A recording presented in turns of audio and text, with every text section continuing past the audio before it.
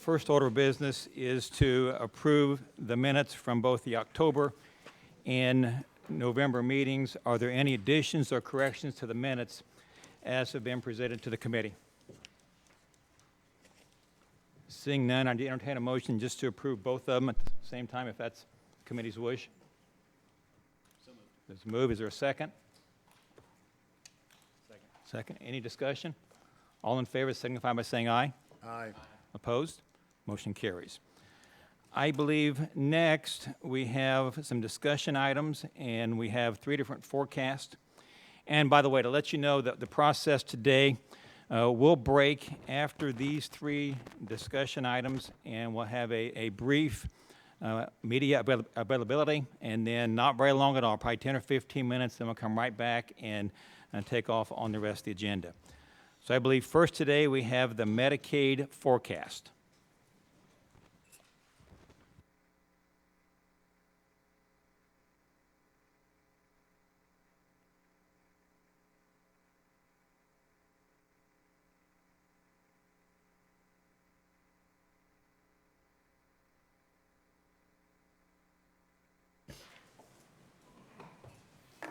Good morning. Go ahead, please. Yeah. Mr. Chairman and members of the committee, I'm Dr. Daniel Rosiniak, the Secretary of the Family and Social Service Administration, and with me is Jeremy Palmer, Principal and Consulting Actuary from Milliman, and Cora Steinmetz, the Indiana Medicaid Director. We're here today to present the updated Medicaid forecast. This forecast will show an unanticipated variance that we wanted to flag for your immediate attention. We'll say at the outset that we recognize the pressure that a variance as large as this would create without mitigating actions. We value the relationships we have with the legislature and with our stakeholders, and are committed to doing what we can to reduce the forecasted budgetary needs and to decrease the likelihood that such a variance would occur again in the future. Jeremy and Cora are going to walk through the forecast, and then we will be available for questions. Thank you, Dr. Rosiniak. Good morning. As stated, my name is Jeremy Palmer. I'm a Principal and Consulting Actuary with Milliman. I'm a member of the American Academy of Actuaries and meet the qualification standards to perform the services I will be describing today. We've worked with FSSA to develop this updated forecast for state fiscal years 24 and 25. The information you are looking at is a summary of the forecast as of December 2023. A few items to note as we discuss this information. The forecast is presented on a paid basis as opposed to accrual basis to align with the state budgeting process. The amounts are presented in millions. The top portion of this report reflects the total expenditure estimates for the Medicaid program for historical periods, state fiscal years 21, 2022, and 2023, and forecast periods, state fiscal year 24 and state fiscal year 2025. Please note the majority of expenditures for state fiscal years 24 and 25 are estimated values and rely upon a set of assumptions made for purposes of this forecast. The bottom section of this exhibit summarizes the funding sources, including the state appropriation need projected after accounting for federal and other funding sources.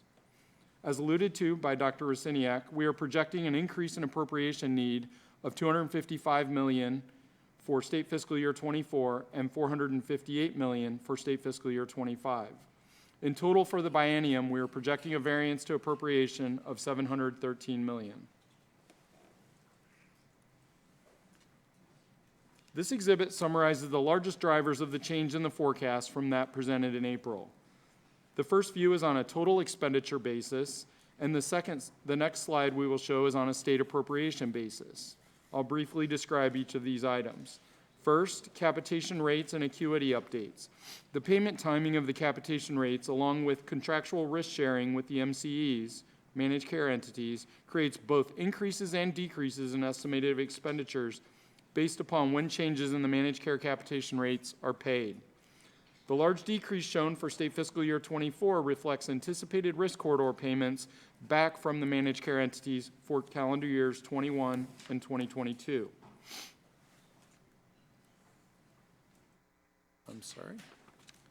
Next, enrollment changes. Enrollment is estimated to be lower than previously projected in state fiscal years 24 and 25 for the 3 managed care programs, Hoosier Care Connect, Hoosier Healthwise, and Healthy Indiana Plan, resulting in lower estimated expenditures. Next, the large increases in projected expenditures we are forecasting is in the LTSS line items. There are several factors contributing to this change. A large component of this category includes nursing facility residents. The costs for nursing facility are largely based on cost-based reimbursement, and the rate of change in the costs are not known with certainty at the time of the forecast development. Additionally, for HCBS services, we are continuing to observe cost increases to unanticipated levels. The next line, fee-for-service, mainly hospital and ABA. We have observed increasing trends in hospital and ABA therapies compared to the April forecast. Specifically to ABA, which stands for Applied Behavioral Analysis, there is a fee schedule being implemented on January 1st that will serve to slow the growth somewhat in future periods. Pharmacy rebates, we continue to see decreases in the amount of rebates being collected from manufacturers, resulting in increased expenditure estimates. We have reduced the projected rebate collections in the forecast to reflect this ongoing trend. DISH and UPL. These amounts also show a variance. You will note, however, there is no state share impact resulting from these variances. Medicare buy-in and Medicare clawback. FSSA pays the Part B premium and Part D clawbacks amount for dual-eligible individuals. The increases are driven by enrollment provided by CMS and can often include retroactivity for when their enrollment is received from CMS. Lastly, we illustrate CHIP here for reconciliation purposes, as is paid out of a different account. This slide, as mentioned, is on a state appropriation basis. Many of the impacts are consistent with the total expenditures. However, they reflect the state-only costs. As such, I do not plan to walk through each of these items. I will note, as previously mentioned, that DISH and UPL and the CHIP items from the previous slide are not shown here. As was stated, there is no state share impact. Additionally, you will note that the Medicare items are completely state share, so that the values are the same on a state basis as they are on a total expenditure basis. One other item of note on this slide is the HAF collections for state fiscal year 2023. In April, we projected $229 million in revenue from HAF collections. The money was collected as planned. However, instead of being available to offset Medicaid assistance, as was previously assumed in the April forecast, it was directed into the HAF fund that is a separate account and is therefore not available to offset general fund appropriation. This reconciliation is effectively removing the revenue from our forecast and therefore shows as an increase in general fund appropriation need.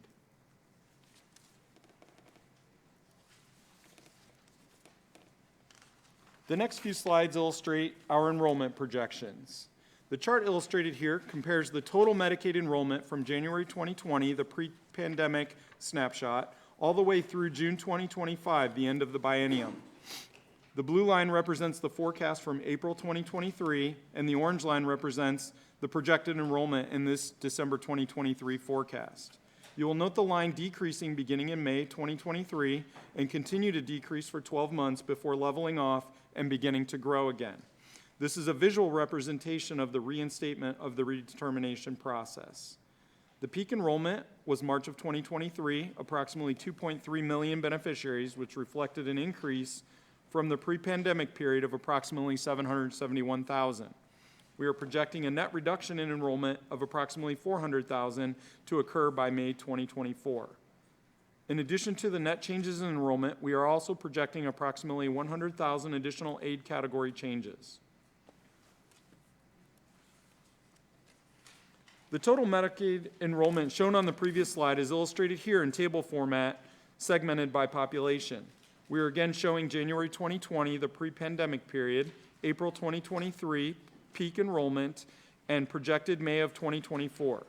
From this table, you again see we have a increased enrollment of 771,000 and are projecting a 400,000 reduction for a net growth over the period of 370,000 lives. Also noted, HIP and Hoosier Healthwise children saw the majority of the increase over this period of time, as they were the most impacted by the pause in redetermination process. The next The next exhibit spans the next 2 slides and summarizes the average monthly enrollment projected by fiscal year. This view provides more detail by population as well as changes over time. This exhibit is useful to observe the population changes occurring over time that underlie the forecasted expenditures presented here today.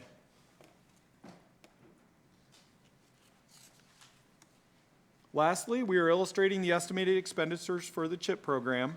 Note these values are not included in the Medicaid forecast and are shown here for illustration only. You can see increasing estimated expenditures for state fiscal years 24 and 25 due to the phase out of the enhanced FMAP. This enhanced FMAP and lower CHIP enrollment during the PHE resulted in lower appropriation need during state fiscal years 21 to 23. You also note a small surplus being projected for state fiscal year 24, while state fiscal year 25 projections remain consistent with the April forecast. I will now turn it over to Indiana Medicaid Director Cora Steinmetz. Thank you, Jeremy. Mr. Chairman and members of the committee, again, my name is Cora Steinmetz, Director of the Office of Medicaid Policy and Planning. We are committed to operating a sustainable Medicaid program. And as Dr. Rosiniak said in the introduction, we recognize that the changes shown in this forecast since the one presented in April create significant financial pressures for the state. An FSSA executive team has been performing an extensive review of the drivers of the unanticipated projected growth in this forecast.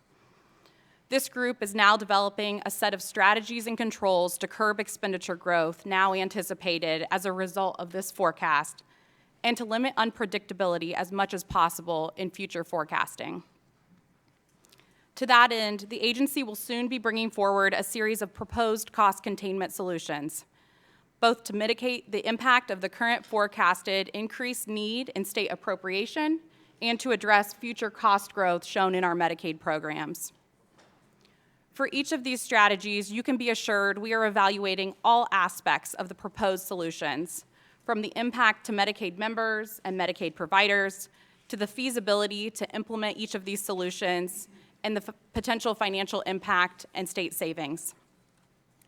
We are focusing on ensuring that our Medicaid program delivers appropriate service levels to eligible individuals in the Medicaid program, particularly in our home and community-based services waivers, where we most acutely see the anticipated growth in spending not previously forecasted.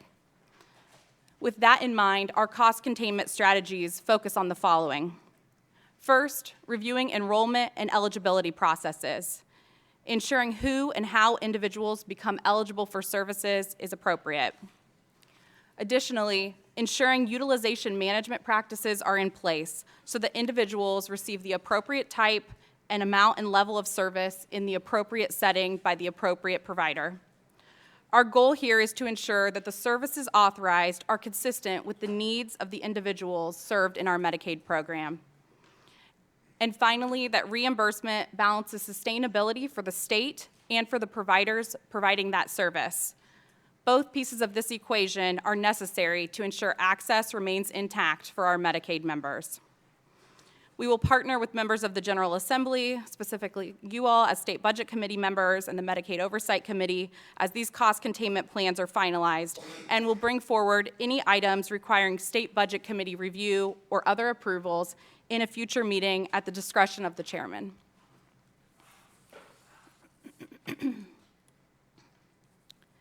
In addition to the cost containment measures, the FSSA team will be implementing improvements to the forecast process and to Medicaid budget monitoring.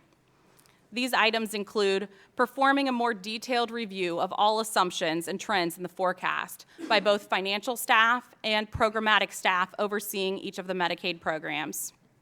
To the extent possible, reducing the lag in data used in the forecast so that the information shared and used in forecasting is as close to real time as possible. And appropriately identifying emerging risks, particularly as they relate to federal regulatory changes and changing conditions in the healthcare sector overall. Throughout the FSSA divisions, we will be launching improved policies and controls to ensure that prospective programmatic changes are well understood from a fiscal impact standpoint before the time they are implemented. Along with forecast improvements, we will institute increased monitoring of enrollment, utilization, and expenditures across all programs. This will allow us to continuously review how experience is comparing to forecasted projections and to respond as needed when actuals do not meet budget expectations.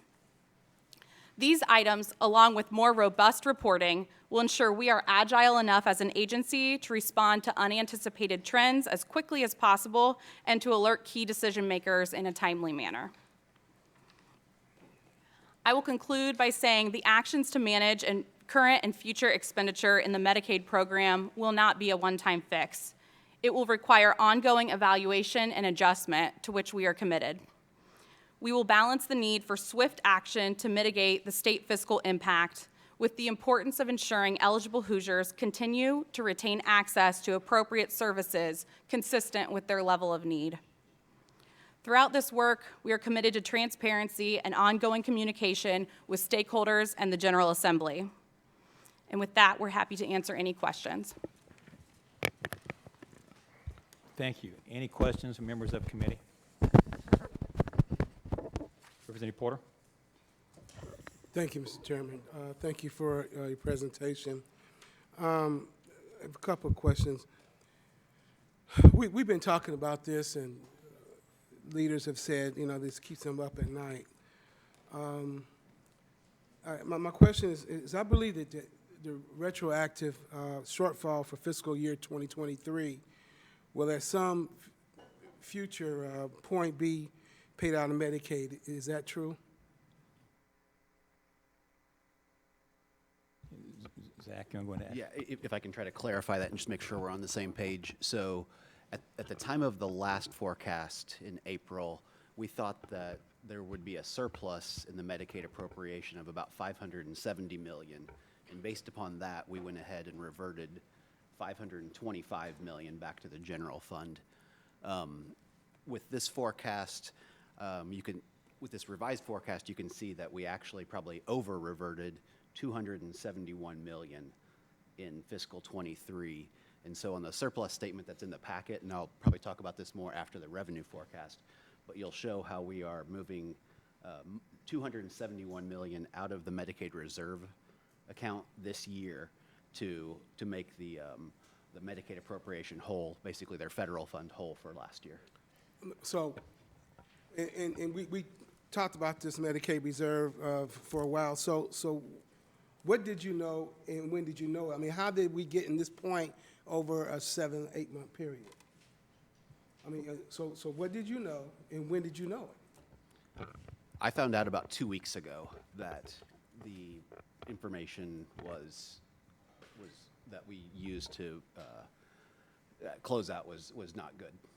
So we're looking at between $700 and $1 billion that we didn't know about. You found out 2 weeks ago.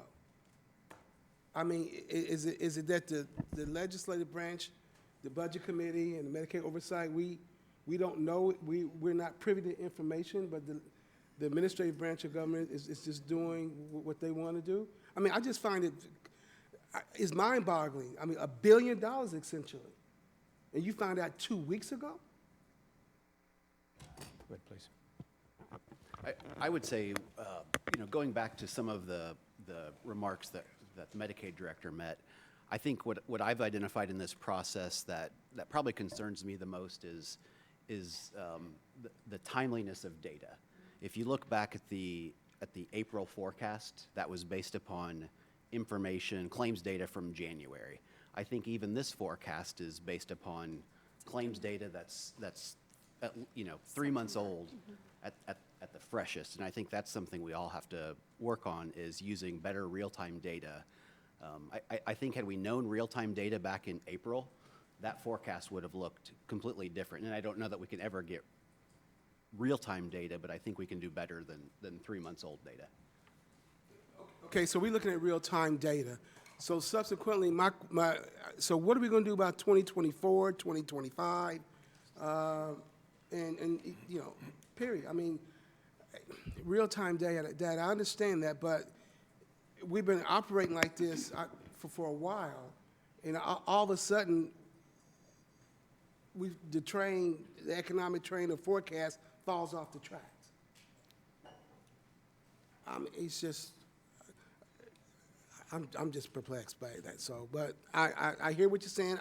I see you punted and said, talking about real-time data, now we diverted to real-time data. But, you know, you guys have been in this business along with everybody else for a number of years, and we've been talking about this for a while, about all the dollars being reverted back to the general fund and moving dollars from $300 million to take care of another problem that we have within the correctional system. So, I mean,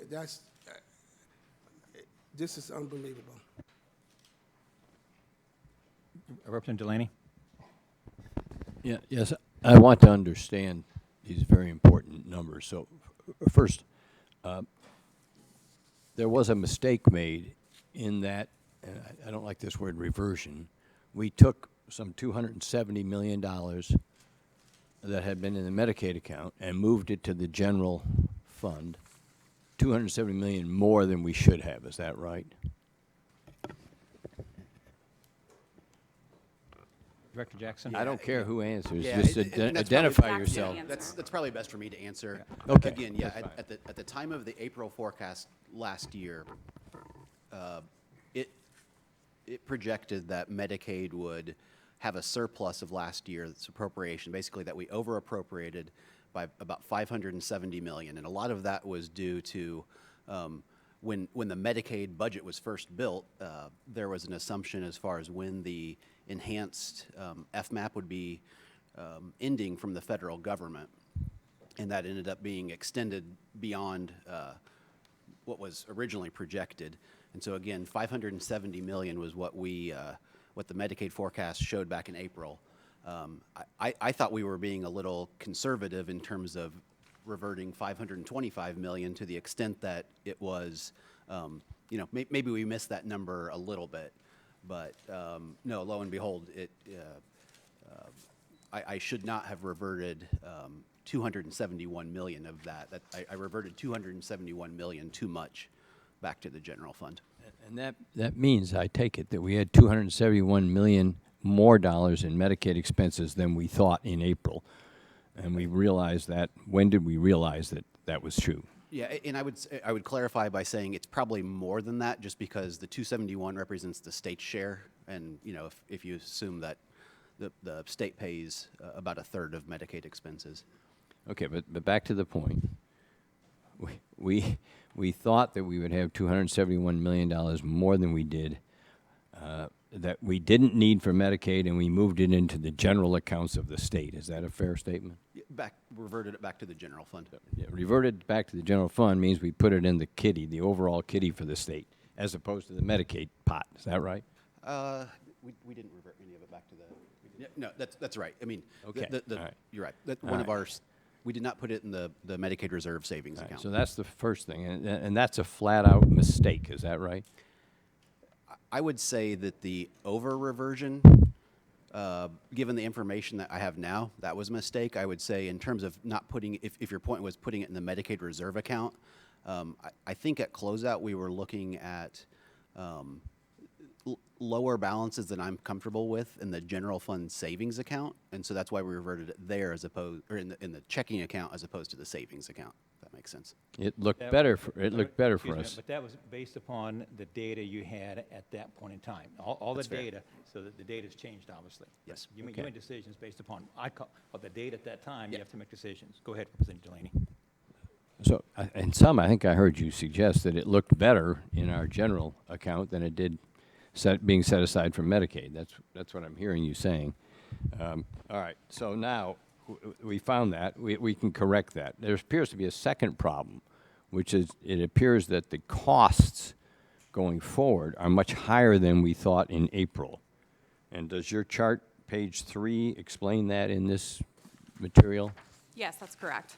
Okay, so between April and now, our assumption is that the Medicaid costs going forward have increased by 740, well, excuse me, by 301 million for the year that we're in, and another 667 million for the next year. So a total of close to $1 billion In total in expenditures. total yes. expenditures. Yeah, and why is the expenditure going up about $1 billion for Medicaid over the next, starting July 1 of 23, going to July 1 of 25? Why is that up by $1 billion? So some of the primary drivers here are really in that long-term services and supports home and community line. And so those are our home and community-based services waivers, where we are seeing increases in enrollment and utilization, the number of units an individual is receiving on those waivers, as well as we did the rate increases last year. And Right. so those, while baked into the previous appropriation, are now being magnified by the increasing enrollment and utilization. So that's one of the primary drivers. There's another, a number of other items here as well. I can see the ones that are in, if we're on page 3, the ones, if we could have page 3 up there, the ones Oh, that are. certainly. The ones that are not in parentheses are the ones that went up. That's correct. On this page, we'll get to it in a moment.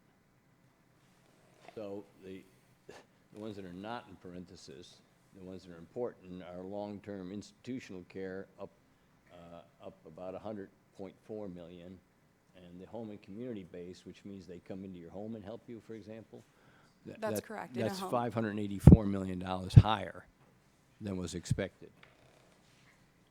How could we be that far wrong? That's a lot of money. Yes, it is. We recognize that, Representative Delaney. And I think there are a number of factors that are driving this. So additionally, I've mentioned the increasing enrollment and expenditures, which we attribute in some ways to unmet need in those home and community-based service space, as well as the growing aging population in the state. Additionally, some volatility existed related to the flexibilities granted during the federal public health emergency, which made it easier for these services to be accessed. And so we're hearing that that particular challenge is not unique to Indiana, and other states are sort of trying to redetermine their new baselines now that these flexibilities have been rolled back to determine that it's not at the same level of pre-pandemic spending. So I think that is sort of some of the underlying issues with the forecasting that occurred in April.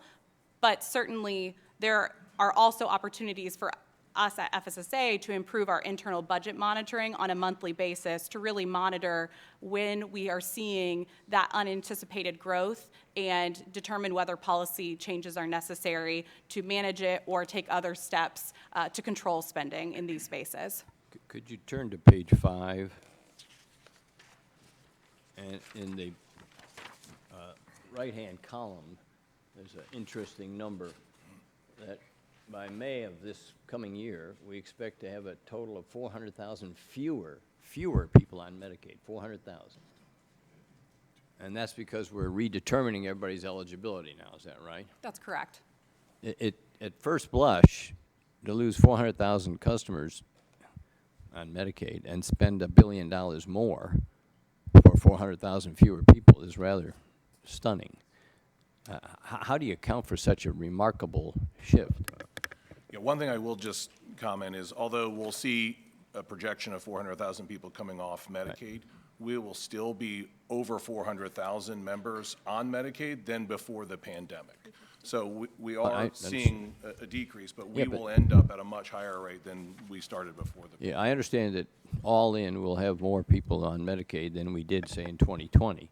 I understand that. But, of course, the 400,000 people who have been, if the word is right, enjoying Medicaid will no longer have it. And I don't think they'll particularly care whether they did or didn't have it in 2020. But let's go back to how could we make this mistake? How could we end up with 400,000 fewer customers, patients, citizens, and yet we're paying $1 billion more? That at first blush is rather shocking. So are we having a massive transfer from care for people who are not aged over to care for people who are aged? Is that what we're doing, in effect? I'm not sure that we see that in terms of so this, As a whole, the variance from the April forecast really represents all different ages across all programs. The biggest driver is in the home and community-based space, where we are seeing some of that being driven by the growing aging population. So it is a driver, but it's not really contributing to that particular piece of it. I think one thing that is notable that you've pointed out, Representative Delaney, is around the 400,000 net reduction in the Medicaid enrollment, which that is the same number as the April forecast. So in April, we also projected Okay. a net decrease of 400,000 Medicaid members. You made a suggestion for some cost containment strategies and so forth you want to do, and I got the sense from you that you intend to come back to the Budget Committee with your fixes or your changes, is that right? Only those, well, I should say, we are committed to transparency and ongoing communication, so would be open to suggestions from the chair and others about the best way to move forward with those sort of regular check-ins so that you feel that you have the appropriate level of awareness about what's taking place. But some of the strategies that we may deploy could result in things like waiver changes or state plan amendment changes, which do require budget committee review as a matter of practice, regardless of if it's a cost containment strategy or just a change to the Medicaid program overall. Would you object to bringing these problems, these changes, this increase before the entire General Assembly rather than just this Budget Committee? Would you object to having hearings before the appropriate committees and trying to solve this problem through the legislative process? Well, I believe the current code allows them to do what some of your ideas are, not in concrete at this point. Isn't that correct? The current law puts it back in your court, so to speak, that you could do certain things. Is that correct? That is correct. Some of the items are within sort of the administrative practices of the agency. And then others, like I mentioned, may require state budget committee or CMS approvals, depending on what sorts of changes we finalize as we're sort of bringing these cost containment strategies forward. That suggests to me that you're saying the current legislation is adequate to solve these problems. You don't need more legislation. You just need to make administrative changes. I believe that what we are looking to do may include administrative changes or administrative changes that require state budget committee review as a matter of a waiver change or a state plan amendment change, which is in current law, to your point.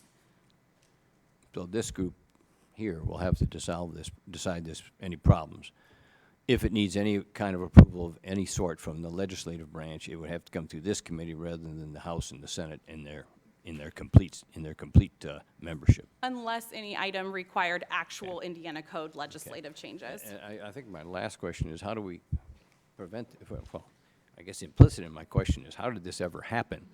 And if I get the answer to that, maybe I'll know how we can make sure it doesn't happen again. So that's a two-part question. How did this occur, this big miss? And how do we make sure this big miss doesn't occur again?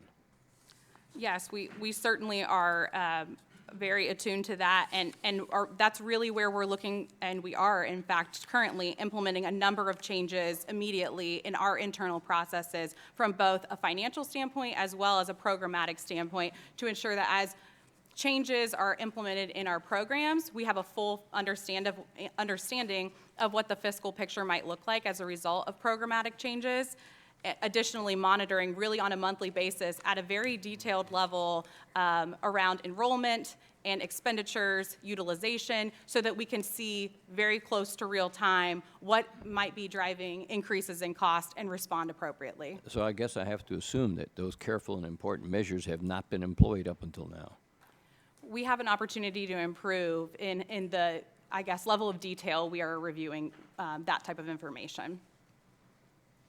I'll take that as a yes, thank you. I want to point out one thing, maybe the obvious. In a $20 billion program, a 2% error in a forecast is $400 million. I mean, so just a little bitty percent is a lot of dollars real quick, and that's just numbers, nothing else. Senator Porter, Representative Porter, I'm sorry. Not so quiet. I've been called worse. Sincerely, Madam, the cuts that you're talking about are the backfilling the dollars. Is this all, and piggyback on Representative Delaney, is this all going to be cuts to the program or what? And that, I guess I may be a dual question for you two. You keep referring to him. So help me understand that. You gonna have cuts or what? To backfill that? I think that we don't have any finalized plans at this point, although we have been actively working through these cost containment strategies, and we'll look to move quickly while still being very thoughtful in our approach. So we will be looking really at the utilization and ensuring that the amount of services an individual is receiving really meets their level of need, and that we are ensuring that we're balancing sort of the sustainability for the state with sustainability for providers, as well as looking at eligibility processes, enrollment processes. So really, we're exploring all aspects of the Medicaid program to look at where there might be an opportunity to generate potential savings on the appropriation need basis. And your timeline on that is? The teams right now have been digging into what are the drivers. I think we would anticipate at least coming forth and having some preliminary strategies over the next several weeks. What? Next several weeks. Next several weeks. Okay. Mr. Chairman, I'd like to pivot back. The budget director said it was $500 million, but then we revert $500 million in 2023, and then we took $200 million in 2022, right? Correct me if I'm wrong, which is $700 million. We reverted back. Because you keep saying $500 million, I'm thinking $700 million. I mean, you know, I'm just trying to do my arithmetic. Yeah, I know for sure the 525, give me and Joe a minute to look at last, but yeah, I think we did do a reversion last year, but for the surplus from fiscal year 22. Yeah, right. But It was 200. I have 180 in my head, but I'm Oh, not, okay. I can verify. And in talking to,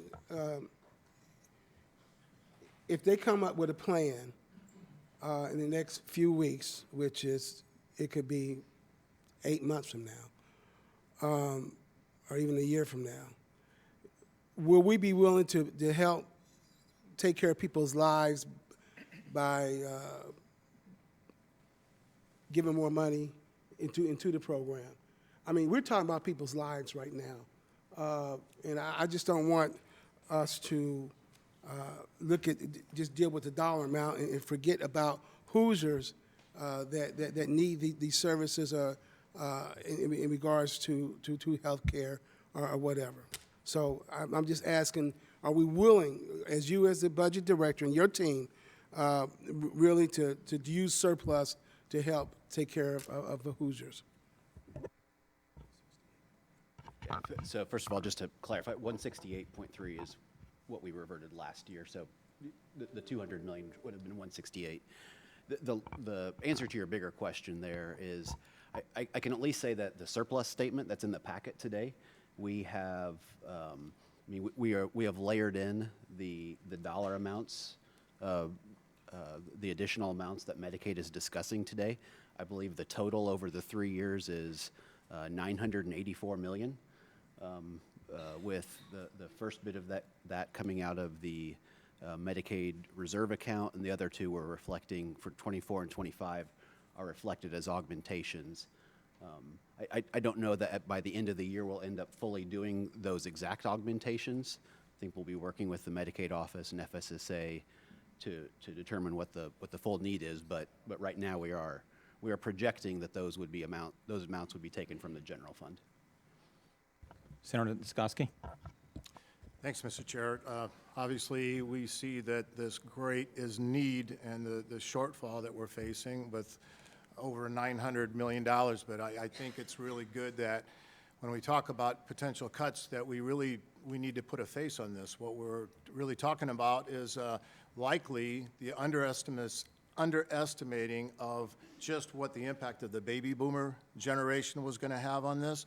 But not only that, so we're talking about those members of the greatest generation that are still living, and we still have to address those needs. And we're talking about the next generation. And so I just think we should put a face on that. So when we talk about the potential cuts, we have to realize just who we are impacting. Senator Mishler. Thank you, Mr. Chairman.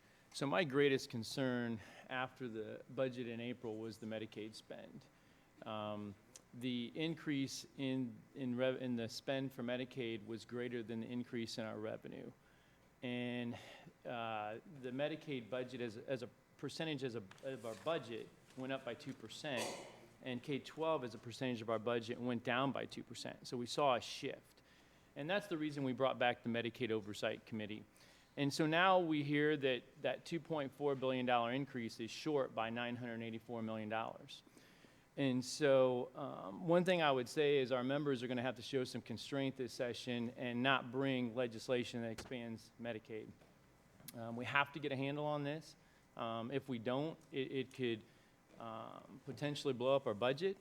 But I would say, if you look back, our fiscal responsibility, I think, has put us in a good position to work our way through it. I think what concerns me the most today is, we use these numbers to make decisions in our budget.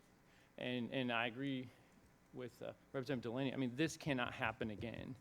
And so I know you're new, Cora, and that was a tough spot to be in. I'm going to commend you for coming forward, because walking in a new position and digging this up, maybe if you hadn't stepped in, maybe we wouldn't know yet.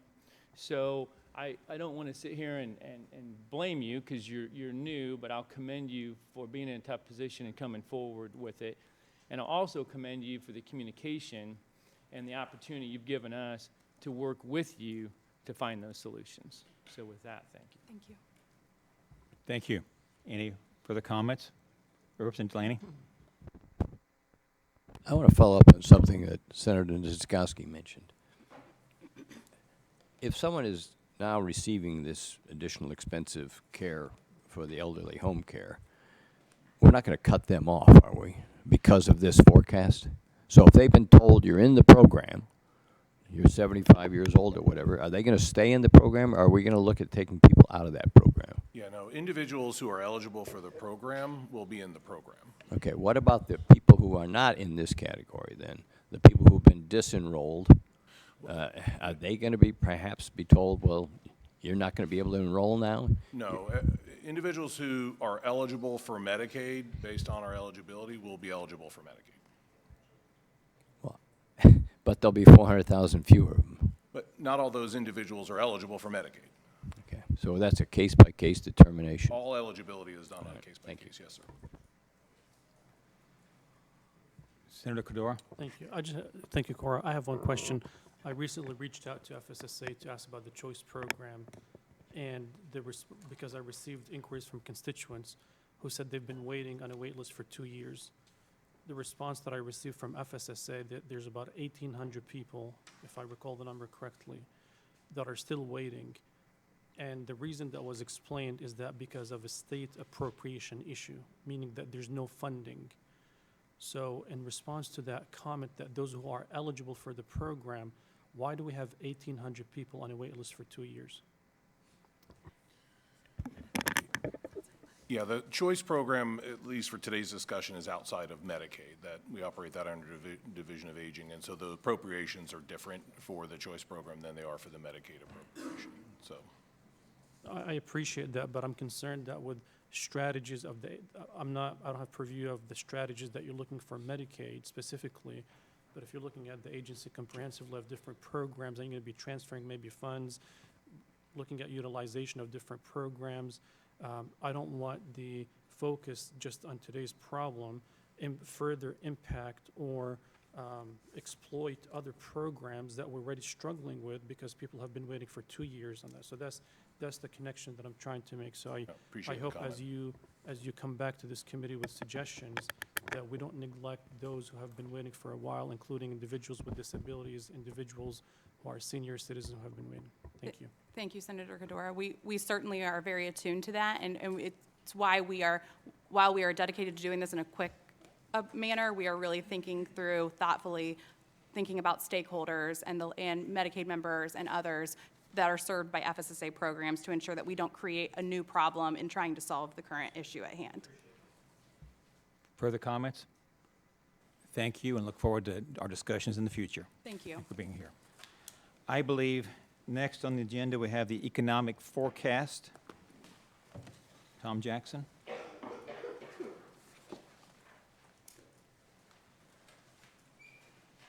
comments, by the way.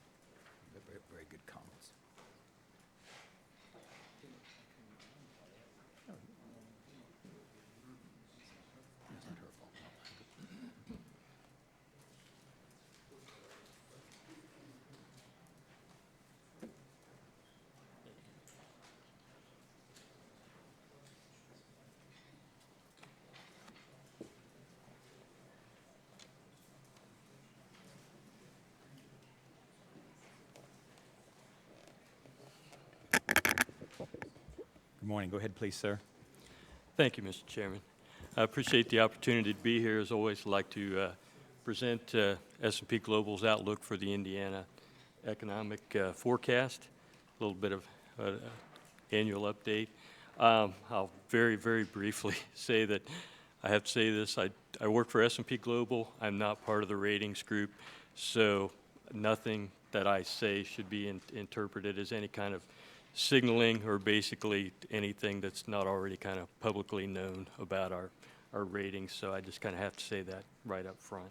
I don't want to belabor that.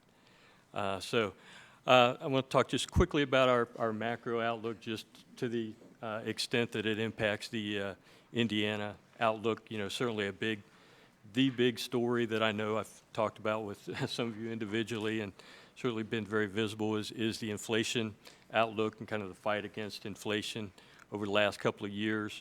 You know, really, inflation has eased considerably. It's still, you know, kind of where it is right now. It's headed in the right direction, but still not quite where the Fed wants it to be. Goods inflation, and really this has been, you know, very much in line with kind of what we've expected. You know, goods inflation was the first to come down. You know, some commodity inflation and all that. The big one that we knew was going to take a long time to move just by the nature of it is shelter costs, which is like a third of the calculation of overall inflation. That, you know, just with the housing supply and just with the nature of, you know, rents and things like that, agreements, that's not something that can change quickly. So that is just gradually coming back down. And I think, you know, we, and certainly the Federal Reserve is aware of that. So I think they, you know, have been aware of the limitations of how quickly they can move some things. In terms of future rate actions, you know, they might be over. I think some people are very confident that they're over. You know, some are probably looking for, you know, imminent reversal. I don't think we're quite there yet. I won't say too much about kind of that outlook, but you know, certainly we think that the end of, you know, of rate hikes and all that is, and that eventually we would start to see some reversal of that, and you know, would have certainly impacts on the market. Very similarly, and very much in line, the labor market has been, you know, a pretty big limiting factor for quite some time now. And, you know, that's, you know, really part of what the Federal Reserve also has been trying to accomplish is to, you know, achieve some labor market loosening, you know, however you want to put it. And of course, their main impact can be on the demand side by slowing economic growth a little bit, you know, reducing demand a bit for labor. One thing that's cooperated probably more than we expected, say a year ago, has been that the labor supply has grown, and that's very helpful. You know, it's kind of a, you know, a bit of a win-win, you know, that when you get that increased supply, get more workers, you get more people on payrolls, you know, without having to, you know, chase after them with higher wages. You know, higher wages are great, but they also contribute to inflation. So, you know, we recognize that trade-off. You know, that's been, you know, perhaps, you know, population growth via, you know, in-migration to the state. You know, I think there are some numbers released this morning that I haven't seen yet related to that. I suspect that labor force participation has been higher than maybe, has improved more than maybe we thought for various reasons. Certainly, consumer spending, you know, is another big factor. We are expecting, and you know, at least in some months, we see evidence that consumer spending is weakening. You know, rates of growth, you know, have come off. Again, that's rates of growth off of some pretty high levels, and that's important to remember. You know, I think there's, you know, there was a lot of, you know, we talked about this pent-up demand from really 3-4 years ago now, when, you know, there were certain things that you just couldn't buy because they weren't available, that kind of thing. And we just had a lot of dislocations, disruptions in the timing of consumer spending. We're gradually looking for that, you know, and is coming back to normal. Exactly where that comes out, you know, is what we're looking at.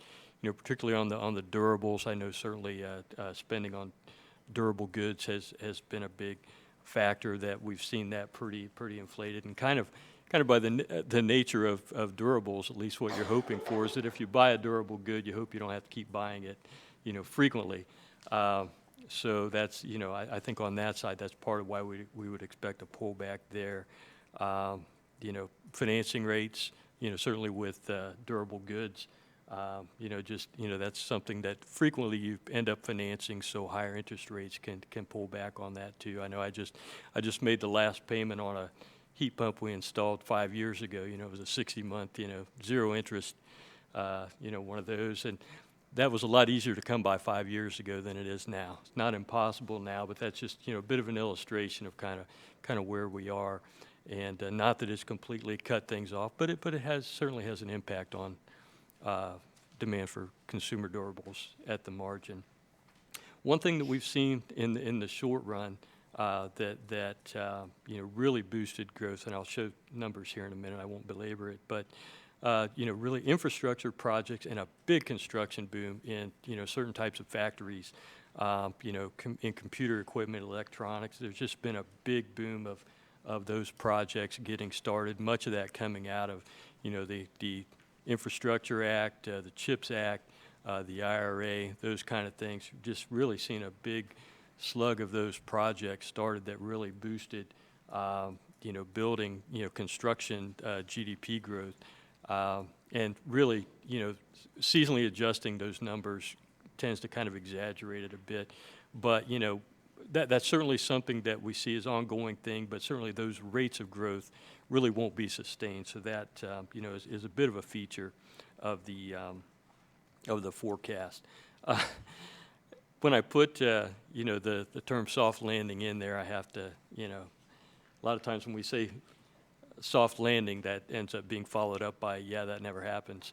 But, that's kind of where we are. I don't want to make light of that, but at least for now. And again, I think, there's certain factors, especially on the supply side, that have been cooperating. Again, just some, unusual factors over the last few years on the supply side that have been easing up that you don't normally see. That's been helpful in bringing us to where we are right now. But, having said that, we do see a reduction in growth from 2.4% this year, the year ending, down to 1.5% and 1.3%, which ends up being a bit probably below trend growth after a year or two of really above trend growth. Again, a lot of that comes from reduced contributions from the consumer spending side. Certainly a few big risks worth mentioning.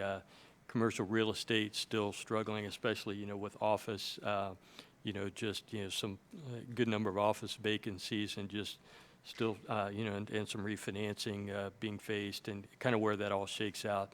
A bit unclear at this point, and if that ends up translating into any kind of a pullback in consumer credit, would be a bit of an issue.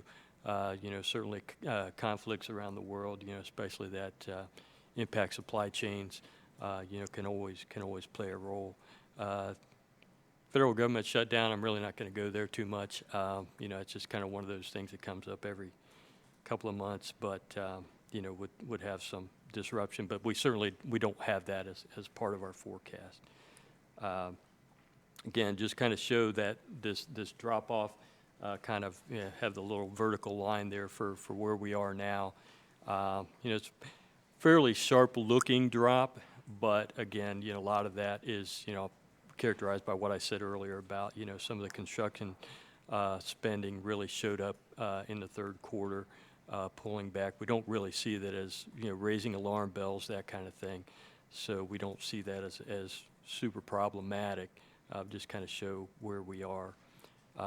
Again, just on the consumer spending, this is one that I've shown before. Just kind of, I know it's a lot there. I probably should cut it back, but kind of the message was still for years we just had a very unusual disconnect in kind of rates of growth of personal income, especially disposable income and consumer spending, and that was just pandemic effects. You had big injections of money at a time when there wasn't a lot of place for it to go, And so that took a couple of years to get unwound and kind of figuring out, kind of what's left of that, extra money that was in the economy for a while, is kind of being mostly sorted out at this point, we think. So again, I'm certainly not going to go through all these numbers with you, but hit a couple of high points. Certainly, residential fixed investment, that's largely home building, and some investment in existing housing. Much less of a drag on the economy in 2024 than it's been the last couple of years. We see housing starts leveling off. Federal government kind of leveling off a bit after some jumping around there, but I'll kind of let those numbers speak for themselves.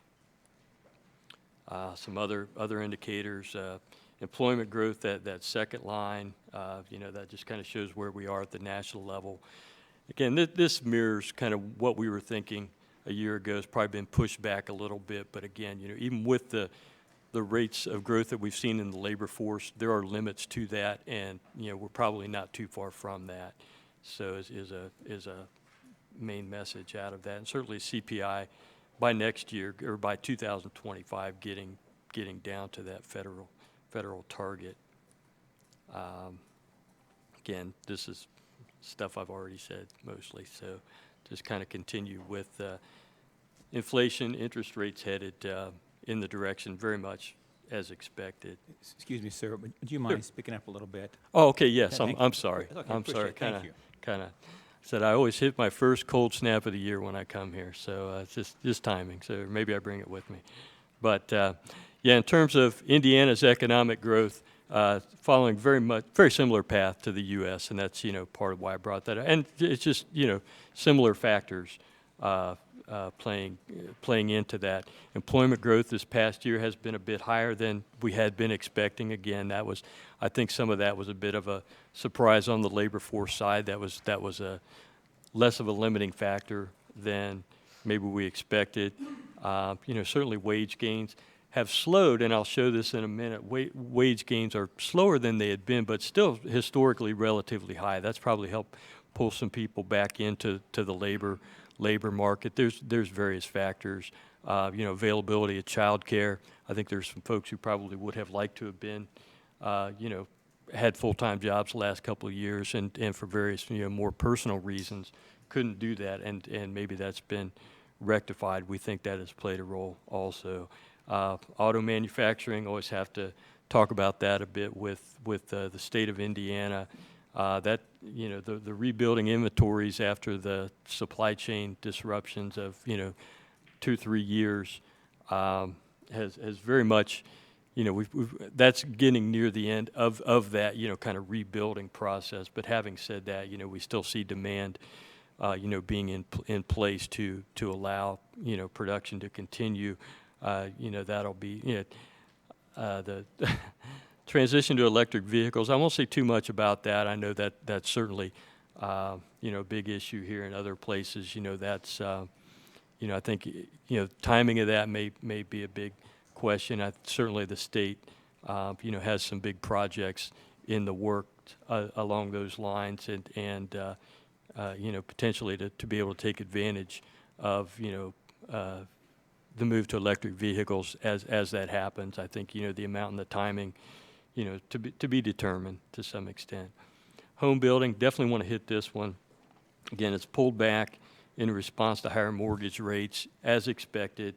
To some extent, probably hasn't pulled back as much as you'd think it would, given where interest rates came from and where they've gone to.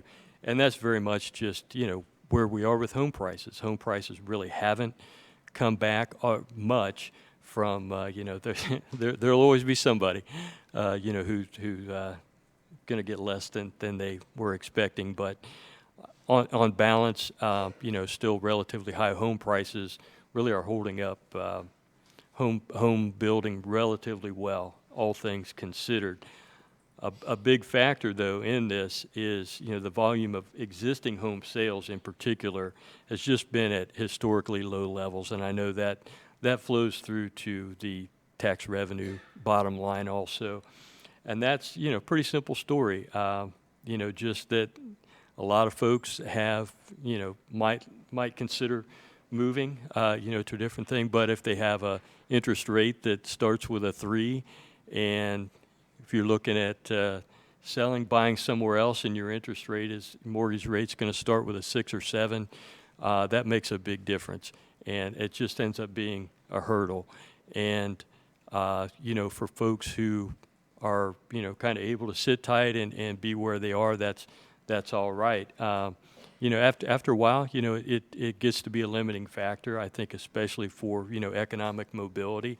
People are looking to relocate to take advantage of a new, employment opportunity, that kind of thing. Then it starts to introduce some friction to the economy. Certainly, we're not seeing that as a huge factor, but it definitely comes into play there. So, but that's, I think it's a very simple story about what's going on as we see rates come back a bit, or people just decide that they just need to bite the bullet and go ahead and make the move for various reasons. Then that'll gradually pull that back. But that certainly has been something that just continues to weigh on that part of the economy. Certainly, state again, has a lot of big industry projects certainly in the works over the next few years. I won't try to list them all, but it's a big opportunity, and kind of a big big chance to move the needle on some things. I'll go quickly through the rest of these. Again, this just illustrates the point that job gains. We don't see big negatives, and again, this is coming off of relatively high levels. I think I'm talking about that quite a bit now as we talk about growth rates, that you're talking about rates off of relatively high levels in many cases. So that's worth underlining. Again, the line part of that graph is that wage aspect that I was talking about earlier, certainly coming back from what we saw in 2000 to 2022, but even leveling off around 4% is higher than we saw throughout the 2010s, and that's why we throw in a bit more history on that to provide a bit more perspective. And really, a lot of that growth really has been at the lower end of the wage scale. So that's where we're seeing a good bit of that sustained growth at this point. Again, some of these indicators, we don't, there's a negative number or two in there we don't see as red flags. Again, I think we see it as very, largely evidence of a full employment economy for the state at that point. And so then, anything that can grow the labor force and that kind of thing helps. But, at least labor demand is sustaining wage growth, and that's certainly a key. Unemployment rates rising, we don't really see that as a red flag. Again, that's coming off of some very low levels, so we don't see that as triggering alarm bells or anything like that. Personal consumption expenditures, again, some of that is, some of the comparisons there are really impossible to meet, as you look back a couple of years, but, probably back a little more in kind of normal ranges. Housing starts, again, leveling off, around 24,000, at an annual rate. And just very quickly, I just kind of show a little bit of a snapshot of kind of where we've been.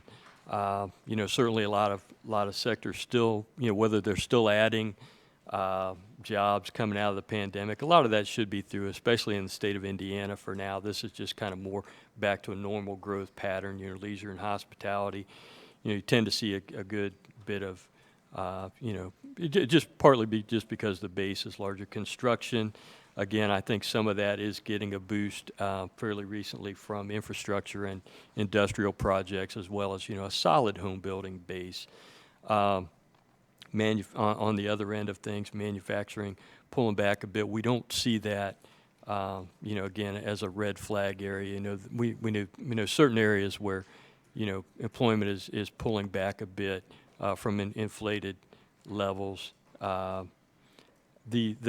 administrative waste remediation, and I'll underline the temporary services. We're seeing that a lot of places that, we're just back in a situation where, for various reasons, employment in that temporary services is pulling back. And that's, at this stage of the economy, that's not surprising. Again, the auto industry, kind of show this one every time. Again, they're very similar to last time, just in terms of hanging in there. Just a leveling off in terms of the shift toward light trucks and SUVs, and at least some leveling off of cars. But still, kind of that level, basically, back to where we were expecting. Again, home building, I know I show this one every time. I always think it's a story worth telling. And again, if you want to look at where the shelter cost inflation came from, a little bit of that goes back a long way. That's why I show it clear back and show the perspective back to 2002 and just some really low rates of home building. And this is not just Indiana. This is all, this mirrors what happened in the U.S. just for about a decade. And that kind of leaves you with the housing supply that you have now and the prices that go along with it. I won't say any more about that or, what could have been done differently. We'll say again, a shift back again to a little more of an emphasis on multifamily construction as opposed to single family. That has a little bit of implication in terms of kind of the spend per unit, that kind of thing, in terms of, the construction expenditure itself, kind of what goes into outfitting that home. So a bit in terms of again, kind of largely durable goods spending there as well. But I'll highlight that mix a little bit. Again, just, don't want to reiterate what I said too much, but certainly labor force gains, do want to hit that very much in terms of moving forward. A lot of the, certainly the state's manufacturing experience and, a lot of the R&D resources, generating, sustaining further growth. Pace of home building has slowed. Again, just down at the bottom, I leave this in every time, basically. The longer term issue, as with most states, really is, continuing to grow the labor force, in both quality and quantity to meet the potential demand. And so I apologize if I rushed through that a little bit, but I definitely did want to leave time for questions and discussion.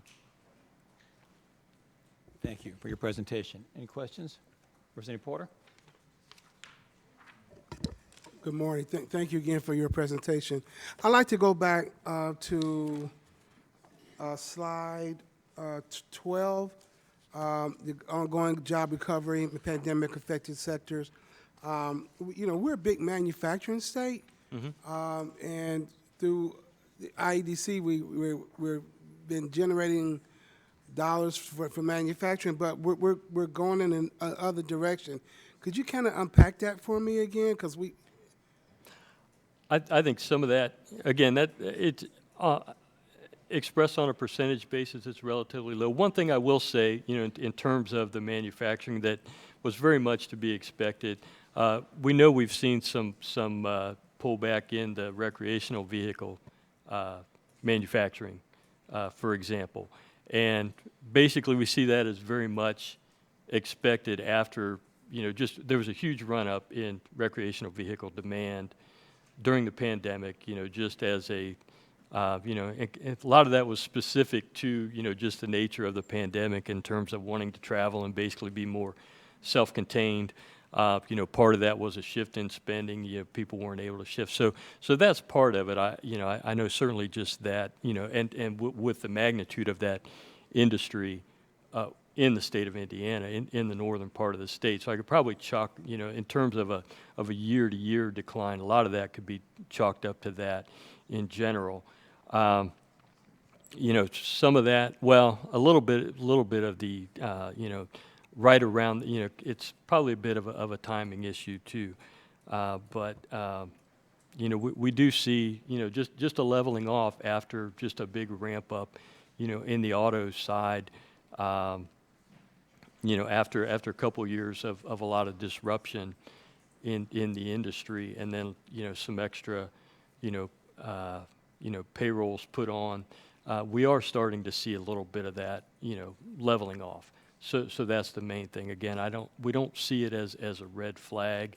Certainly something that we're watching out for, but, especially as productivity improves, manufacturing employment doesn't end up being a straight line up. So, on the slides you have up now, so the Oh, use the word leveling off. So, with the automakers, and rebuilding their inventories according to your slide, on 15. So does that affect like the initiatives in South Bend and Kokomo that we're doing? So you said leveling off. So is that the point of it, leveling off to those two, to South Bend and Kokomo, for example? Yeah, well, certainly moving forward, some of the, ultimately, some of the new things that we see coming in could end up displacing, what's already here. Just, if you do see a big shift from electric vehicles, that's a little further out. If you see a shift toward electric vehicles, then to some extent that will cut into demand for, the cars that we've been seeing. That's, I think, but the bigger factor there is simple on the demand for goods. That's part of, back to the earlier comment about consumer durables, and particularly in general, just, having been run up for a good while. Just coming out of the pandemic, we just see that leveling off, but, from some pretty unsustainable levels that we wouldn't expect, rates of growth that we wouldn't expect to persist. Thank you, Mr. Chairman. Thank you for your answer. Thank you. Thank you. Any further questions? Thank you, sir, for your presentation. Thank you. I believe next we have is the revenue forecast. Hari Raza, and I'm going to allow you, sir. I took the easy way out, I've been told, and to say I won't try it someday, I may try it someday, but at least not today, sir. So if you want to go ahead, thank you.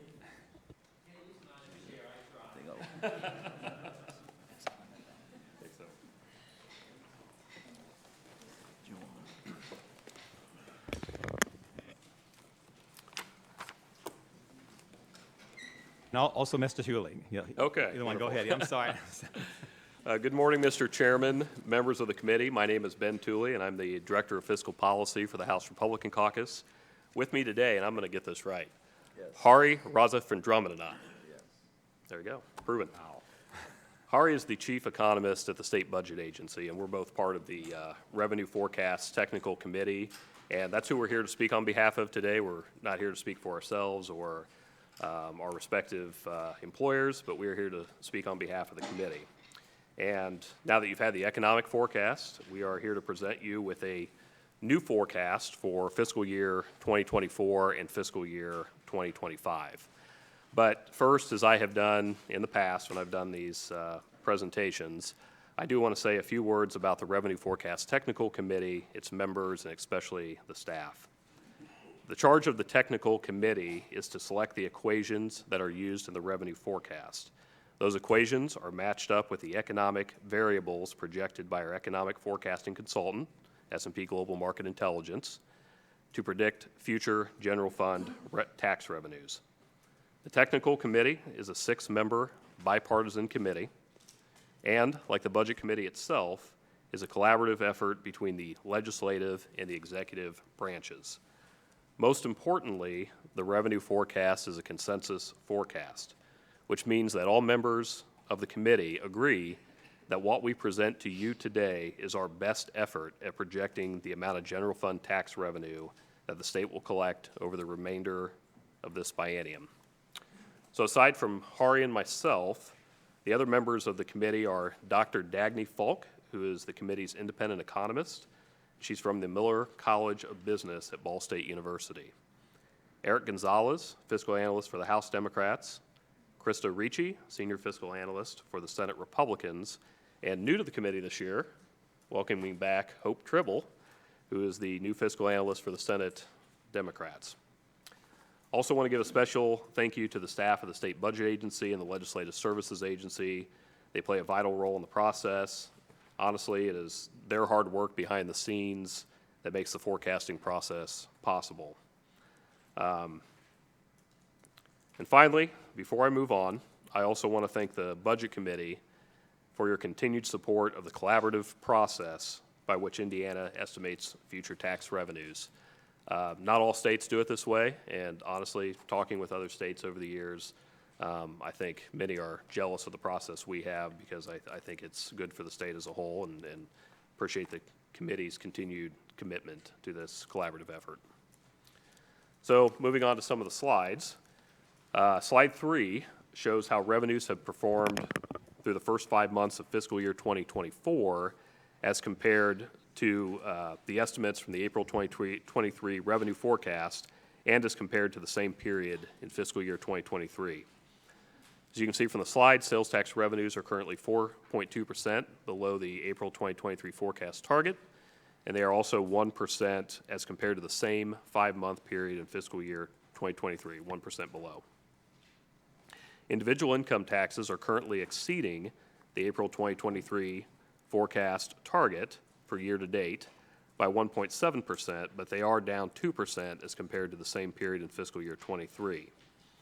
Corporate income taxes are currently 23% below target and 8.7% below the same period in fiscal 23.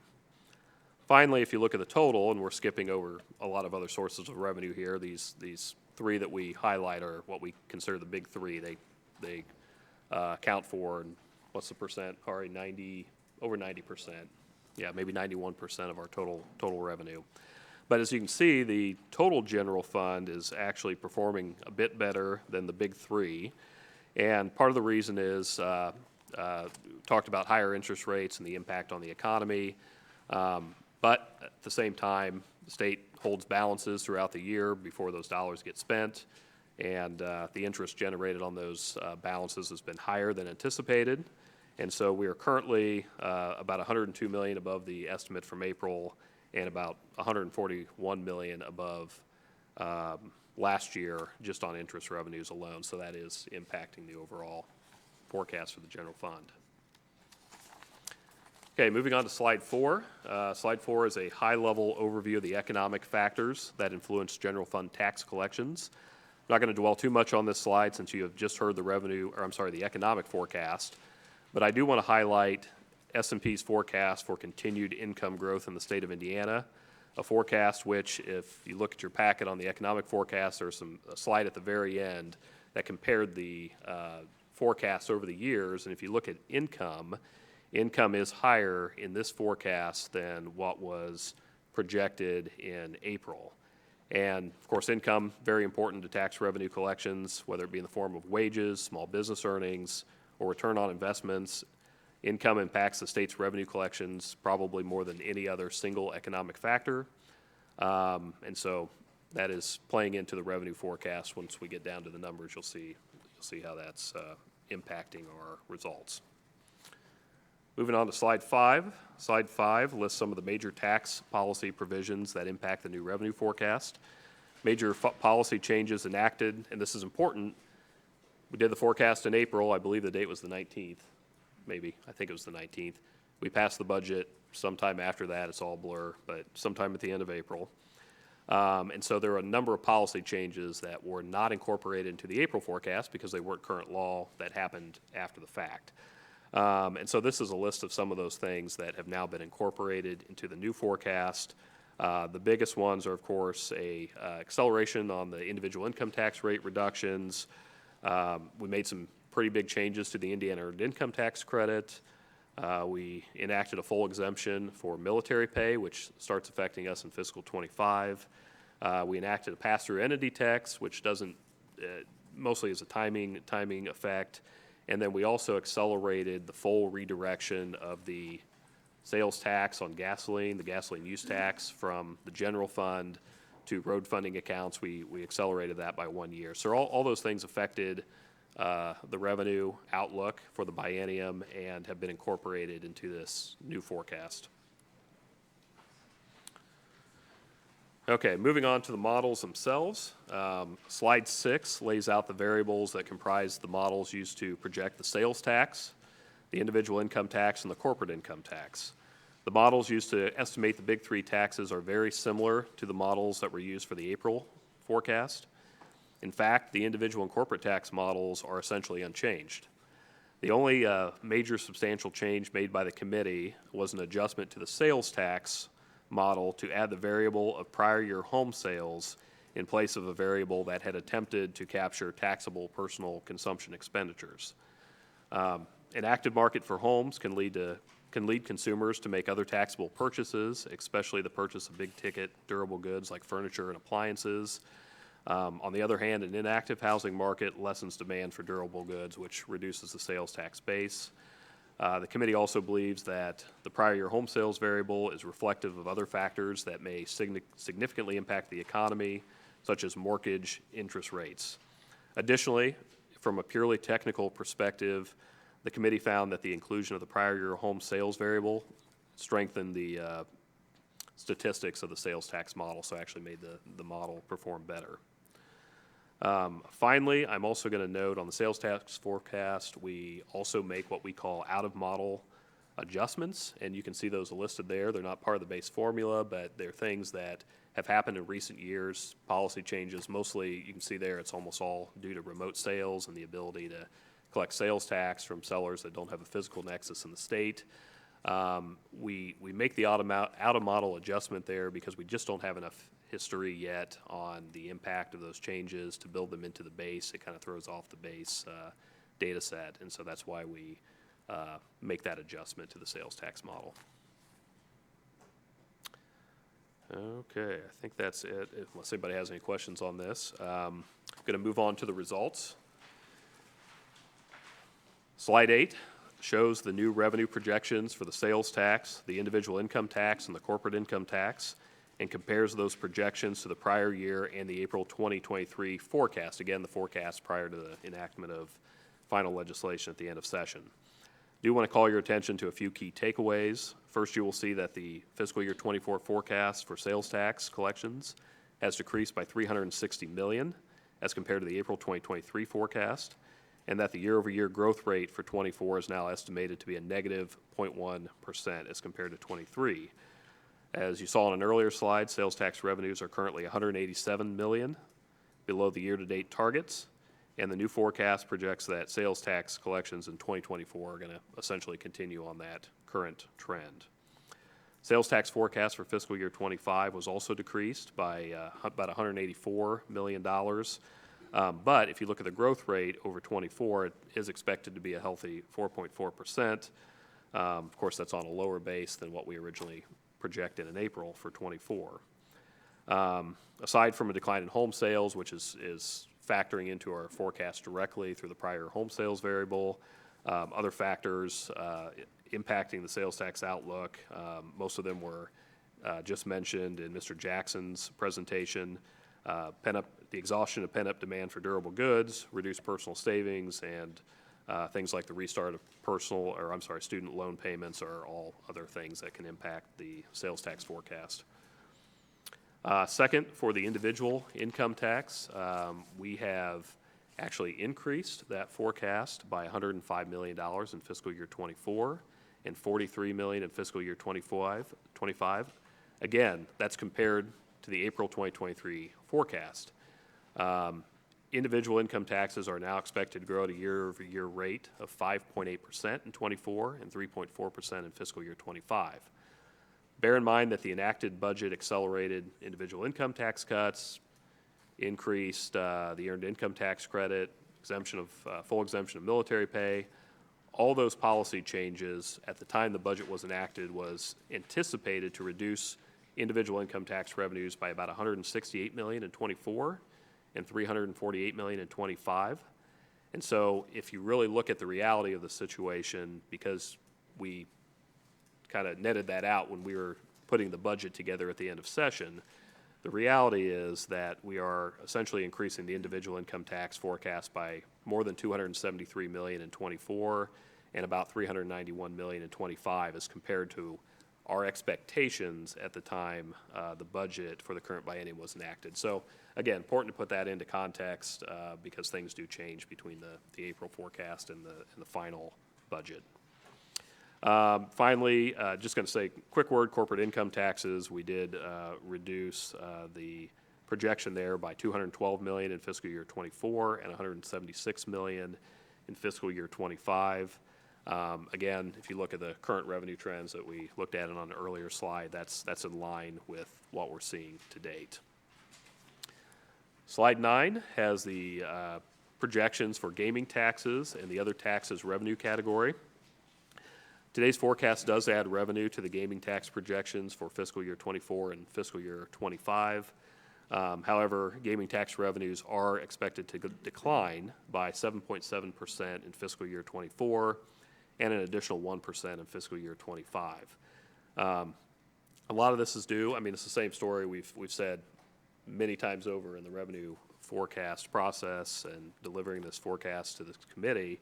A lot of it is due to competition, especially this time it's from Illinois. Illinois is planning to open a casino on the south side of Chicago by the summer of 2024, and then a permanent casino in downtown Chicago by 2026. And I think that's a delay from the initial expectation, which is part of the reason we added some additional revenue to the forecast. But again, competition is obviously a big component of how much gaming tax revenue we expect to collect.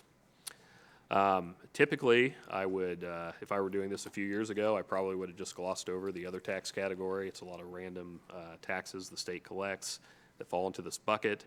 However, as I mentioned earlier, interest revenues are quite a bit higher than anticipated. In fact, we increased the forecast for interest by about $104 million as compared to April's projection for '24, and we added $187 million to the projection for 2025. And so that's a substantial change that's impacting our revenues and needed to be mentioned this time around. If you look at the overall box there at the bottom, total forecasted tax revenues are expected to grow by 2.1% in fiscal year '24 as compared to fiscal year '23, and 3.8% in fiscal year '25 as compared to fiscal year 2024. This does represent a decrease of $355 million in '24 and $119 million in '25, but again, that is compared to the April forecast, which did not take into account a lot of the revenue provisions enacted in bills at the end of session.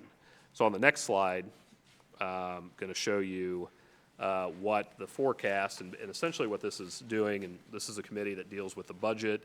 It's important for everyone to understand what does this forecast mean when it comes to our ability in the state to maintain the budget, to expend resources, things like that. And so I feel like it's always important when we have these years where the April forecast is not able to take into account major policy changes at the end of the '23 session, that we give you an idea of that impact. And so what you see here is a reconciliation. So the very top line you see, it's the April 2023 revenue forecast, and then the next line is the outside act. So that's the general fund impact as estimated at the end of the session on how that would affect the April forecast. And so what you get down to at the bottom line, and the same of course is true for '25, is what we call the budget plan revenue forecast. And if you look at the monthly revenue statements produced by Hari's office, you'll see that there's a box on the bottom that says, hey, this is how we're performing compared to the forecast, but this is how we're performing compared to what we expected when the budget was enacted.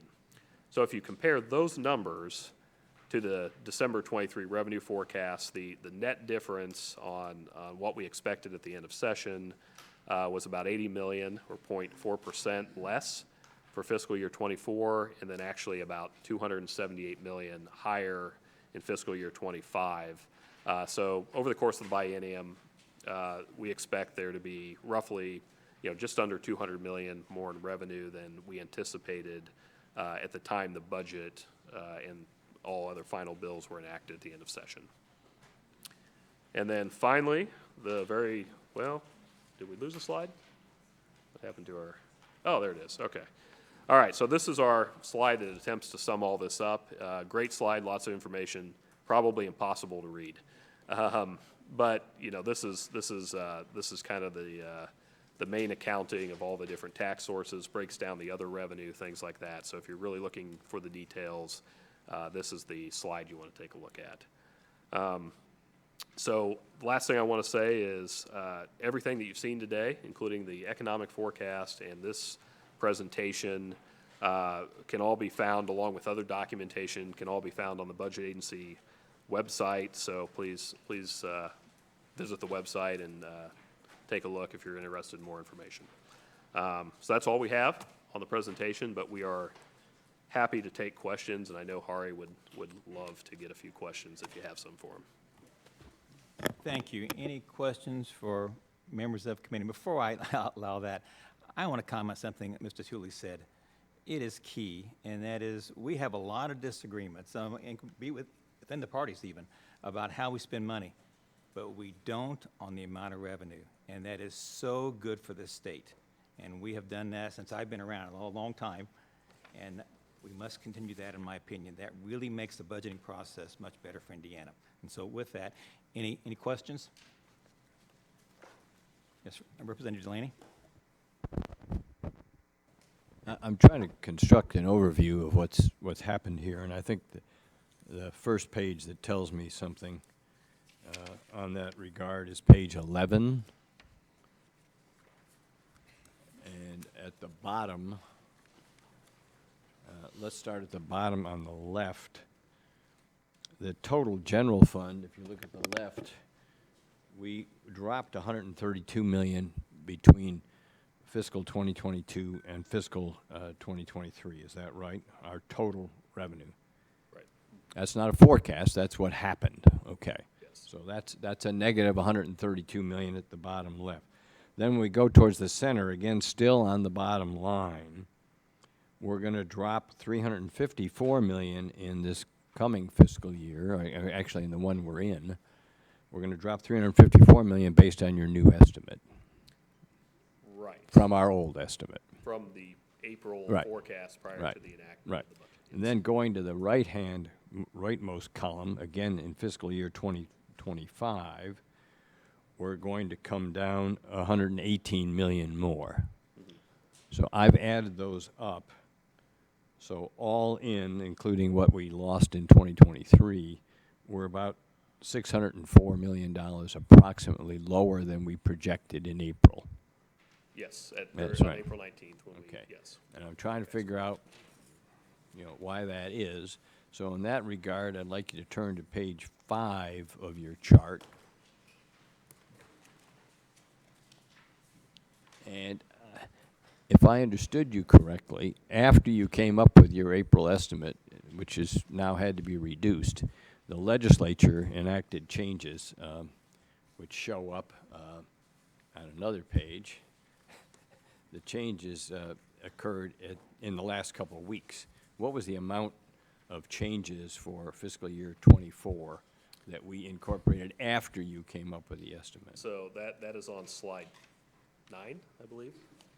9, Yeah, okay. one more. So if you look at slide 9, it's the adjustment for outside acts. So that's an accounting of the impact of all the legislation passed during the 2023 session on general fund revenue. That is slide 10. And then That's I slide want to 10, get sorry. through the language fog.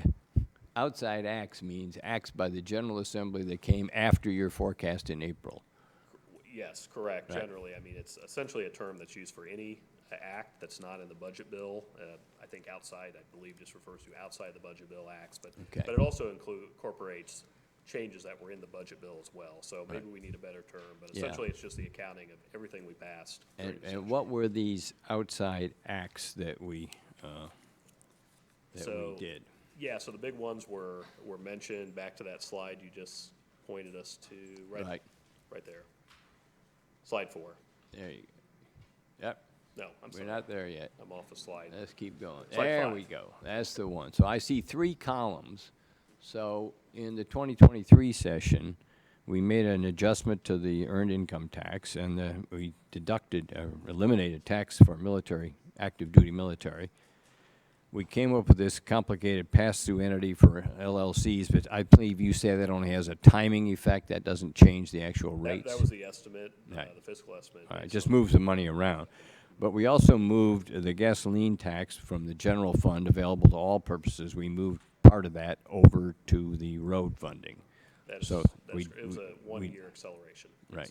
Then in the middle column, individual income tax, we lowered the income tax rates going forward and through 2027 in a gradual step down. And the thing on the right shows that what we do with the gas tax money, where it went. Okay, so we reduced things, all right. Now, I guess the big question is, given what we heard on the Medicaid forecast, if we have $1 billion difference there, and we have a $600 million reduction in income over a 3-year period, how do we fund this two pieces of bad news? Well, that is way beyond the purview of this committee. We're just giving you the results of the revenue forecast, so this would be a better question for other members of the General Assembly. Okay, so I'm not in that's a position to tell you challenge. that. That's a challenge you don't face, but the Right, legislature and the state faces that challenge. Is that a fair statement? sure, correct. Okay, all right. I needed to understand that. All right, thank you. Further questions? Representative Porter? Thank you for the presentation. Slide 5, and you know, we've been talking about Senate Bill 2 in particular, the credit for Indiana pass-through entity tax. So in the final analysis, is there a temporary impact on our budget or was shown on paper of the revenues that we have? Because isn't that more of an in and out? So does that show, does that give a false sense of dollars that we do have because of Senate Bill 2? I'm going to let Hari give Hari a chance to answer that question. on the technical side.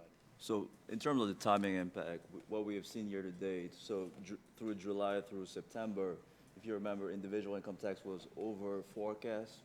And so leading to October, which is close to the November extension for taxpayers, we've seen higher refunds come in October. So by the time we got to the November revenue report, we've seen higher payments and higher refunds, which now brings individual income tax about $50 million above our forecast. So we believe, after seeing the November numbers, that things have stabilized up to now, and the net impact is just as forecasted, net neutral. So you said it's 50 million impact? So how much is it now? No, it's kind of netted. So we've seen payments come in higher and refunds come in higher. So it netted to what we believe is net neutral, 0. Okay. But it's just that individual income tax is currently $50 million above the forecast. 50 million above forecast? Okay. And that is a combination of obviously higher than expected wages and salaries and income dynamics. Thank you. Thank you. Further questions?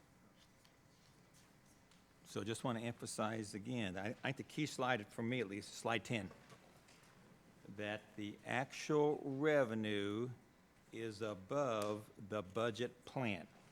It's exceeded that by just about 200 million over the biennium. So that's really the good news in this right now.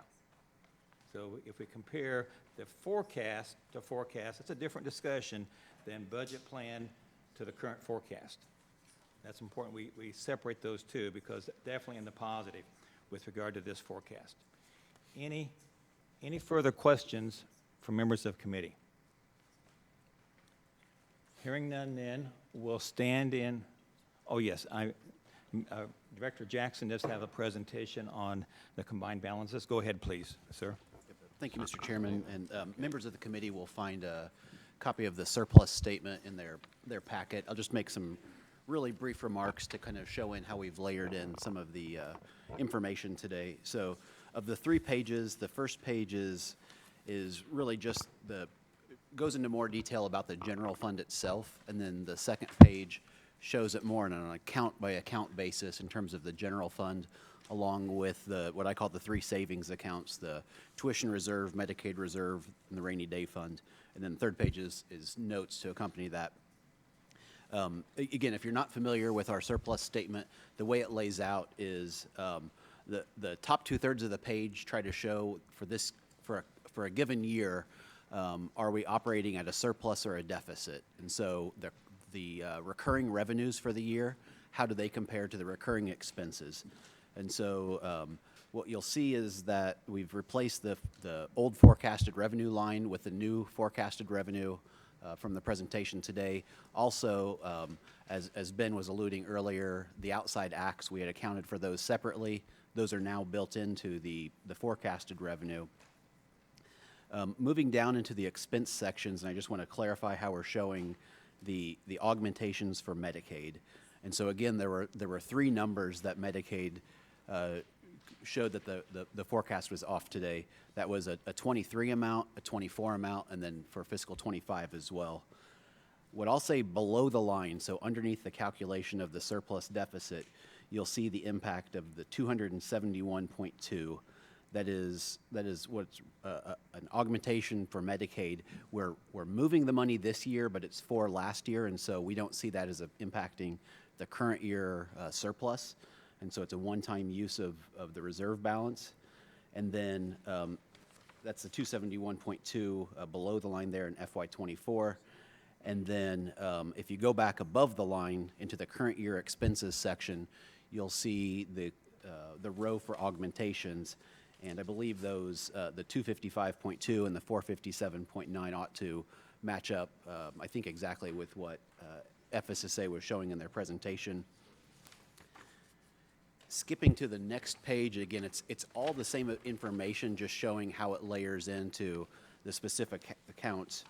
And so again, you'll see the general fund being hit with the augmentation. That would bring our general fund balance to 477 in the first year, and then 252.8 in the second year. Just below that kind of bolded general fund balance line, you'll see the three savings accounts, and you'll see where the 271.2 is coming out of the Medicaid contingency reserve this year. And then the bottom line totals there, the 2.3 billion and the 2.1 billion, those are that's the general fund checking account, if you will, plus those three savings accounts altogether. I know I went through that fast, but happy to take any questions, Mr. Chairman. Thank you for the presentation.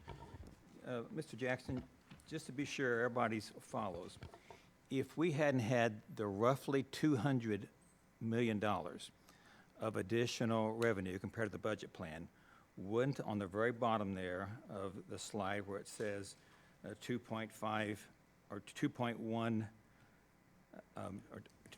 billion dollars, that would have been under 2 billion by about 200 million, correct? Am I taking that right? Yep, Yep, that so exactly flow through. That was key, that we had that additional income to keep us above there for 2 billion in the reserves in total. Yep, you're exactly right. Thank you. Questions then? Representative, or Senator Cadora? Thank you, Mr. Chair. Mr. Jackson, thank you for your presentation. Between 2010 and 2020, roughly speaking, what was the OMB policy as far as the appropriate level of reserve that the state has to maintain to keep the AAA or up to AAA bonding rating? Yeah, Senator, I would say 2010 to 2020. I don't know exactly when we started for sure, but I can say that for over a decade, the policy has been that we should target between 10 and 12.5% of our annual recurring spending in reserves. That's something, sometimes we've been closer to the 10, sometimes we've been over the 12.5. And I would say our laws kind of reflect, in terms of our excess reserve calculations, they're pretty well tied to that 12.5%. I appreciate it. And what is the state's current rating by credit rating agencies, roughly speaking? AAA. AAA. So I know that over the last couple of years, we had anywhere between $3 to $5 billion of combined balances. Does this change anything for OMB's policies on a move forward basis, given that for more than a decade, we had roughly speaking 10 to 12% of the overall resources? Does that change your strategies for the next 12 months as far as how the state needs to behave economically or fiscally to change course? Because I know today there was some nervousness that we're going from 3 billion or 2.9 billion to 2.1. And I just want to put things in perspective to understand that this still goes back to what we used to have for almost a decade or more. Is that correct? I would say this reflects the wisdom of retaining 10 to 12.5% in reserves. It's we've been saying that we do that because of unforecasted expenses or economic declines. You know, frankly, this was a forecasting error, and thankfully we had sufficient reserve balances to absorb that $984 million impact. I appreciate it. My final question, if given that the data will lack for FSSA, given that this might continue to be an issue and other uncontrolled factors in the you know, agencies' activities and so on, similar to FSSA, does OMB plan on coming up with any strategies over the next few months to correct any course? Because that 2.1 billion, as we just heard from the chairman, could have been 1.9, roughly speaking, without the 200 million. So is there anything in the planning currently as far as OMB's strategies to control spending or to call for any redesign of programs, anything like that? I would say it's probably, you know, as we continue to work with FSSA and see what they have in mind as far as programmatic changes there, we'll be working closely with them. I can say, you know, we've been holding a 2% management reserve on agency programs this year. I don't see us broadly, you know, trying to increase that or anything. I would say maybe there's some opportunities to again, just work with FSSA on opportunities to hopefully dial down that projection some. Okay. Thank you, Mr. Chair. Thank you. Further questions? Representative Delaney? Yes, could we put the sheet up, the one that's called General Fund Surplus Statement? Could we get that up on the screen? The first page? I don't know that we have it loaded.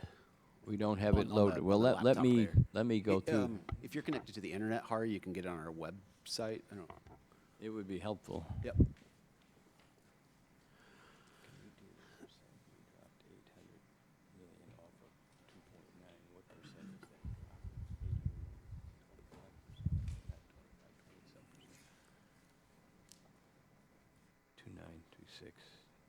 You get the difference. So we went from this to this. What percent is that drop? Nope. Sorry, Hari.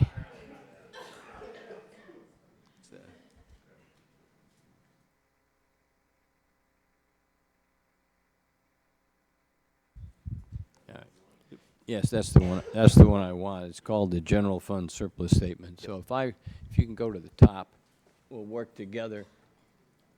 We started with a beginning balance that we thought we had in reserve 2.976 billion. Now, if you go all the way down to the bottom of the page, that 2.926 becomes 2.105. Am I right? So our reserve in year 2 will be approximately $800 million, $821 million less than we started. Is that right? I think you're more or less right. I think just to clarify, I think that starting number is 2.926. Right. But yeah. Okay, so we're going down by approximately $821 million in 1 year, and bringing us, if I see right again at the bottom corner, below 10% in reserves. Is that correct? That is correct. And again, that calculation is that is the balance divided by the total current year expenses. And so I guess I bring that up from the standpoint of, to the extent that Medicaid does not spend as much as what they anticipated here today, that will lower both the numerator and the denominator in that equation. Of course. Now, my estimate is that means that our reserves are dropping approximately 25 to 30% because of what what was described here as a forecasting error. Is that a fair statement? That's certainly the 984 Yeah. And then, offset by 200 million of increase in the revenue forecast compared to the budget plan. But that forecasting error really accounts for this 25 or more % decline in our surplus. Is that right? I believe so. And you've indicated, and I remember this vividly, that we try to have 10 to 12.5% in reserve. We're going to fall below that goal for the first time that I remember. Are you suggesting that the legislature should do something to boost that back up over to the 10% floor? I don't know that at this point in time that the General Assembly necessarily needs to take action. I think in terms of the tools given to both FSSA, Medicaid, as well as the Budget Office and OMB, I think we have tools in place to get that to a better number. Okay. And then this is definitely a change in direction, this next question. I'm having trouble understanding exactly what we have in mind as reserves, but let's take an example. We'll be coming later to some work where we have to approve moving money into certain capital expenditures. Do we have a list somewhere of all the money that we've budgeted for capital expenditures over the last 6 or 8 years that is not yet spent? I can put something together. And just to clarify, you're talking about this budget or past budgets? As of today. So as I understand it, tell me if I'm wrong, but we appropriated money as long ago as 2019 for particular capital expenditures that has not yet been spent. That's fair, yes. And the question is, where does that money sit in the meanwhile? Yeah, so those dollars would not be reflected in the surplus statement. Okay. They have left the general fund. In some instances, they are still at the budget agency awaiting for an agency to come forward to get those dollars released at budget committee. In other instances, those have been released to agencies and they're in the middle of executing that capital project, or they've executed it and there's some remainder left. Okay, so the question I'm asking, I hope you can do this for us, is show us just what all those unexpended funds that were appropriated but not yet spent, what they add up to, because I think that would give us a more accurate understanding of what our surplus is. Yeah, we can put together some sort of reconciliation. I'd appreciate that. Thank you. Representative Delaney, at least from my view, the fact we passed a budget with, 12.5%, 13%, I don't know the exact number off my head, top of my head, is for a time like this. It's for a time like this when something unexpected come about, and we can cover that and still be, within a reasonable range in terms of surplus. Well, I'm not happy that the goal that's long been preached has been fallen below, but I'm particularly unhappy. I understood that we had a surplus in case the economy went down or we had some expenses we didn't anticipate. I was not aware till today that the purpose of the surplus was to cover accounting errors, which is apparently what we're doing here. I find that very disturbing. And we have to make sure that our agencies are operating in a way that that cannot happen again. If we had been closer to our 10% goal, and this problem had occurred, we'd be really low in our reserves. So I never understood till today that the reserves were there to cover accounting errors. That is, to my mind, unacceptable.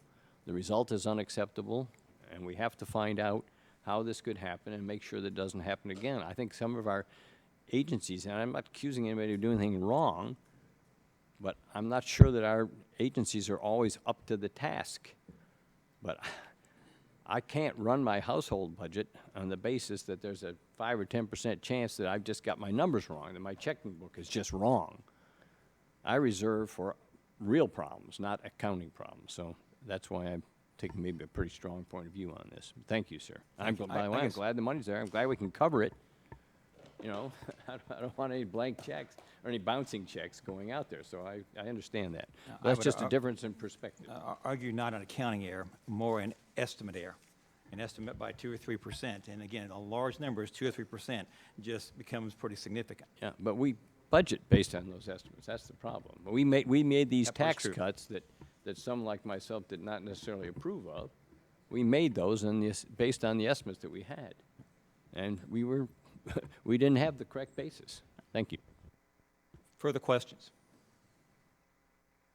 Seeing none, any further from the presenters? We'll stand in recess, and let's try to start back at 11:15 sharp if we can. That's our goal. And so we'll have a brief time here for the media, and it's going to be to those first three forecasts to be the topics. With that, we'll stand in recess.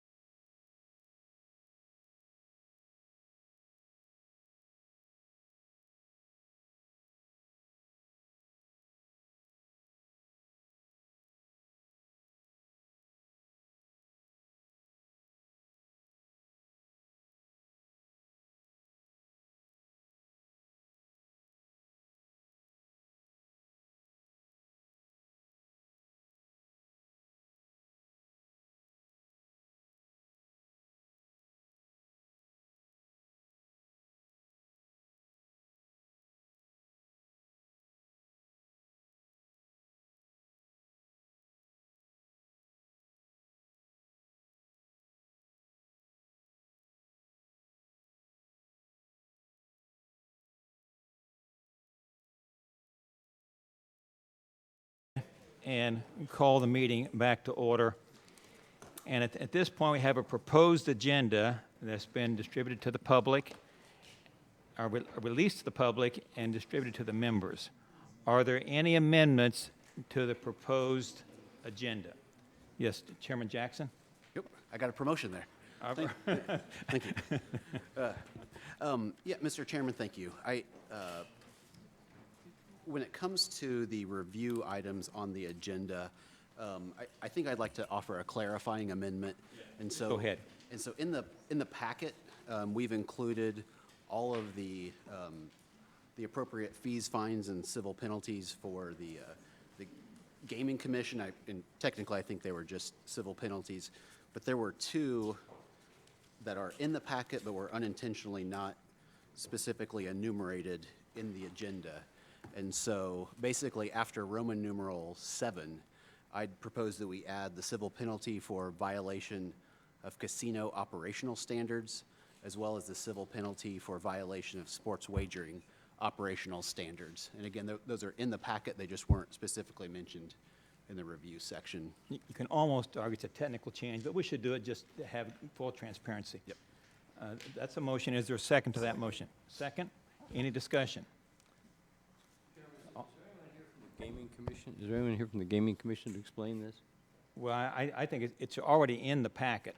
And I know that, but if I recall right, on the other fees, fines, and penalties, we had somebody, however briefly, from the agency. They, if I can, Yes, they'll go be ahead. here at that part of the agenda All to right, We present can this. address it then, Thank you. yes. All in favor of the motion, signify by saying aye. Aye. Any opposed? Motion carries. So we now have on the table a amended agenda.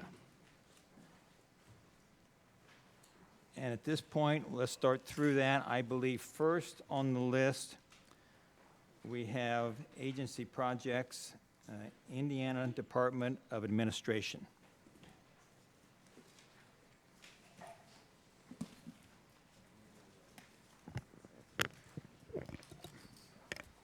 Thank you, Mr. Chairman.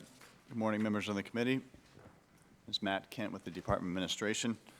The Department of Administration has one request today. We are requesting an additional $4 million for expanded security modernization on off-campus government agency sites.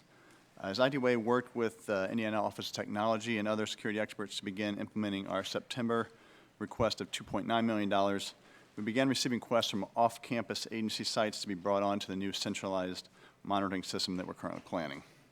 The upgraded system at these off-site locations will allow for monitoring at those sites, as well as our centralized location here in the Emergency Operations Center here at the Government Center campus. The new expanded system will allow for seamless sharing of information related to campus security throughout the monitored sites. The requested funds will go towards servers for hosting data, new and replacement cameras, and then any necessary labor and installation costs for the networks.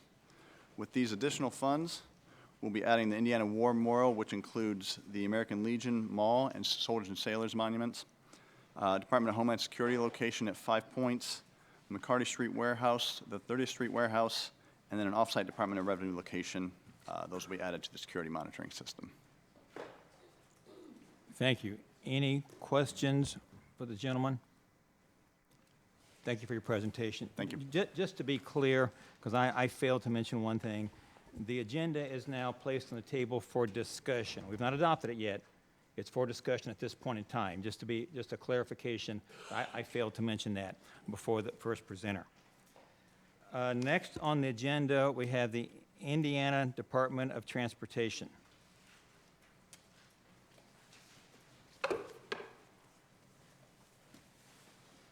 Good morning, Mr. Chairman and the Budget Committee members. I'm Marty Blake with the NDOT Aviation Office. I serve as the State Aviation Director. I'm here on behalf of 2 airports today who will be presenting their projects that were included in the biennium budget. With me today for the first presentation is Pete Visklosky. He is the chairman of the Gary Chicago International Airport Authority. Mr. Chairman, I appreciate the opportunity to be with you today. I want to thank Marty Blake, who is the State Aviation Director. Also want to thank Governor Holcomb for including this item in his budget request. And I want to thank every member of the Indiana Legislature for approving that request. The Gary Airport is building a new aircraft parking apron for loading and unloading up to 8 air cargo aircraft on undeveloped airport property northwest of our main runway. A critical component of the cargo facility will be the construction of a jet fuel pipeline, which is the subject of today's hearing. This will reduce the cost of fuel at Gary, making us more price competitive. It will allow cargo and commercial users to hedge their fuel prices. It will provide for a stable, dependable, and substantial volume of fuel and provide for more storage on site. The pipeline will deliver jet fuel from Citgo storage tanks located immediately west of the airport across Klein Avenue. It will be scalable. It will meet current demand with one storage tank of 420,000 gallons, and it will allow for the construction of 2 additional tanks and the ability to later access a second fuel distribution pipeline just north of the airport. The total cost of the construction of the logistics area is estimated to be $67.5 million. To date, more than 20% of that money has been provided by the federal government. We have an additional community project grant pending with the federal government. Assuming possible success with the Ready 2 grant, up to 40% of the cost could be covered with state funds, and the final 40% through Gary's own local funds and future non-state grants. In conclusion, I would simply note that this project is one of almost 20 different capital investment projects we have either completed or have undertaken during the last 2 years. And again, I appreciate your consideration very much. Thank you. Any questions for the gentleman? Thank you. Thank you, Mr. Chairman.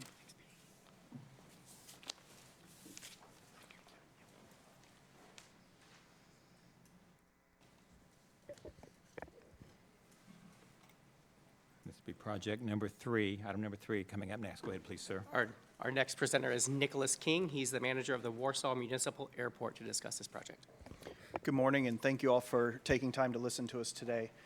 So Warsaw Municipal Airport is looking for this grant to reconstruct taxi lane E1 that connects our main runway to our 6 major corporate users. As many of you know, we're the orthopedic capital of the world, and as the aircraft have evolved from the 1980s when this taxi lane was first put in to today, they have gone from small twin engine and very light jets to world-class aircraft that are leaving Warsaw and heading internationally. And we need to beef up this taxi lane so that we can make sure that we can sustain this increased weight load. Thank you. Any questions for the gentleman? Representative Porter? What is the percentage of federal dollars involved in this? There's no federal dollars in this. So this is all state dollars through our budget? Yep. All right. And in our budget, we also gave $30 million in our budget. Could you, I remember that $30 million. There was 30, I think, in Northeast Indiana Development. I commissioned, and North Central. There were, 3 different the ones. orthopedic, right? It was This was the orthopedic there in Warsaw. Okay. And it's for the airport specifically. It was for the airport also? This is for the airport. This is for the airport. For the The airport $30 here. million is not. The others are not, I believe. Okay. Correct. Just They are point not. of clarification. Yes, yes. Yep. Thank you. Thank you. Further questions? Thank you, gentlemen. Thank you very much. Next, we have on the agenda Indiana Department of Transportation. Morning, Mr. Chairman, members of the Morning. committee. Steve McAvoy, NDOT Statewide Facilities Director. 2 projects on the agenda today. First project is a request for funding in the amount of $9.8 million for the construction of a 7,000 square foot unit building and a 17,000 square foot, 3,600 ton salt building at Roselawn, Indiana. The new unit building will replace the existing 1,800 square foot Roselawn unit building that was built in 1964 and the existing salt building that was built in 1979. Both buildings will be constructed on the existing site in Roselawn, and the existing unit and salt building will be demolished. The existing unit does not allow for OSHA-approved work clearances or proper ventilation within the garage spaces. In addition, the age and condition of the structures has contributed to other operational environmental issues such as ADA accessibility, the inability to wash trucks inside with containment, site drainage and stormwater runoff issues. The existing salt building does not allow for salt to be offloaded and loaded under roof and out of the weather. Construction of the new unit building and salt building will mitigate these concerns while keeping in line with the current industry standards of pricing for similar NDOT unit and salt buildings. Any questions for the gentleman? Continue on, please. Final project for NDOT is a request in the amount of $500,000 for the architectural and engineering of the Indianapolis Traffic Management Building Renovation Project. The 58,000 square foot facility was built in 2004 and has many of the mechanical systems in the building have reached their life expectancy. The project will also address building envelope issues as well. This two-phase renovation project is estimated at $5 million with a $2.5 million investment per fiscal year. Phase 1 consists of replacing the roof and coping, chillers and boilers, exhaust fans, 5 air handling units, garage heaters, and carpet. And Phase 2 work consists of replacing concrete sidewalks, HVAC controls, VAV boxes, repairing exterior wall damage, interior painting, and caulking. Thank you. Any questions on item number 5? Thanks for your presentation. Thank you. Next, we have Department of Natural Resources, I believe, item number, or, I'm sorry, Department of Administration. I apologize. Well, Natural Resources, I misspoke. I was correct. And Department of Administration, both. That's right. Yep. So item 6, item 7. Go ahead, please. Sorry. All good. Thank you, Mr. Chairman, and good morning, members of the committee. I'm Kirsten Haney, CFO for Indiana Department of Natural Resources. We have 5 projects on the agenda today. So the first one is the Spring Mill Parking Garage. We're requesting to reprioritize release $1.2 million of deferred maintenance funding to address the parking garage at Spring Mill State Park. This was brought forth to the committee previously last year in October 2022. The parking garage will need extensive caulking and expansion joint repair to prevent water damage to the underground portion. Additional damage to the structural steel was discovered after correcting drainage. The limestone on the garage has been professionally evaluated to ensure proper adhesion and to extend the useful life of this building. Any questions on item number 6? Item 7 then, please.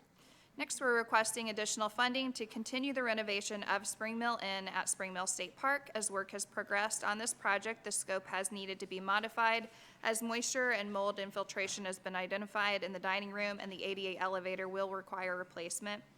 In addition, material costs have continued to increase since the project began. DNR and IDOA together requesting that $6 million of funding from other deferred maintenance projects be reprioritized for this project. We'll continue to partner with IDOA Public Works to complete this project. Any questions on item number 7? Number 8, please. Next, we're requesting to reprioritize additional deferred maintenance funding to rehabilitate the historic grist mill at Spring Mill State Park. DNR is returning to Budget Committee for this project as well due to increased material costs. The project will include renovation of the water wheel, shaft, inside main gear, and related hardware components, including gudgeons and bearing plate. The scope includes removal and replacement of the windows and approximately 550 feet of owner-supplied flume boards. Any questions on item number 8? Seeing none, number 9, please. Next, we're requesting funding to rehabilitate the lift stations and wastewater treatment plants at Deem Lake, Hardy Lake, Mississinawa, Obannon Woods, Wabachi, Pokagon, Patoka, Raccoon Lake, Salamone, Spring Mill, Starve Hollow, Turkey Run, and Versailles State Park. Components at various locations have aged past their expected life, and maintenance costs are increasing. The rehabilitation will include replacement blowers at 4 state parks, replacement sludge, lift, or grinder pumps at 12 state parks, and the entire lift station at Hardy Lake State Park. Failure to complete these repairs will result in increased repair costs and loss of revenue. Thank you. Questions on item number 9? Item 10 then, please. And the last one we have today, we're requesting a 10% funding match to a federal grant for upgrades at the Jasper-Pulaski Shooting Range. This funding will help bring the shooting range up to ADA standards and increase safety and functionality systems. These upgrades include reconfiguring the range, constructing ADA-compliant structures, and replacing safety items like bullet catchers. Without these upgrades, the building will not conform fully to ADA standards and further risk degradation of the safety of the facility. Thank you. Any questions? Yes, Representative Porter? Just a quick question. It's a gun range, right? So we have a lot of wildlife, particularly cranes, go down there. What are we doing to make sure that they're going to be all right with all the lead bullets? So we have an existing range there. You're meaning how will this be different than the one we currently have? Like different footprint, or maybe I didn't understand your question, sorry. Well, you have wildlife down there, right? And cranes Mm-hmm. there, okay? And so you're gonna have these bullets out there. So is there any way to make sure that they're gonna be okay, that they don't get affected by that? I'll have to get in touch with Fish and Wildlife and get you the response to that. That's not an area I'm involved in or have the information, but I'll get it for you and make sure it's shared with the committee. Give it to the chairman, chairman give it to us, chairman. Yep. We will do that. Thank you, we'll do. Thank Yeah, you. they've been heavily involved with a lot of the lead work, and they're the subject matter experts on that, so I'll get it for you. Thank you. Further questions? Thank you for your presentation. Thank you. I believe next we have item number 11, Criminal Justice Institute. They would come forward, please.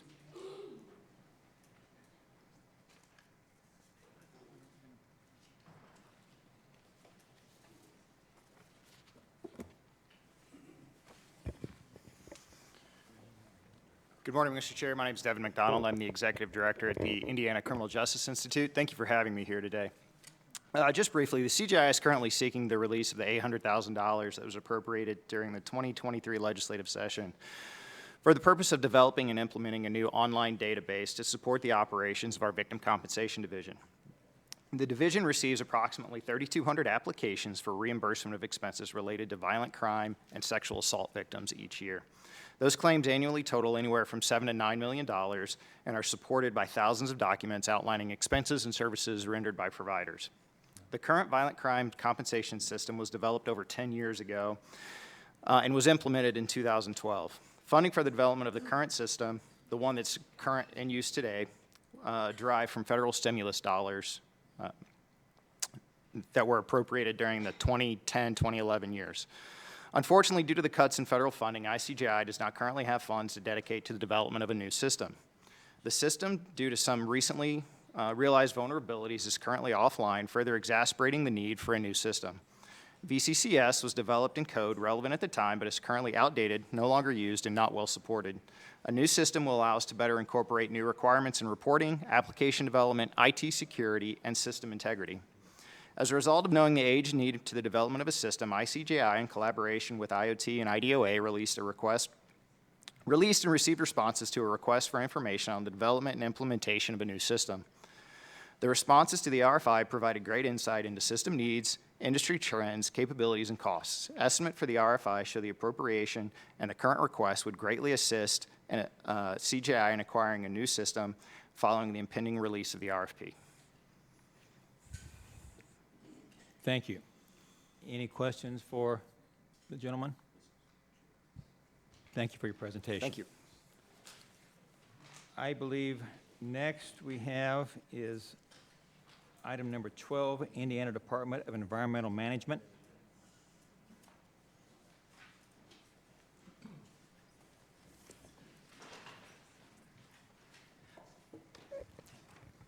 Go ahead, please.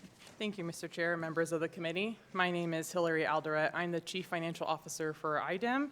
I'm joined here by the Chief of Staff, Parvane Stover. IDEM is here to present our office renovation project.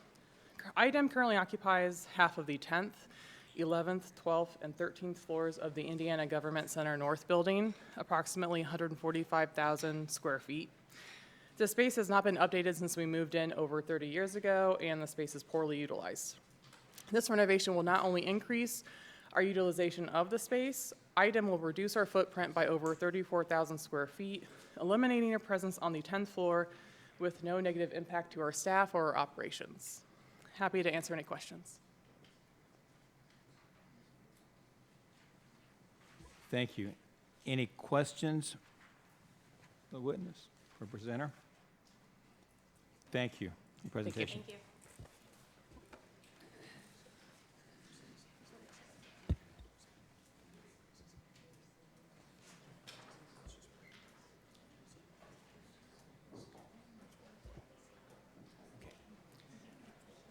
I believe next we have Indiana Economic Development Corporation. Come on in, please. And you have, I think, several projects, starting with number 13, I believe, is the first one. Yes, please, go ahead. Thank you, Mr. Chairman, members of the committee. My name is Mark Waske. I'm Senior Vice President and Special Counsel to the Secretary with the IEDC. To begin, I'd like to express our sincere appreciation for the support of the legislature and the leadership of Governor Holcomb, providing the corporation with the resources needed to not just compete for transformative economic development projects, but most importantly, to win. By tooling the IEDC with the capacity to expand the state's entrepreneurial ecosystem, support small businesses, partner with regions on quality of place enhancement investments to attract people, all the while having access to impactful and meaningful economic development tools necessary to secure generational economic development projects, we've been able to secure over $50 billion in committed capital investment by companies expanding or locating at sites across the state in just the last 2 years. Most importantly, along with these investments, these companies will create tens of thousands of high-quality, high-paying jobs that are paying well above the national average wage. This morning, we are requesting the Budget Committee review of a number of projects, the first of which is for Project Nora, a $4.1 billion investment with the project within the advanced manufacturing sector. Along with the plans to invest this sum, the company also plans to create over 2,700 new jobs at the project location. In support of the project, the IEDC is requesting the Budget Committee release $100 million from the deal closing fund established in the 2023 budget.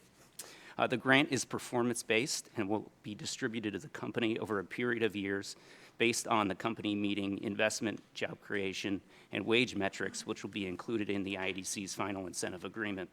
We appreciate your consideration of this request, and I'm happy to answer any questions. Any questions? Senator Codora. Thank you. Since you have several projects, I'm going to ask the same question. So instead of me repeating the questions, as you go through these projects, it will be helpful to share some of the same data. So I'm going to hold you accountable to the numbers that you provided in the description of the agenda. The $4.1 billion capital investments, how much in property taxes have been abated for this project on a local level? So for this project, they are looking at a number of locations across the state, and depending on where they land, that decision will be made by our local partners. So my question is, how much in you're presenting us two numbers, 4.1 billion and 2,700 jobs. So as a legislator, I have to make, to analyze the return on investment for the 100 million. Because when we say 4.1 billion, it makes it look like it's a huge project. So my question again, how much in property taxes will be collected on the 4.1 billion, let's say by 5 years from today? So we have run that analysis, and we'll get that information to you. Can you share it publicly now so that the public can hear that? I don't have that on hand. Okay. I apologize. In addition to the $100 million, all in, if this project moves forward, how much the subsidy package in total between the local and the state will be for this project? So this is just one component of an offer that we have made to the company, which hasn't been finalized yet. Once they do accept and the project is announced, we'll be able to share that complete number, and all of those agreements will be on our transparency portal. So we don't know how much we will collect in property taxes, and we don't know how much in total the total package is going to be offered to this potential company, correct? That has not been finalized yet. The company has not accepted the offer. Great. Have you had any specific meetings on this project, and that will be the same question for subsequent projects. Have you had any specific meetings with legislators on these projects where you privately shared with them that information or any information about this project? So we do, work to inform our legislative partners to make sure that they are aware of our activity. And while, we are able to share some information, there is still confidential information about the project which we are not able to share. Are the Democrats on this committee considered legislative partners that deserve to receive some of that information? Yes. So why did we not receive it till today? So I did speak with a member of the House staff about the project, and happy to include you in those conversations going forward. If this project potentially ends up being, potentially, in the LEAP Innovation Project, does this project require any more water resources? This would not be a project that is considering locating within the LEAP district. Okay, thank you. Thank you. Further questions, Representative Porter? Point of clarification, a conversation did occur yesterday very briefly with the House staff. I do not want anyone to be implied. There was an extensive conversation. It was a minimum conversation that occurred per us being aggressive yesterday in regards to trying to figure out what was going on. Just want to make that point of clarification, Mr. Chairman. Okay. Further questions? Representative Delaney? Yes, Mr. Waske, first you made a passing reference I want to verify. Did you say that the IEDC's programs are going to create tens of thousands of jobs? Did I hear that right? Associated with the projects that we have been working on over the last 2 years, yes. Tens of thousands of jobs. Do you have any idea what the grand total of jobs you expect to create is? I don't know, Brian. Not offhand. This year we projected a little over 20,000 new jobs, and last year I believe we were a little north of that as well. So to Mark's point, over the last 2 years we're projecting the creation of over tens of thousands of new positions. Are you saying these are but-fors? In other words, without your help and support, these jobs would not be landing in Indiana? Is that your position? Yes, Okay. and our incentives require that it be a factor in the company's final decision as well. Okay. Now let's talk specifically about this item, which I believe is number 13 now. You're talking here about what are called performance-based grants, which means that the company would not actually get the money until they achieve some goal. I take it the goal is hiring so many people and paying them so much money. Is that the goal we're talking about?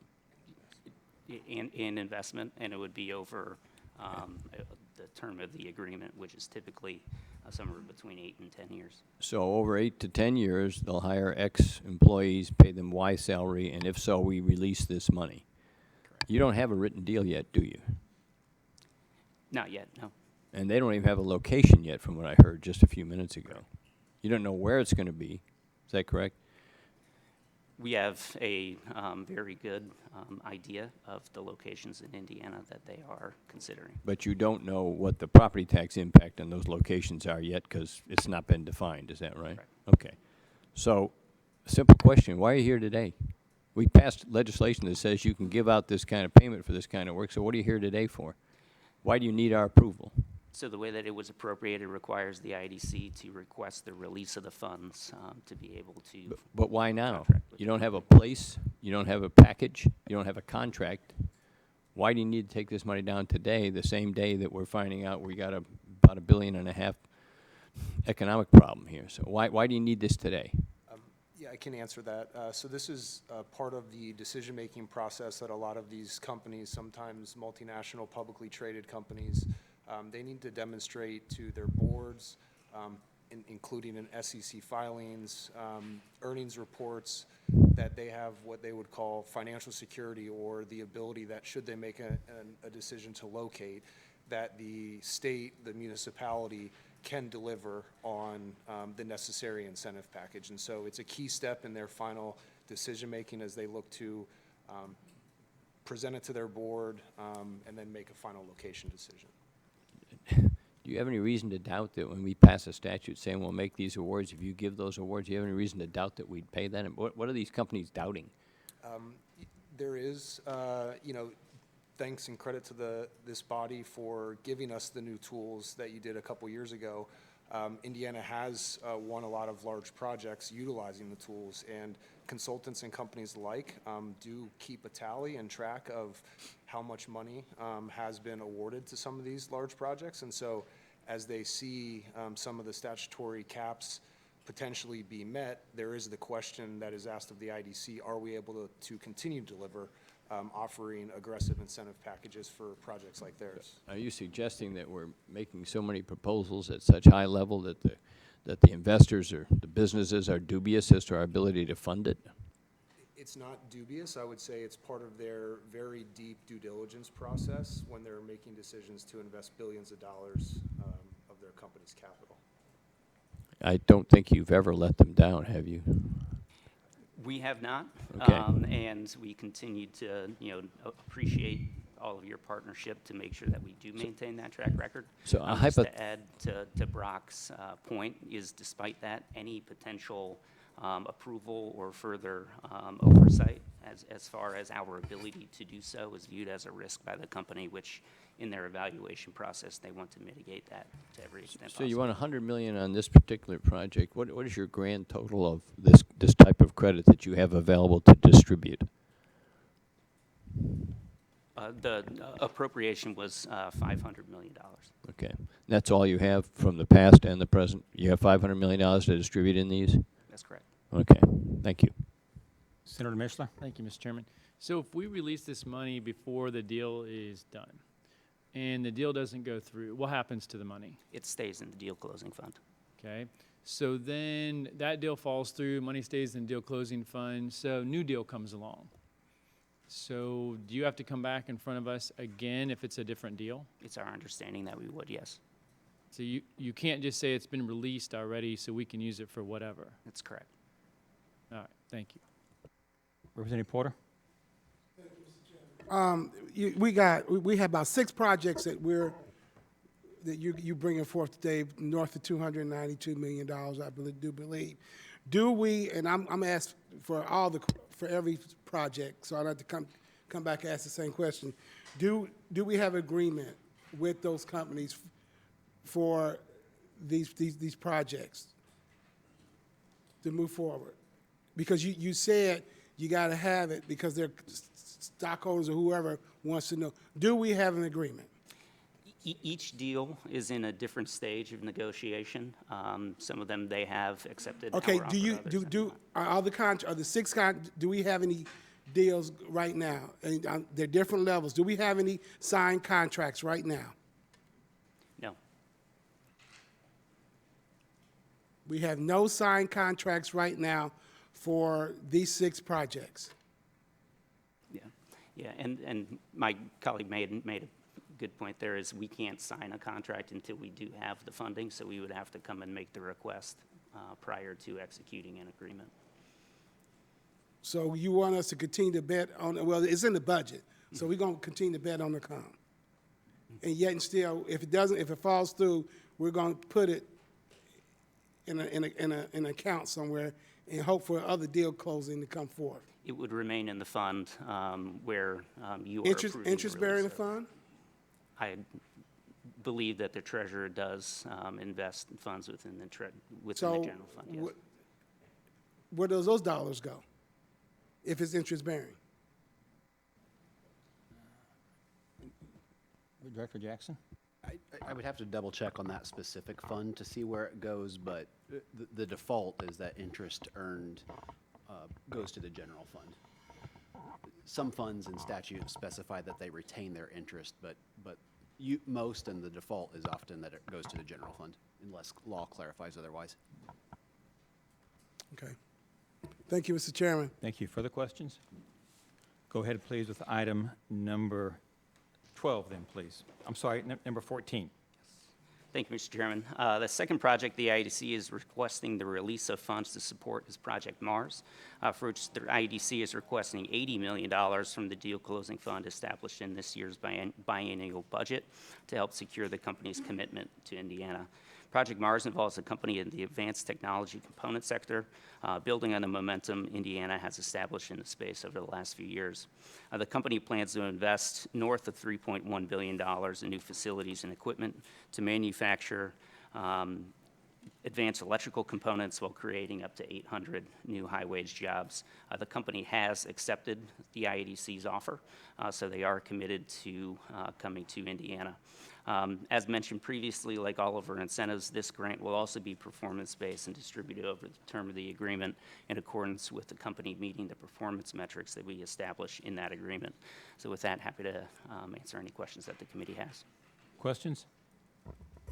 Yes, Senator Cordora? Same question. Since they accepted the deal, I assume you have an answer for this one. How much of the $3.1 billion will property taxes be collected? So I can get you the exact number after this. I don't have it on hand.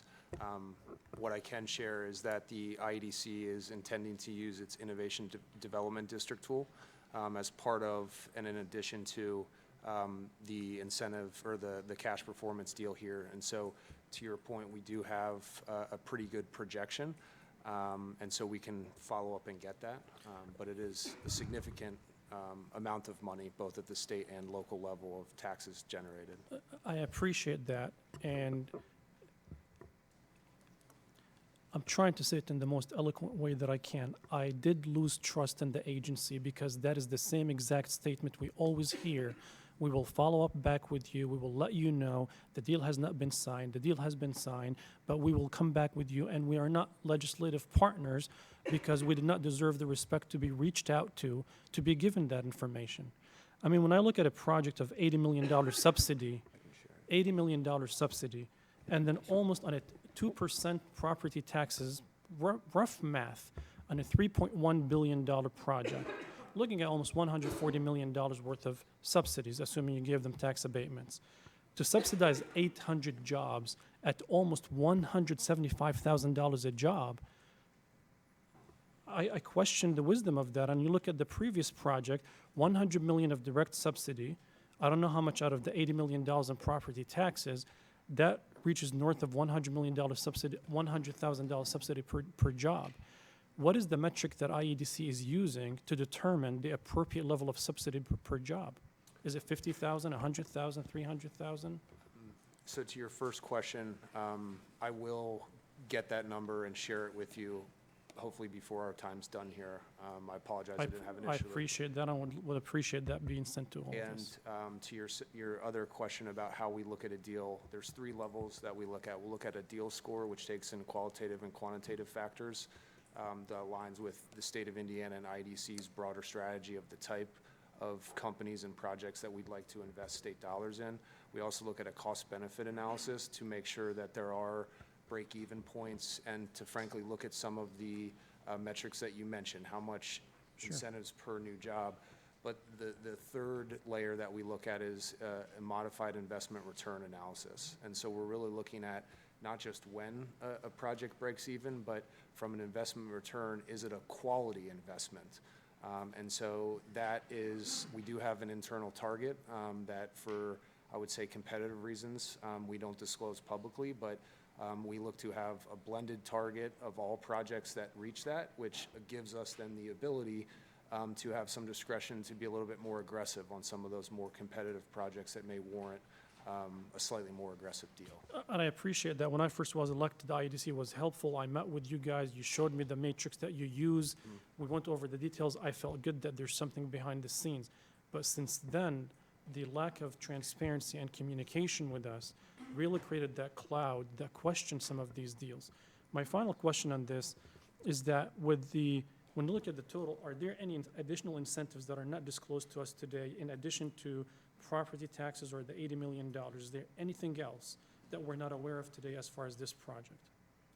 There is a comprehensive IEDC incentive package that has, beyond just the cash performance, other state incentive tools that, as I mentioned, as a whole, ran through that deal score, cost benefit, and investment return analysis. Is there a dollar figure with that?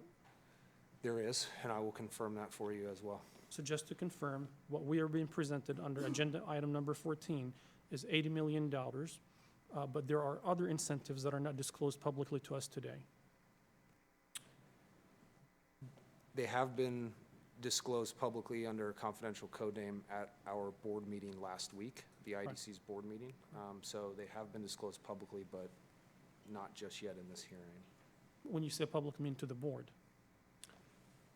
Not to the public? Under a confidential code name, the full incentive package has been disclosed publicly, yes. Yeah, please share it with us. My final point on this is that it would be helpful also to share with us, and I've requested this in a previous meeting this year in 2023. At least if you can go back on the signed deals where you have contracts that you can disclose publicly, I asked a specific question.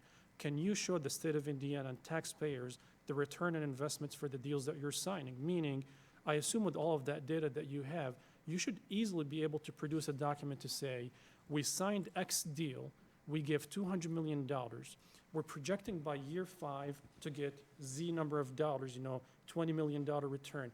By year number 6, year number 7, and by year number 10, for example, hypothetically, we will gonna be even in terms of the amount that we gave, and then after 10 years, we're gonna start making more money. I have one more question that is more of a policy push towards the end. Yes, sir. Senator Cordora, we do run a similar type of that analysis every year, looking back at all active IADC's contracts and share it with the legislature and the Budget Committee on Referring to the February annual 1st of every report? year. Yes. Yeah, I see that. My final question as far as job creation. I was looking at DWD's website, and I have it open in front of me right now, and said, as of November 16th of 2023, so we're looking at almost a month ago, we had 105,000 jobs open in the state of Indiana. On average, they fill 3,000 to 4,000 jobs a month. If we are to fill these 105,000 open jobs at the current rate that we're going, it's going to take us about 3 years from today. At what point does IEDC say the cost or the return on investment is much higher to invest these dollars differently than creating jobs that we can't even fill? What is the policy framework on that? And Senator Cordora, that's something that we also keep an eye on and are aware of. And we work with our partner companies across the state to understand what their needs are, relay those to our partners, but also knowing that if we don't continue to attract investment to the state, we do run the risk of falling behind, and we do have to balance continued investment by companies that are located here already and expanding, as well as those that are new to the state. You are absolutely correct.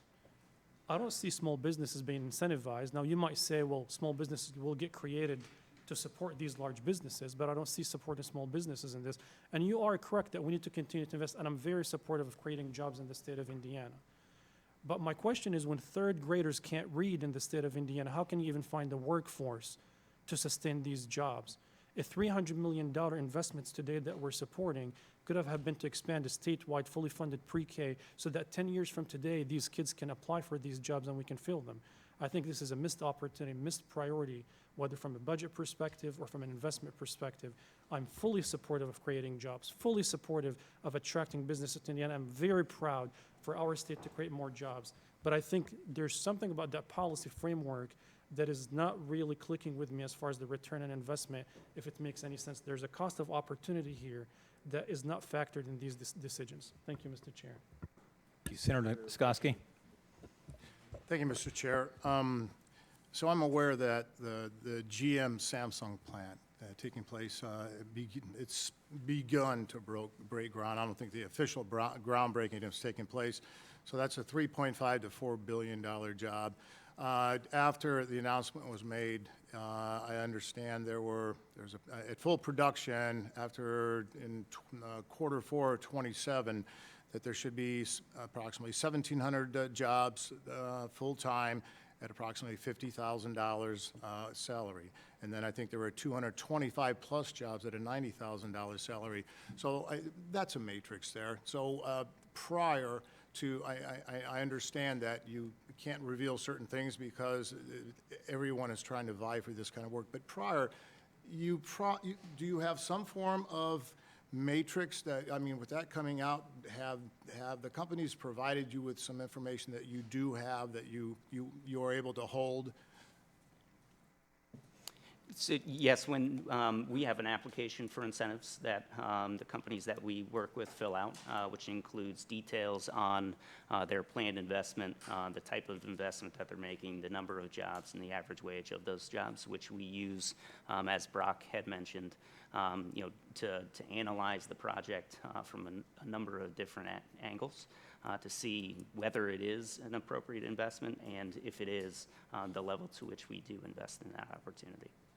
Thank you. Further questions? Thank you.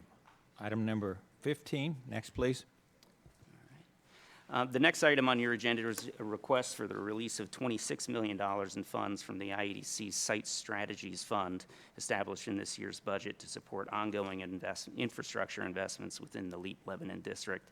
Certain infrastructure improvements are required to support existing and future projects within the area, including the relocation, extension, and improvement of local roads to accommodate projects and the associated vehicular traffic, extending fiber services to select locations, along with other critical utility needs such as electrical capacity.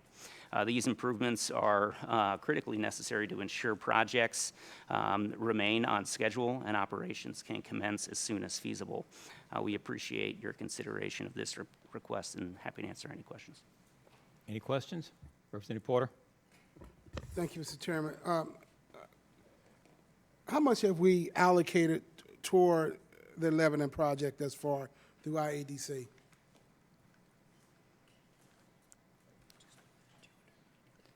Just north of $290 million. North of $290 million? Yes. And we're asking for another $26 million? That's correct. And that so what is the projected cost of the project up in Boone County, Lebanon? The solid answer, we have not identified yet. A lot of that will be dictated by the projects that ultimately decide to locate there and the infrastructure that may be required to support it.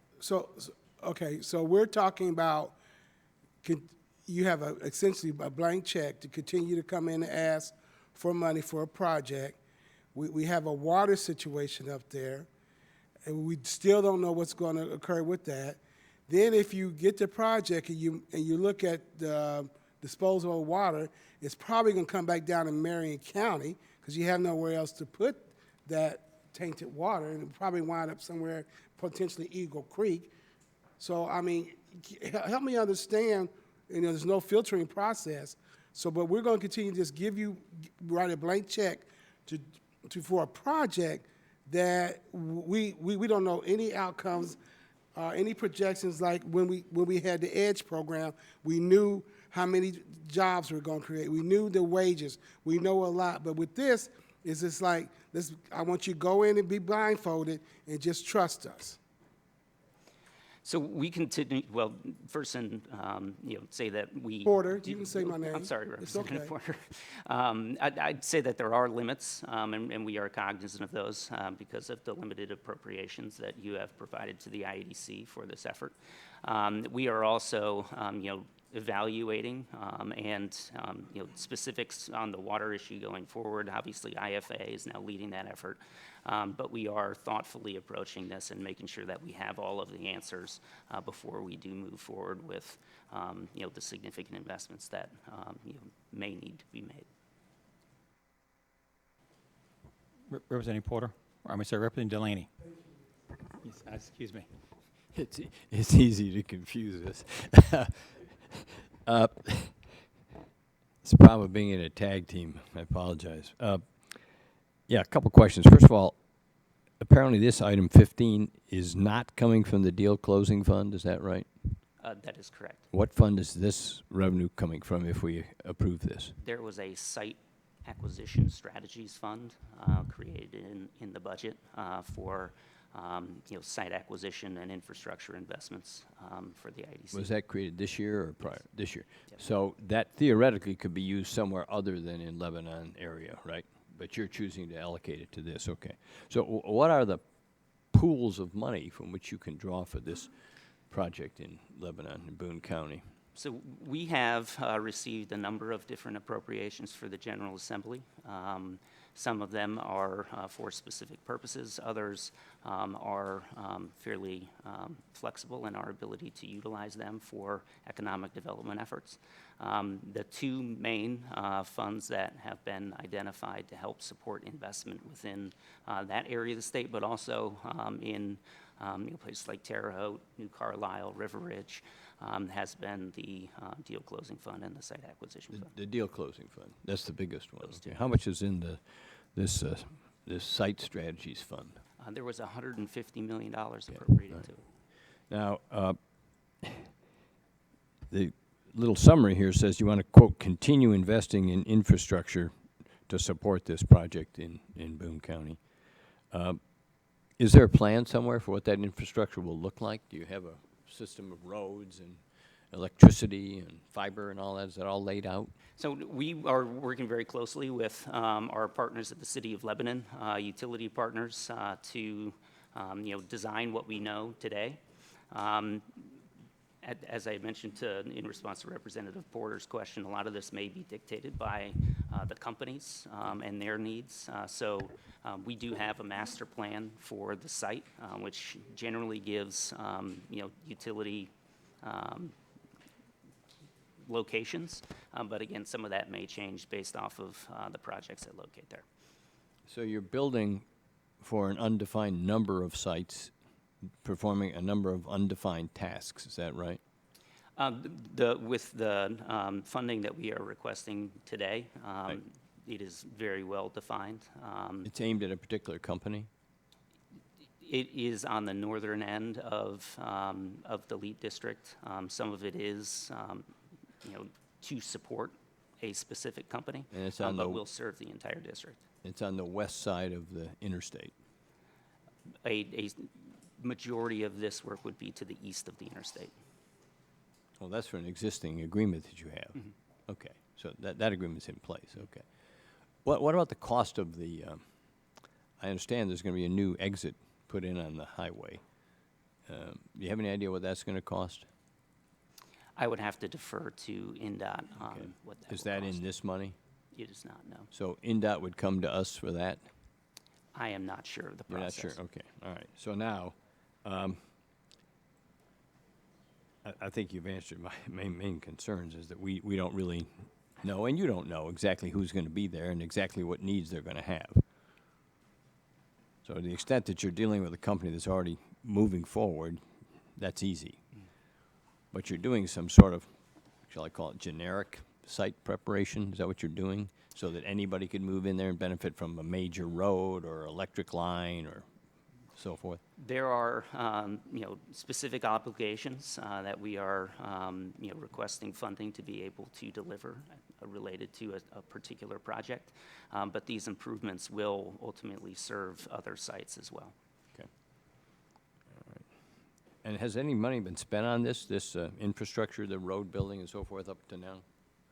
We have expended, some funding in right-of-way acquisition, design, and other engineering work. Yeah. But I take it it's not substantive compared to this $26 million request? On these specific items, it is not as large as $26 million. Okay, yes. thank you. Thank you. Further questions? Thank you. Item number 610, I believe, is next. Go ahead, please. The fourth project the IEDC is seeking your review is the release of $26.7 million in funds from the Site Strategies Fund to acquire approximately 330 acres in Boone County, which will continue the IEDC's effort to control property needed to support a planned multi-billion-dollar information technology campus. The IEDC is in advanced discussions with the company, and once the IEDC once the company makes its commitment to locate at the site, the IEDC will sell the land to the company and return the funds to the general fund. Happy to answer any questions. Senator Cordova? Does this project require any additional water resources? The project will require additional water resources. We are working with partner utilities in the City of Lebanon on an initial water extension which is unrelated to the broader question around the pipeline from Tippecanoe County. Is, whether item 16 or the previous one or the next one, is there any cost for building a pipeline has been presented to us today? No. Thank you. Further questions? Representative Delaney? Yeah, I'm intrigued by the way you're handling this. So some of this money will be used to purchase option contracts. So It would be to close on the options that we have. oh, to close on the options. Here it says the extension of option contracts, as I read the proposal. Some of this funding will be used to extend, but the majority of it will be used for the closing of So those contracts. I read that to mean that you have options on some real estate to buy it at a fixed price. That's correct. And I'm seeing prices north of $100,000 an acre. Is that that's what your options call for? So it depends on the property in question, whether it is farmland or if there is a home there. It really depends on the character of the property that we've put an option But you've been paying $75,000, $80,000 or more per acre for farmland already, right? The prices vary, but it is around $70,000 to $75,000. Okay. And you're buying options, which means you're not certain that you're going to need that property. Is that right? We are, fairly confident. Brock, feel free to, add more to this. But at the stage of negotiation that we are with the company, and knowing that these options were set to expire, we felt confident that closing on them provides the company the confidence that they can continue to move forward with this site. Are these options publicly recorded? I do not believe so. They're not recorded.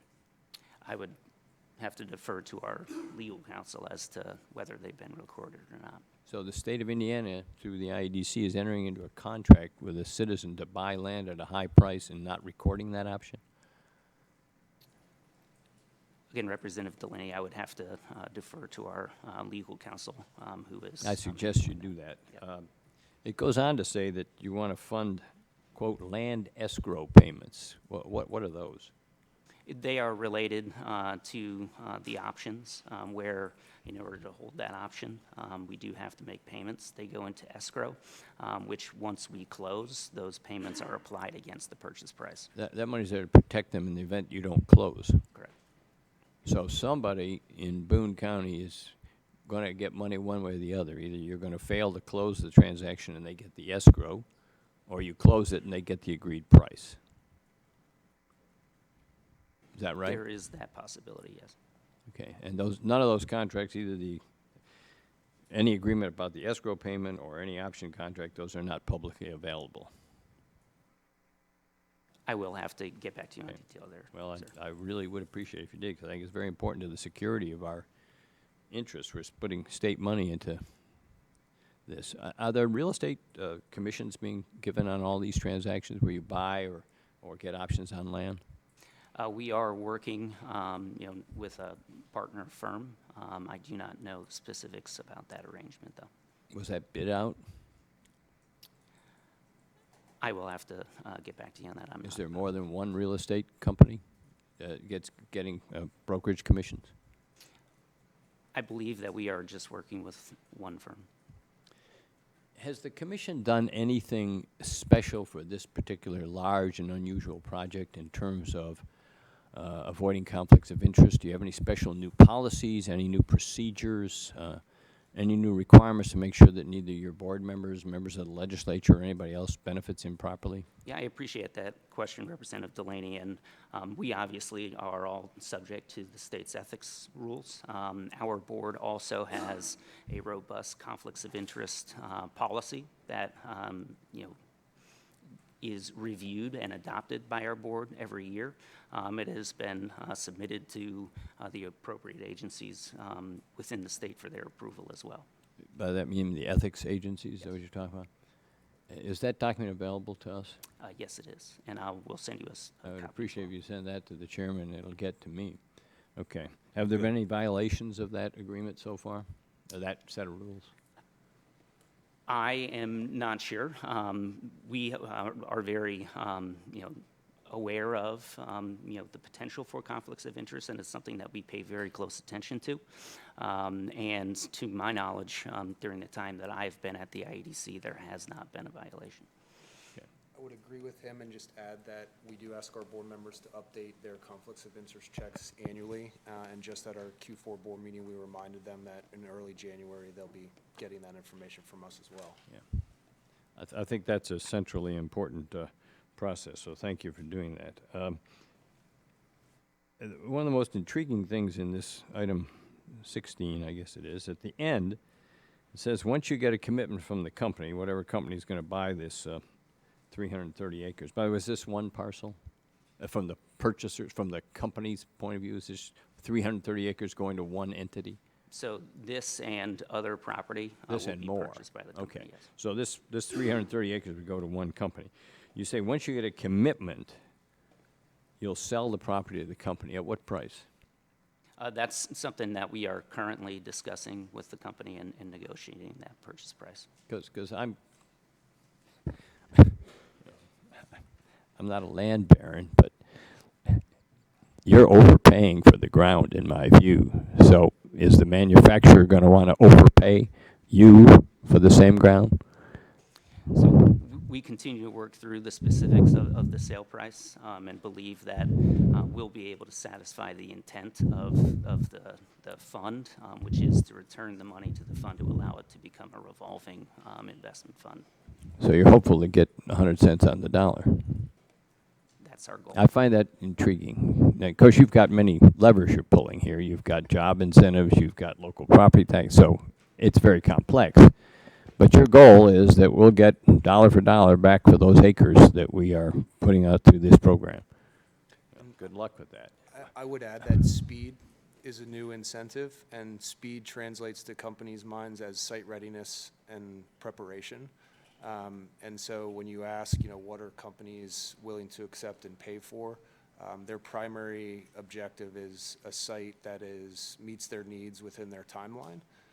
And so from an incentive standpoint, they're a little bit more open to various types of incentives, and truly speed is one of those now. Yeah, I've heard this comment that we're supposed to operate at the speed of business, but I hope that we've seen here already today that we're not a business, and we're not in the custom of operating at high speed. That's just a fact. We've had a $980 million mistake on one item, so I caution you, don't get too excited about the fact that you're operating at the speed of business, because I think their eyes are much more closely on their wallet than our eyes are on our wallet. I hate to say that, but I think that's the sad reality. Is there any buyback option for the people that you have for example, let's decide that you bought 330 acres and the company comes in and says, we only needed 250. What happens to the excess? So again, these contracts are still under negotiation. I said deals. What I will say is that the IEDCs work closely with the City of Lebanon on the planned unit development to ensure that certain types of uses are only permitted, or certain types of uses may be prohibited within the LEAP district. And so in addition to the PUD layer, we also anticipate and contemplating these contracts to ensure that unused land that a company may dispose of would fit within the necessary requirements, permitting, environmental regulations that LEAP would otherwise have. Yep. So I guess to put it a slightly different way is if we do have excess property that we did acquire, which wasn't needed for that project, we would, just like we would with any property, this land, as an example, would be to aggressively market it for other opportunities and development. Does the person who sells you this, let's take the example of farmland, do they have an option to buy it back if the deal falls through? I do not believe so, no. Okay, I'd be very interested. I'd love to see one of those contracts, but thank you. I have no more questions. So one more? No, I don't, Okay. I don't have any more Representative questions Porter? on this project, no. Couple of questions. Is there a way that you can tell us how much you're paying for that land? if it's $70,000 an acre, $100,000 an acre, and disaggregate those acreage, period, so we can know how much you're paying. I don't want to look at the average, because you can hide that, but I like to know, from my perspective, how much you're spending per acreage for that said land. Because I know, if you like it was said, if you buy 330 and somebody wanted 250, and you work out how much it would cost, like a concessional type land use or cost. So that's important to me, because we want to know what the loss on land acquisition that may be there. Okay. Further questions?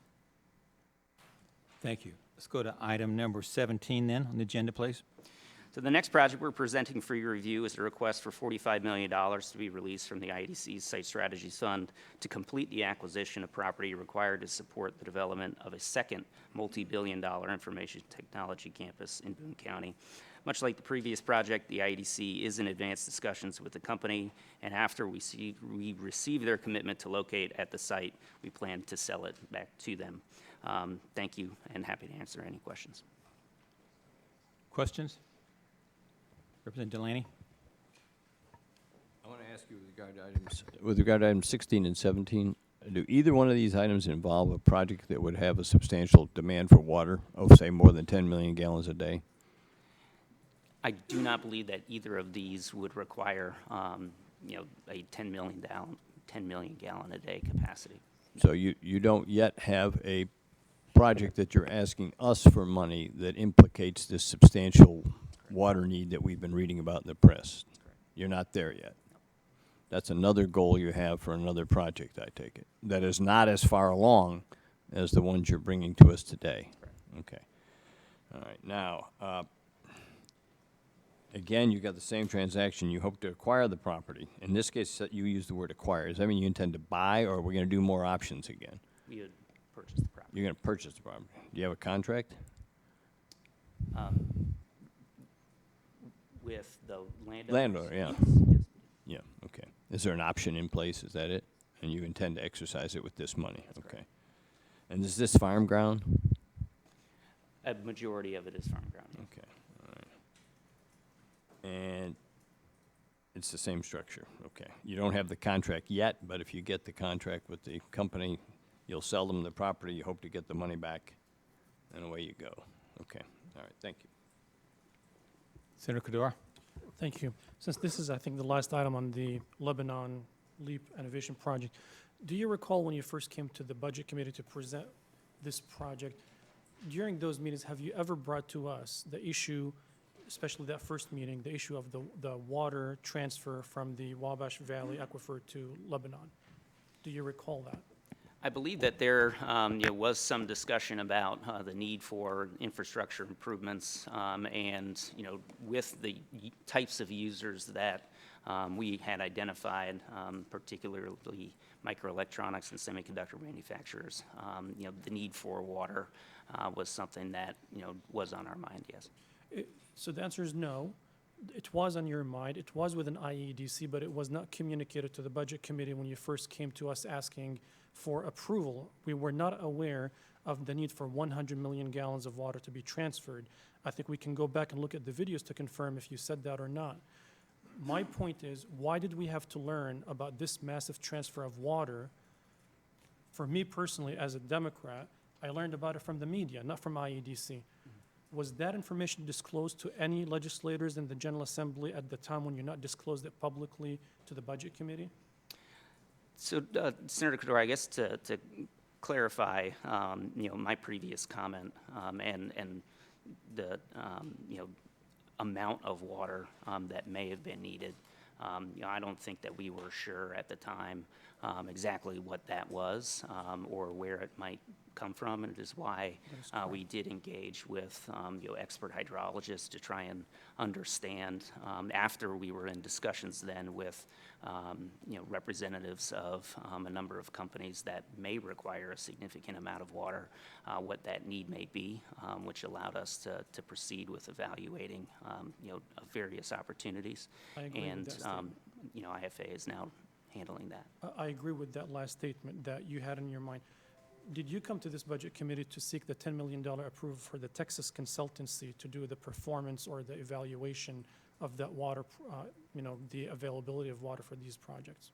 So as I had mentioned to Representative Delaney earlier, we have a number of different funds that we do receive appropriations from, some of which require budget committee review, others which do not. So we were able to utilize appropriations provided to us by the General Assembly. For that contract, that $10 million, the answer is no, it did not come to this committee, is that correct? Yep. And then the decision was made to move the contract from IEDC to the IFA, Indiana Finance. Do you know why that decision was made? IFA has been, handling water studies and water issues for the state of Indiana for a number of years. They have, obviously a number of previous studies that they had completed, some of which were focused on, a similar issue to which we were investigating. So with their, experience and, expertise in that space, I believe that that's why. I think the it was public may transitioned disagree. to The them. public might think that it was not appropriate for IEDC to have that contract, and that's why a decision was made to be moved. And IFA receives funds from the General Assembly to distribute grants for municipalities to deal with water issues.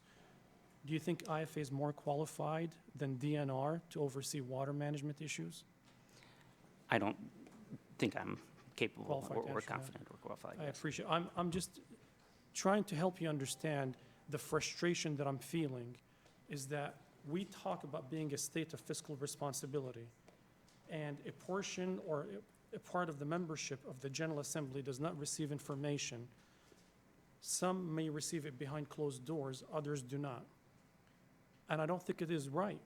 This is not a political issue. This is not a Democrat versus Republican issue. 4 of the candidates for governor are concerned about that too. So this is not a partisan issue. But if we claim we are a fiscally responsible state, I think the least that we can do is that if you don't have anything to hide, and if you're competent and confident about the feasibility of the project, and there are some concerns about, we don't want legislators to disclose public information. Let's talk about non-disclosure agreements. Let members sign these information, hold us accountable. But to expect us, I'm not doing my job by sitting over here to support a project, and I can go back to my district and tell them, we're giving almost $300 million worth of incentives to project. I don't know the company. I don't know where it's going to be located. I have no information about how much water is going to consume. But trust me, I work with amazing friends in IEDC who will bring the best interest for the state of Indiana. Please put yourself in my shoes going back to my district trying to answer these questions. It's extremely difficult. This is not personal against any of you individually, but again, I'm very frustrated with the approach of the agency. In my district, what I'm hearing is erosion of public trust of how these dollars have been used. So please take back that to the agency. If you sincerely consider us as legislative partners, those who have not received that information, we will work with you. We will support you. We'll offer solutions. We want to be partners. But it's very frustrating to be here asking way too many questions publicly in committee just because we were not extended the courtesy to be updated behind closed doors if it requires a non-disclosure agreement. So please understand my frustration with this, and I hope that we can improve on a move-forward basis to deal with these issues. Representative Delaney. I want to make a statement rather than ask a question. I share Senator Kadura's concern. I have deliberately not asked for any information about any of these projects from the IEDC. I'm an elected official. I'm not your employee. If you send me materials, as you have done here today, I read them and I react to them and I ask my questions at a public meeting. I'm not aware of a procedure that we have for oversight of your agency that addresses your need for privacy and negotiation secrecy and our obligation to the public. So I'm not asking you for any private information. I won't accept any. Anything you give me, you should assume I'm going to give it to the public until the legislature sets up a structure. This is not that structure for true monitoring and oversight of what you're doing. They know how to do it in Washington. Everything's wrong in Washington with one exception. They have intelligence committees that get information. It goes to a certain number of legislators. There's certain tipping points, certain things happen, they have to be told. And they have a role, but it's all it's all understood, it's all written down. We're not there. So you're not going to get any requests for inside information from me. I stand ready to join others in the legislature in figuring out how to monitor you and the Finance Authority. I think that's important because you've mentioned several funds here, but every one of those funds is consisting of public dollars, right? Doesn't matter whether it's the deal closing fund or the site acquisition fund or whatever the fund was you got to do the study of the water. It's all public money, right? All right, so we got to solve that problem. I don't think we're there. I give you credit for trying. You're playing this tete-a-tete with me very nicely, but it's not adequate. It's not your fault. Thank you. Thank you. Senator Mishler? Thank you, Mr. Chairman. I'll comment on the water. So I was made aware of the issue with the water in the LEAP district sometime during session. And that's kind of when I was made aware of it. But I kind of went back in time, and several years ago, I was on a study committee for water. And it was determined in that meeting, I said, why am I on this committee? I have plenty of water where I am. And they said, that's why I was on it. And so it was determined that there would be a water issue in central Indiana for future growth and development. And that was probably, I'd take a stab, 2015, 16, something like that. So evidently, it was on the radar that there would be a water issue in central Indiana. But and then kind of the LEAP wasn't specific toward LEAP until for me personally, was sometime during session. So I just kind of want to clarify that it wasn't like a secret that there was a water issue in central Indiana for several years. I think just now it's kind of come to a head, maybe? Yeah, Senator, I appreciate those comments, and there have been studies going back as far as the 60s indicating that there are challenges to support continued growth in central Indiana without identifying additional water resources, and that is one reason why we looked at this opportunity as a way to help utilize economic development investments to be able to help offset the cost of building that, knowing that it's going to have to happen at some point here in the future. So using economic development to do so was an opportunity for us. Is it fair to say that one of the investments in the northern part of the state, that was kind of one of the issues of why they chose that area, because there was plenty of water and utility infrastructure and things like that? Absolutely. Okay, thank you. Further questions? Item number 18 then, please. Thank you, Mr. Chairman. The final project on the IDC's agenda this morning is a request for $15.8 million from the IDC's Site Strategies Fund to support the acquisition of approximately 257 acres in Howard County. The land is required to accommodate several current and potential advanced manufacturing projects, building on the momentum around the EV component and automotive manufacturing legacy in Kokomo. Through these investments, the land purchases will enable projects that will support over 4,000 new high-quality jobs for area residents. A portion of the acreage is required for an existing project and will be transferred to the company. The disposal of the remaining land will be subject to negotiations with prospective companies as negotiations proceed. I appreciate the time this morning and am happy to answer any questions about this project. Thank you. Questions? Representative Porter? Thank you, Mr. Chairman. We've heard about 6 projects this morning, this afternoon. Will you be coming in front of the State Budget Committee asking for any more projects from IEDC? Potentially, yes. Potentially. So you've come through and ask for all these projects, and I'm gonna say it again because you're gonna use the word potentially. Are there any more projects that you have dollars in the budget that you have not spent? Are you gonna come back and communicate with the state budget committee and ask for permission to move these dollars? If The we get, augmentation is a new phrase of the. if we get to a point where, we are at that stage in negotiations, I would anticipate that the IDC would, appear before you, yes. Because from my window, what I feel when looking at these 6 projects is that we want to get this over with. We ask too many questions. We ask for too much transparency of IEDC, and we want to go ahead and take our comments now, so we don't have to come back and deal with the legislative branch of government. That put this money in there for you guys.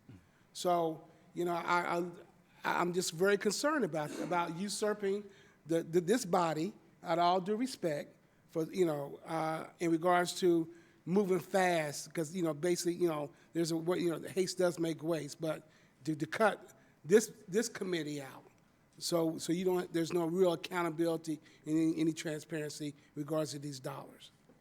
If we were to utilize either one of these 2 funds for any future project, we would have to come back before you to request that those dollars be released. Representative Porter, I would add that the timing of these 6 projects is driven by land option closing timelines, as Representative Delaney mentioned, as well as company decision timelines. So it was a function of when the timing of options, as well as companies looking for financial security from the IEDC, of why these projects are coming now. Representative Delaney? Yeah, this is quite a different deal, this one in Howard County. I want to understand, you're acquiring 257 acres. Is that in one project, one purchase, one real estate transaction? It'll be with a number of landowners. So multiple landowners together, 257 acres. How many acres are needed for the existing project? The 4,000 jobs you're talking about, of the 257, yeah. Roughly 120 to 140. So some of that will be for facility, some of it will be for construction storage. So you'd have about 140 or 50 acres left over. So in effect, IEDC becomes a landowner in Howard County. And in effect, this is an industrial development project, which historically would have been done by a county, as I observe what goes on around this state, or a city. So are you going to become, in effect, an industrial development proposal entity? The intent with this land is to transfer it to potential or current businesses. You have some lined up that are talking to you? Yes, but I don't want to comment on anything. Yeah, because oh, I it's public don't want yet. the details. I've made that clear. So you're going to hold some land, and meanwhile, we presumably won't pay property taxes to the locals because we're a state entity, so that goes off their rolls as long as you have it there. Okay. Does IEDC as an institution have experience in holding real estate for sale? I would say yes, through our strategic site initiative. We've worked alongside a number of different stakeholders and partners throughout the years to identify and secure land control. Admittedly, we have not had the financial resources necessarily to be the ones to execute on some of those contracts in the past, and I think that's maybe the difference that you're seeing now through the Land Acquisition Fund is we're in a position to play more of a contractual role than we were before. So instead of being a broker or somebody introducing people, you're the owner of some of the real estate and you're the seller. This is quite a change in your role. That's one of the reasons I'm very interested in how your organization is evolving, because that's quite different. Is this program under, a couple of years ago, I can never remember the bill number, we passed a bill creating a certain size of transactions would be allowed the state to come in. Is this one of those? I'm not sure I recall that piece of Well, we legislation. had a bill about when local zoning applies, when local zoning doesn't apply, and so forth, as I recall. We had a structure for certain large projects would be basically run by the state.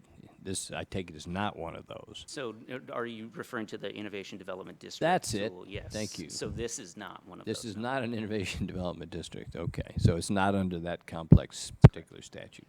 This is just land you're buying and hoping to sell. Are you getting, are you paying $100,000 an acre for this? I will not comment on that piece because the transaction is still All right. pending. Okay. The intent is to sell it virtually immediately upon us taking control to a current end user that is needed for the second phase of their facility in Kokomo. Right. And then, as I mentioned, another portion of it will be used by that same user for construction storage. Right.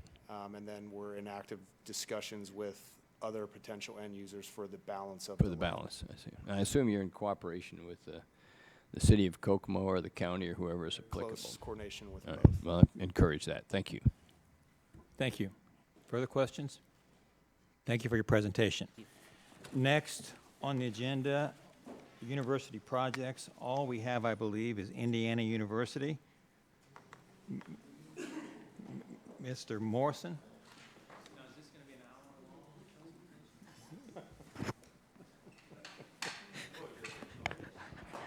Thank you, Mr. Chairman, members of the Budget Committee.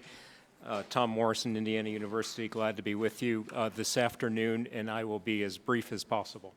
Our first project is here in Indianapolis for the IU School of Medicine. It's a research build-out of our academic medical center that is currently being built at the complex at 16th and Capitol. The previous project that you have approved is being built now, and this is to build out the top 3 floors of that complex for research purposes. This will be a $30 million project. It's about 50,000 square feet, full research, a little bit of accompanying project to build in tunnels between it and the partnered Neurosciences Research Center to the north. Let me also pass along my appreciation to the General Assembly. About 14 years ago, the General Assembly funded the Neurosciences Research Center, and we built it a few years after that. And that facility, in terms of its research, has paid back many, many, many times over in terms of that original investment, and it wouldn't be but for that building that we would be considering doing these 3 floors as part of this complex as well. This will be to extend neurosciences research and cancer research into this building. The reason that we waited to this point and didn't do it all as one project is that we were, as we always do, we wanted to make sure we were certain as to the labs that were going in there and their funding. Timing is excellent. If you've driven by the site, you see the steel of that building is about to be topped off, and so therefore we can start the build-out promptly, probably later on this summer. The building itself should open up in early 2025. And so the source of funds for this is School of Medicine, operating funds, and philanthropy. Happy to answer any questions. Thank you. Any questions? Representative Porter? Thank you, Mr. Chairman. Tom, one quick question. Are you guys building this in conjunction with with the Methodist Hospital, or are you, this is your own separate project with them? A little bit of both. It is our separate project fully. This building is Indiana University School of Medicine, but it is existing in a campus development that also is partnering with the hospital complex that's going in around us. Would you please, excuse me, turn your microphone on, would you please, Mr. Morrison, or Dr. Morrison? Thank you. So unlike Methodist, you guys do adhere to XBE participation? We do as well. Okay, and your numbers are? Actually, the joint venture that is building the existing building is a 50/50. Okay. In terms of XBE too. Okay, thank you. Thank you. Further questions?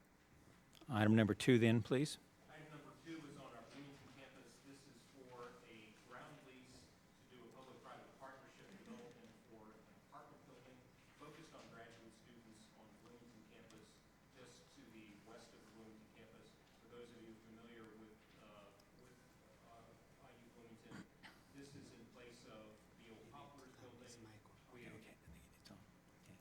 How's that?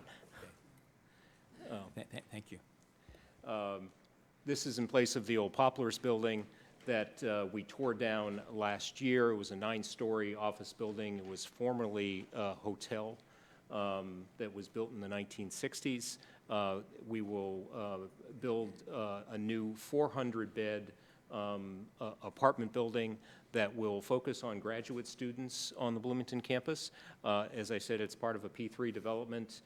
This approval is simply for the lease of land to the developer. It'll be a 6-story, 200,000 square foot building. No risk to the university. We participate on the upside of the rental of apartments to students, and a little bit of risk on the downside will only go against the ground lease. Happy to answer any questions. Thank you. Questions? Thank you. At this point, let's take a brief recess. Let's try to reconvene in 15 minutes. Brief break. Reconvene in 15 minutes. Then recess.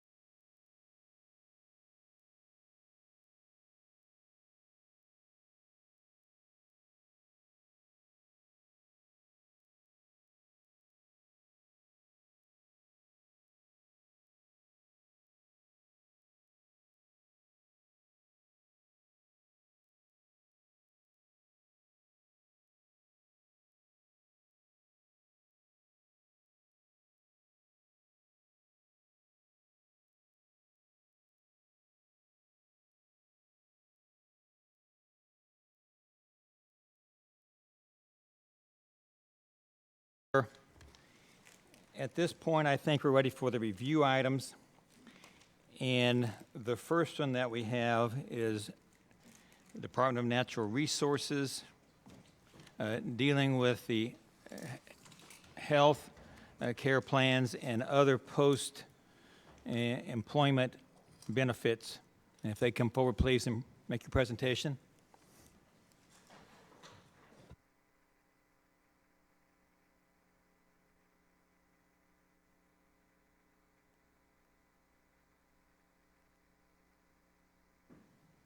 Thank you. Go ahead, please.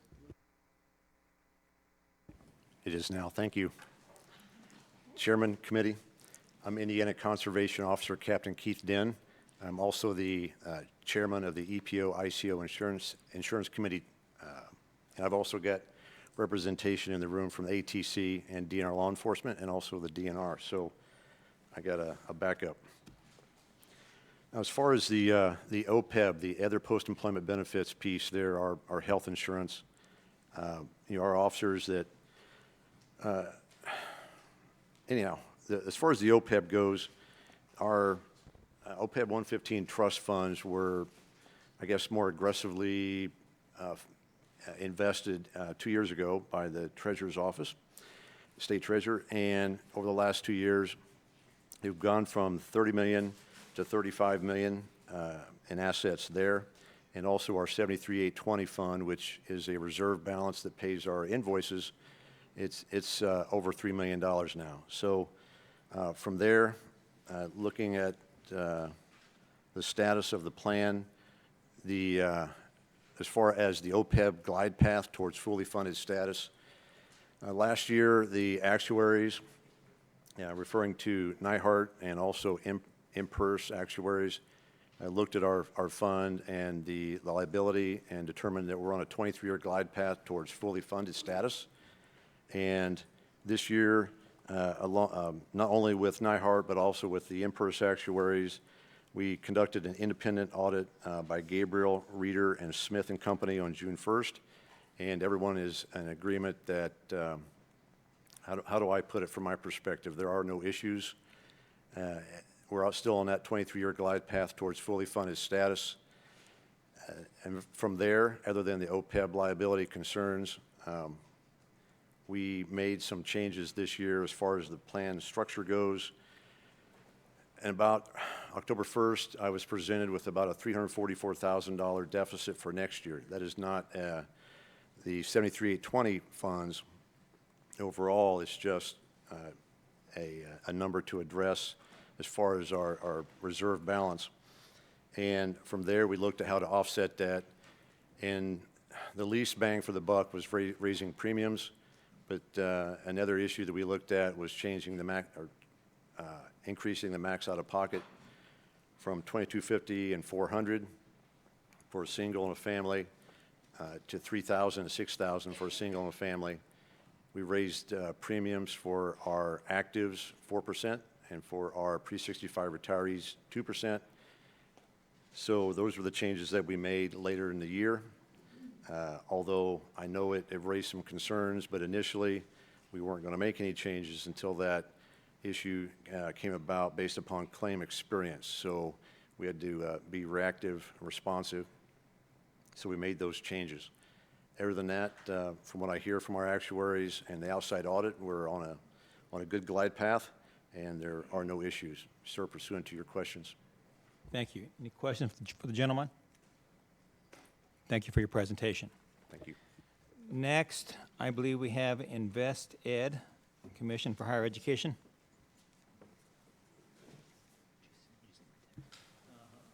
Go ahead, please, sir. Good afternoon, Chairman Thompson, members of the committee. My name is PJ McGrew. I'm the Vice President of External Engagement at InvestEd Indiana.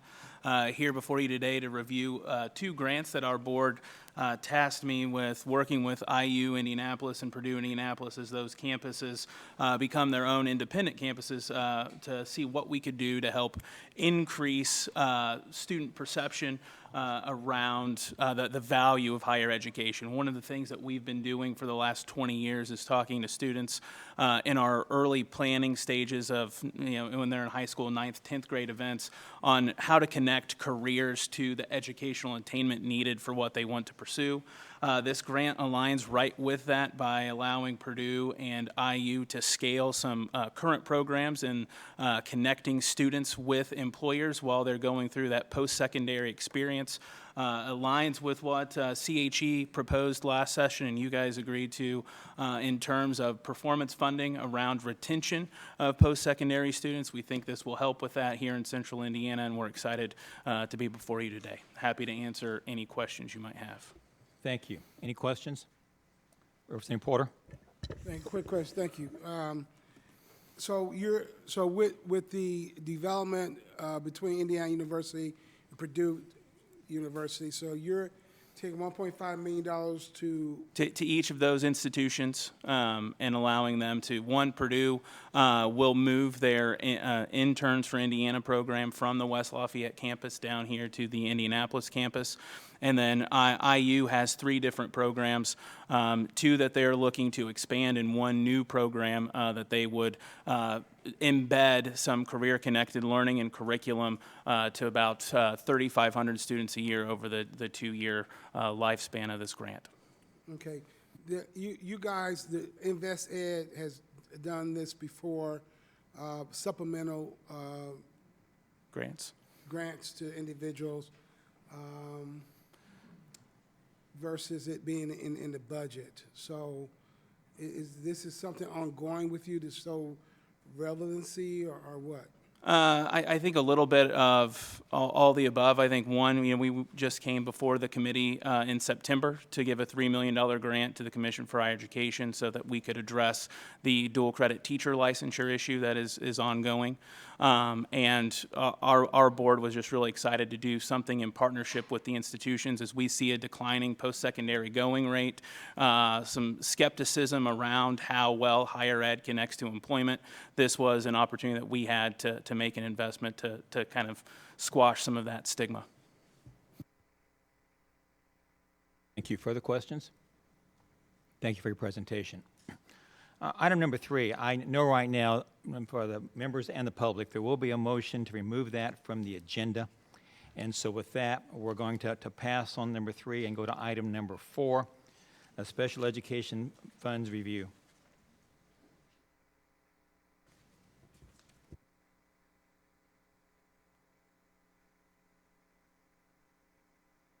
Go ahead, please, ma'am.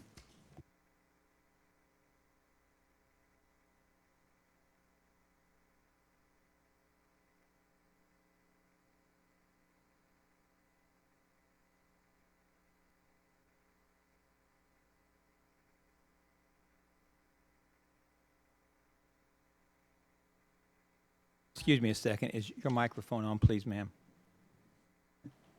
Thank you. I am Dr. Nancy Holzapfel. I am the Director of Special Education at the Department of Education. And under HEA 1001, we were tasked to do a study on excess cost.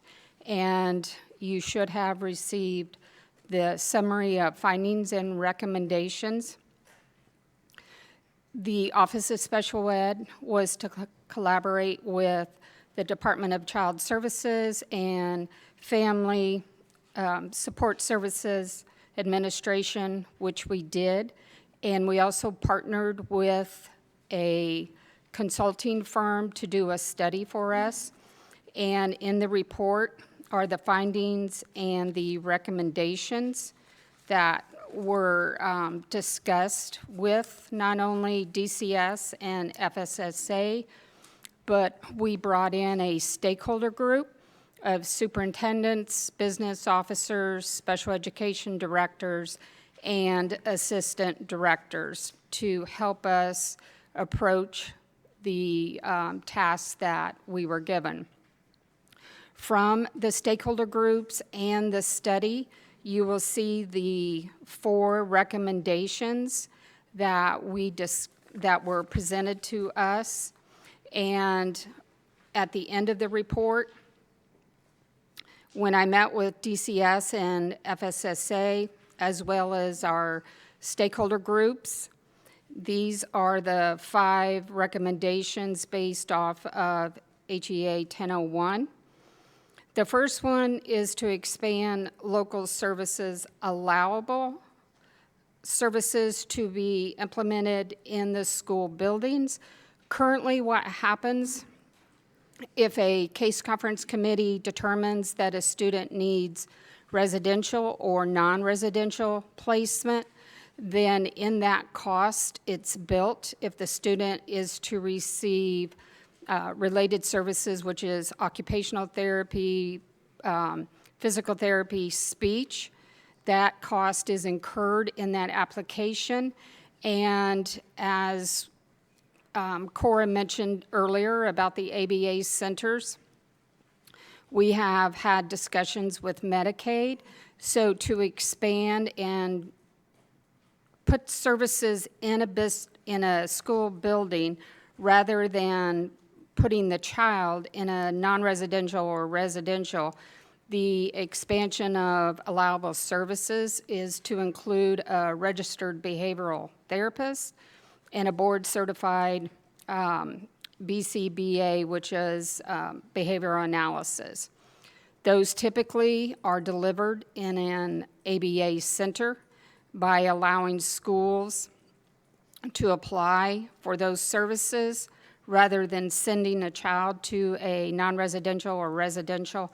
That would defer the cost of the application. Also, nursing services. We have several students who are placed in medical facilities based off of their health need. And if a school were to apply for nursing services to allow that child to be back into the school, that would be a deficit in the cost comparison of a residential or non-residential. The second recommendation is to set the rate for each vendor for residential and non-residential placements, and the cost should be established by the program or the unit the student attends. We will work closely with DCS as they oversee the facilities in the state of Indiana to make sure that what our public schools are being charged currently from the vendor matches what DCS pays if they place a child in a facility. So there's no difference in the cost. Also, to complete a signed interagency agreement between DOE, DCS, and FSSA. So we will enable necessary student-specific communication. Oftentimes, our students are the same students, and this will allow an open communication between the agencies. Recommendation 4 was to post the excess cost manual on the IDOE website. We have done that. We revised prior to the state budget increasing our line item. We had started to take proactive measures. So with our stakeholder group, we had revised the manual. We have a scoring rubric that we look at. We implemented internal controls. So we have 2 people reviewing budgets. We have 2 people reviewing applications. And if the applications don't meet the requirements in the rubric, we will send those back for clarification or additional information. And oftentimes, the school districts will then not resubmit. So we've posted the manual on the Office of Special Ed's website, and we have also posted the list of the vendors, residential and non-residential facilities in the state of Indiana. So then public schools, when they're trying to figure out and find a facility for a child, they can access that list, and it takes them straight to the facility so they get information. This past year, from January to December 8th, We have received 215 applications. Of those, 117 were for non-residential, 98 were for residential. And then of the 215 applications received, 165 were approved, 74 non-residential, and 91 residential. We often see more applications for residential due to the location of the vendors and the location of the child. So if we have a child in South Bend that needs to attend the Indiana Developmental Training Center in Lafayette, that could be a 3.5 hour bus ride one way for the child, which is not acceptable. And the school district and the parents then agree, then that child would just be a residential student rather than a non-residential student. So those factors play in as well. Of the disabilities of students in Indiana, the highest number of disabilities that are placed through residential or non-residential are students on the autism spectrum, which then is followed by students who are identified as emotional disabilities. We've seen an increase of applications after the pandemic, and then also the vendor rates increased, which caused the our line item to be depleted quicker than what we had anticipated. And the extra money that the state budget committee gave the Office of Special Ed, we have these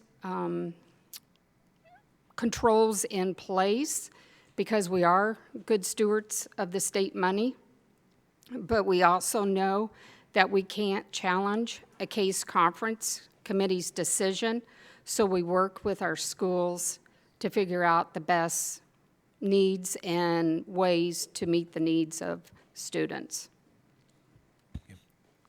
Thank you. Mhm. Any questions for the lady? Thank you for your presentation. Thank you. I believe next we're ready for fees, fines, and penalties. We have, I think, 3 different agencies. And the first is the Indiana Gaming Commission. Gentlemen, come forward, please.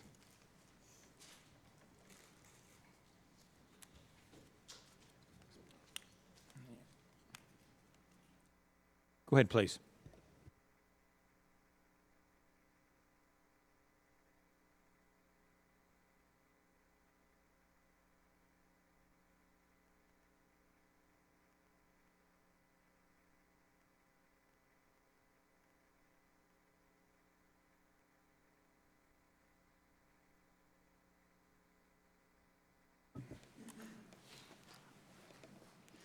Momentarily, I will pass the presentation over to him to take you through the packet and the work that we have done. The pillars of gaming regulation are trustworthy actors, patron protection, and returning tax revenues to the state. The public policy helps ensure that gaming is conducted honestly, competitively, and avoids criminal or corrupt developments that can harm both the state and the industry. To carry out this policy, the legislative intent behind the creation of the Gaming Commission, as set forth in IC 43312, tasks us with maintaining the public confidence and trust through our law enforcement and regulatory efforts. The Commission is charged with overseeing and regulating casinos, racinos, retail sports wagering, online sports wagering, paid fantasy sports, charity gaming, and boxing and mixed martial arts. Is the mic not on? Blue light means it's on, right? Okay, is it working now? Sorry about that. Included in the submitted materials are fee and fine schedules for paid fantasy sports, charity gaming, and boxing and mixed martial arts. The thrust of the packet, though, addresses the areas of casinos, sports wagering, and gaming supplier regulation, focusing on casinos. In Indiana, casino licenses are statutorily created and limited to 13 localities. These privileged licenses allow casino operators the opportunity to recognize significant revenues. For the past 30 years, our regulatory and oversight efforts have led to many successes in the industry and the state of Indiana being recognized as a national leader in gaming regulation. There exists a partnership between the state and the casino industry. When the industry prospers, the state does as well. The casino industry is important to the state because it employs thousands of Hoosiers and returns billions of dollars in taxes to the state and local communities. Since the inception of casino gaming in the state in 1996, casinos have enjoyed a win of almost $59 billion. During that same time frame, casinos turned over $15 billion in wagering tax to the state and almost $2 billion to local communities through admissions and supplemental taxes. The sheer size and scope of the gaming industry requires a thoughtful, rigorous regulatory approach that encourages growth and innovation while requiring accountability of those regulated entities. A sustainable gaming industry that can continue for decades to come can only be safeguarded through regulation that meets that challenge. I will now allow my colleague Dennis Mullen to discuss our 1623 packet. Thank you. Thank you, Chairman, members of the committee, and staff for having us today. Following the passage of House Enrolled Act 1623, the Indiana Gaming Commission immediately began its process to meet the new requirements of this law, culminating in the 4 rules submitted to you all today. The first rule is a fine schedule. This covers casino, supplier, and sports wagering licensees. The schedule outlines the following items: legal authority, a description of the violation, and the amount of each fine, including how repeat violations are treated. As far as the fine amounts, the IGC utilized what has been in use for many years, but took into account feedback received during recent one-on-one meetings between casino leadership and IGC executive staff. At these meetings, we made our disciplinary process a focus point of discussion. Then, in September of this year, after our 1623 rules were drafted, the rules were disseminated among our licensees for an informal comment period. We received good feedback and engagement from our casino licensees, and the IGC adopted many changes to our schedule as suggested in those responses. We are also pleased to note that in the comments received from the Casino Association of Indiana, members pointed out recognition that many of the discussion points that had been raised in the one-on-one meetings I mentioned previously had been proactively addressed in the rule. Lastly, this rule includes a fee for background and financial applicant investigation costs. By statute, applicants for a gaming license in Indiana must reimburse the IGC for investigative costs. Pursuant to House Enrolled Act 1623, the Indiana Gaming Commission has included the hourly rate utilized for purposes of billing, $65 an hour. This amount has been in place since at least 2016. We are not seeking an increase. In addition to that schedule, the IGC submitted 3 separate fine rules concerning charity gaming, paid fantasy sports games, and then boxing and MMA. For our charity gaming rule, all violations are treated similarly, setting the fine amounts at $750 for the first violation, $1,875 for the second violation, and $3,750 for each additional violation. For our paid fantasy sports rule, we utilize the statutory maximum of $1,000 for certain violations of statute, including allowing underage individuals to participate in the contest, not maintaining the statutorily required reserve account to cover participant funds, and then failing to complete the statutorily required annual compliance audit. All other violations of paid fantasy sports game rule or law would be subject to a $500 fine under our rule. Our athletic rule covers any potential fine for boxing or MMA events that the IGC regulates. The IGC has set its rule at $500 per violation. While the rules outline specific fine amounts that would be applicable, they also include mitigating factors that can lessen or eliminate any of the fine items in our 4 rules submitted today, as well as specific aggravating factors that could increase the fines described. Finally, each of the rules before you outline the procedure that will guide disciplinary action. This includes a notice of the violation, an opportunity for the licensee to respond and provide mitigating factors, and an offer of settlement. Settlement language includes citation to the statute or rule violated and agreed upon factual stipulation, and of course the fine amount. All settlements are then posted on our website as they have been since the inception of the IGC. We will be happy to answer any questions you have during regarding our rules packet, and thank you again for your time today. Thank you. Questions from members of committee? Senator Mishler? Thank you, Mr. Chairman. Not a question, but more so of a comment. There was a lot of concern last time when it wasn't on the agenda, and we're talking about transparency, so I'll be pretty transparent here, and I'll fill you in. So Senator Garton reached out to me with some concerns that he'd been having with the Gaming Commission for the past year, and he can elaborate on that if he wishes. And after speaking to Representative Thompson, we agreed not to put it on the agenda and that we would have a meeting with the Gaming Commission. At the end of that meeting, we decided that we should have a meeting and include Senator Garton, and we could find resolution. So during that meeting, I actually asked some other questions, and afterwards, we kind of questioned the answers that we received. So we wrote a letter to confirm that those were the answers that we received, and we received a response, and I felt that we could work internally and find this resolution. We had no intention of embarrassing the Gaming Commission, but later discovered they could do that on their own. So I guess I can't comprehend why someone in your agency would be so compelled to share a letter that basically confirms that you don't know how your agency runs.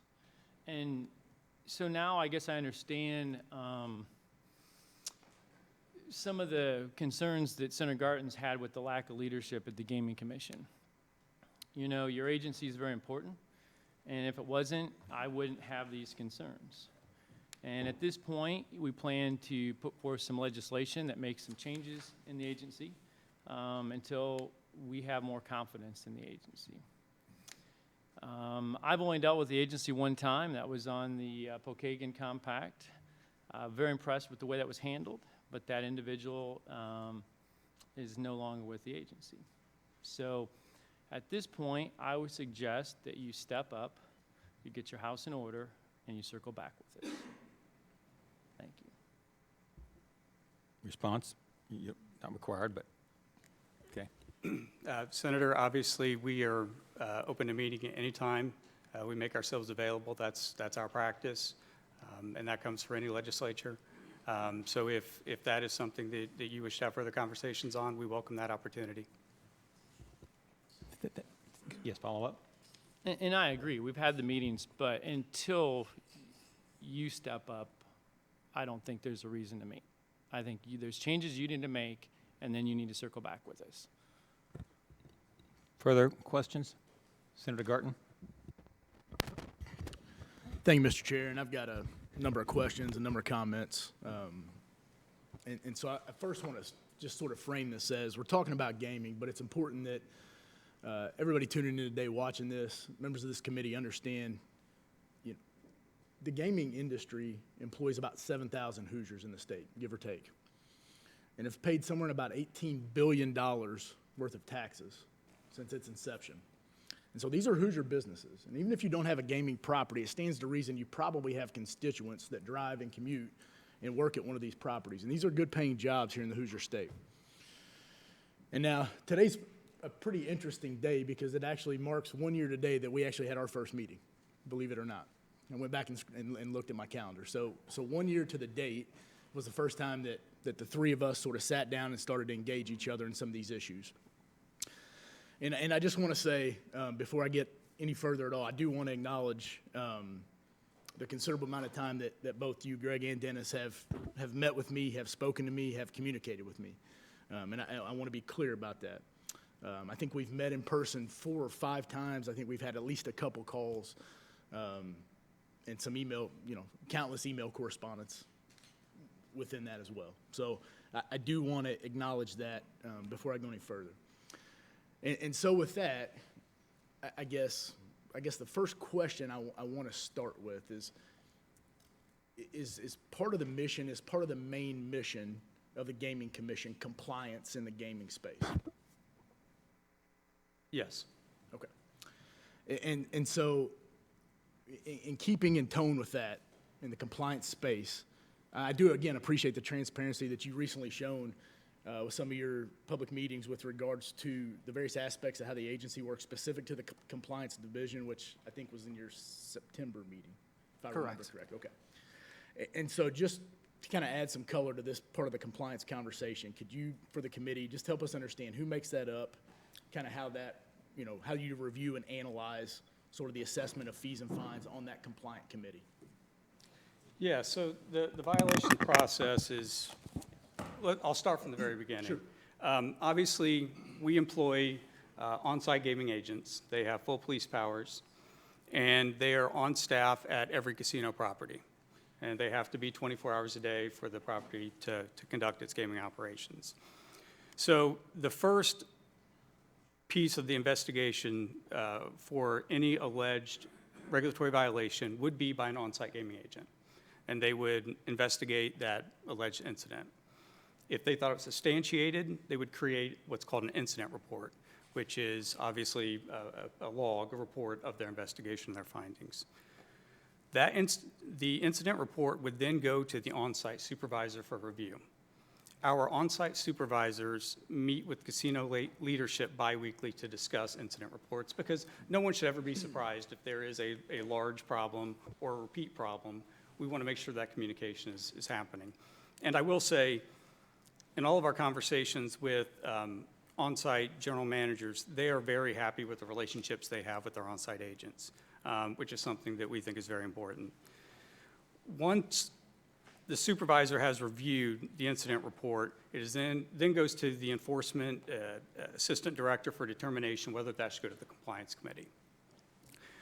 If it's determined that it is a matter the compliance committee should discuss for a possible monetary fine or letter or whatever discipline may come, it is reviewed by the compliance committee, which meets before each quarterly meeting. That is staffed with employees from compliance, audit, gaming integrity division, enforcement, sports wagering, licensing, and legal. They have disciplinary action recommendations, which they send to executive staff for final review. Then we go through the settlement process. So if it's determined that that action is going to result in a notice of violation, that will be sent to the licensee. And that is through a draft settlement agreement, which is worked on by our compliance division and our legal division. It's sent to licensees, and we've worked on this process to give more runway because we do think that's important. So we try to do it weeks before the meeting comes up, so there's opportunity for review. The licensees have the opportunity to dispute the claims, provide additional information, and also any mitigating factors they may have. IGC works with licensees to finalize the agreed-upon settlement agreement, including the language that will be included. If the matter is complex and requires additional discussion, we will hold that item until the next meeting so we can give it more time. So that's sort of the background of how we get from a possible violation on the casino floor to the ultimate settlement process. Well, our compliance director, our compliance assistant directors, audit director, director of gaming integrity division, an enforcement representative who's one of our assistant directors, our director of sports wagering, our our administrator of our licensing division, and our deputy general counsel. Got it. Thank you. And so with regards to the time frame that you mentioned in that dispute process, you said you kind of extended that runway, and I think that was through some of the feedback you got from some of the properties. Is that correct? That is correct. So what is it now, or what will it be? We shoot for 30 days. Okay. How many agents, and maybe that's the wrong verb or terminology, how many folks within your agency do you have that are working through those disputes or negotiations on, say a fine that they don't agree with or an infraction they don't necessarily agree with? How many people within your agency are actually going back and forth with the properties on specific? Well, we want to have one point person. That's our compliance director to make sure that we're consistent. Now, there can be a lot of stuff on the back end, obviously, because we're going to continue talking to the on-site agents because obviously they were the ones who wrote the report. They're the ones that observe the act or omission, or whatever that is. But we have one contact point, and that is our Director of Compliance. Okay. And I'm making an assumption here, so if it's wrong, please correct me. So I would assume that there are multiple disputes being negotiated back and forth between multiple properties at the same time? That's correct. Okay. And so one person is managing that back and forth? I wouldn't say managing. I would say they were the point of contact. Okay. Now, oftentimes, there's more folks. Obviously, legal's involved, Dennis will be involved, even the executive staff will be involved if it rises to a higher level. So if I'm a gaming property, how do I communicate with that one individual on something I disagree with? Well, you are emailed the draft settlement agreement, and you respond in writing to that. And sometimes, if you're like, hey, look, we are going to respond in writing, but this is really, really complex. Right. Could we do a call to go through this? We'll take that call as well. Okay. And have you always done that? You've always been open, phone lines have been open, communication that way? Yes. Okay. That's not been my understanding, so I appreciate your clarification on that. I will say there has always been a preference that you do respond the first time in writing, so we know exactly what that dispute is, what the issues are, your mitigating factors. Because as you said, there's often a lot of things going on at the same time, and to the extent that we can sort of narrow what those specific issues are first, that may really help us to resolve it. So if I'm general counsel or an attorney for a gaming property that has a disagreement about one of these factual bases for a fine, what recourse do I have? Like, what can I do? If we just disagree, we're not getting to it, deadline's coming up, what can I do? Well, I'll let Dennis take care of the second part, but the first part is, obviously, these settlement agreements are all voluntarily entered into. So they can always choose not to. That is always one recourse. But I guess that's my question. If they choose not to, what then? Dennis, do you want to take the administrative piece? Sure. Yes, Senator Garden. So the options at that point would be, as an agency, we have to decide, based on the evidence that we have gathered, our report, what we're hearing from our agents on site, would we feel confident enough in bringing an administrative complaint on that matter or not? We don't want to, we're not going to require, and we cannot require a licensee to enter into a settlement agreement when there is a dispute in that factual stipulation. So the goal would be to continue working with the casino to come to some sort of understanding on the factual basis. And if, as Greg mentioned, that requires us, putting that settlement aside for another meeting to go gather more information, to see if what the casino licensee is putting forth is the accurate version of events, that's what we'll do. And we have done that often. So at that point, and again, assuming I'm the attorney or chief legal counsel for one of these properties, am I in non-compliance at that point? Can I be fined additionally or have an aggravating? No, okay. Not at all. But ultimately, if we still come to a disagreement, what's my course of action? Your course of action would be you just disagree and you're not going to enter into the settlement agreement. Then it would be incumbent on the IGC to decide, well, do we want to proceed with an administrative complaint filed with the Office of Administrative Law Judges? So we go to an ALJ? Exactly. Right? Yes. Okay. Correct. So I'm the attorney for a property. I decide we're just not coming to an agreement here. We're going to go before an ALJ, right? Or sure. You determine that, whoever determines that, right? And this is where we enter into a portion of the conversation. Myself and Representative Delaney have spent a number of conversations, negotiating and debating back and forth in another committee. So I'm now at a disadvantage because of something called judicial deference. So now I go before an ALJ, and the ALJ says, hey, Gaming Commission, you're a government agency. We're going to defer to you in your interpretation of your own rules.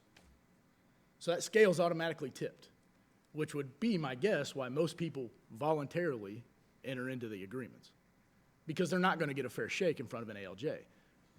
So let me clarify that, especially for members of the committee, because I've actually learned a lot about this process. Not only are their scales tipped, here's where it gets really convoluted. Let's say I go before an ALJ as one of these properties and I actually win. The ALJ rules in my favor, which rarely ever happens, I might add. Guess what happens then? The very next action, it actually goes right back to the head of the agency who can overturn the ALJ ruling. I haven't talked to a single taxpayer in the state that thinks that's fair. Not one. And that's not specific to this agency, I want to be clear. That's dealing with judicial deference, okay? That's a huge issue. But it's a huge issue specific to this. That's why everybody enters into these, quote, voluntary agreements. They're not voluntary. They're not voluntary. Let's be very clear about that. So there's a few things I guess I want to understand a little bit more, and I think you've already answered this question. So with regards to if we go to that ALJ process, and I think the terminology I think you guys used in your draft was failure to cooperate.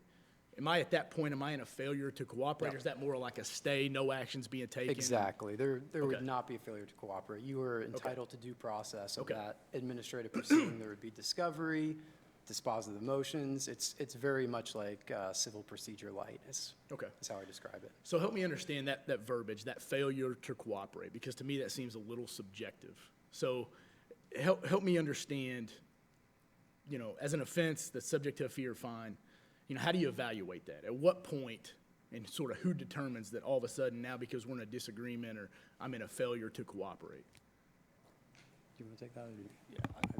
So it has absolutely nothing to do with them disputing the actual underlying fine, fee, or penalty. That is not a failure to cooperate. The failure to cooperate would be, pick the incident. We say you're letting minors onto your floor because you are not running the IDs through Veridocs. And you're like, well, we're not going to give you the surveillance so you can see and look on the dates that you've requested. That would be a failure to cooperate. Now, I will tell you that does not happen.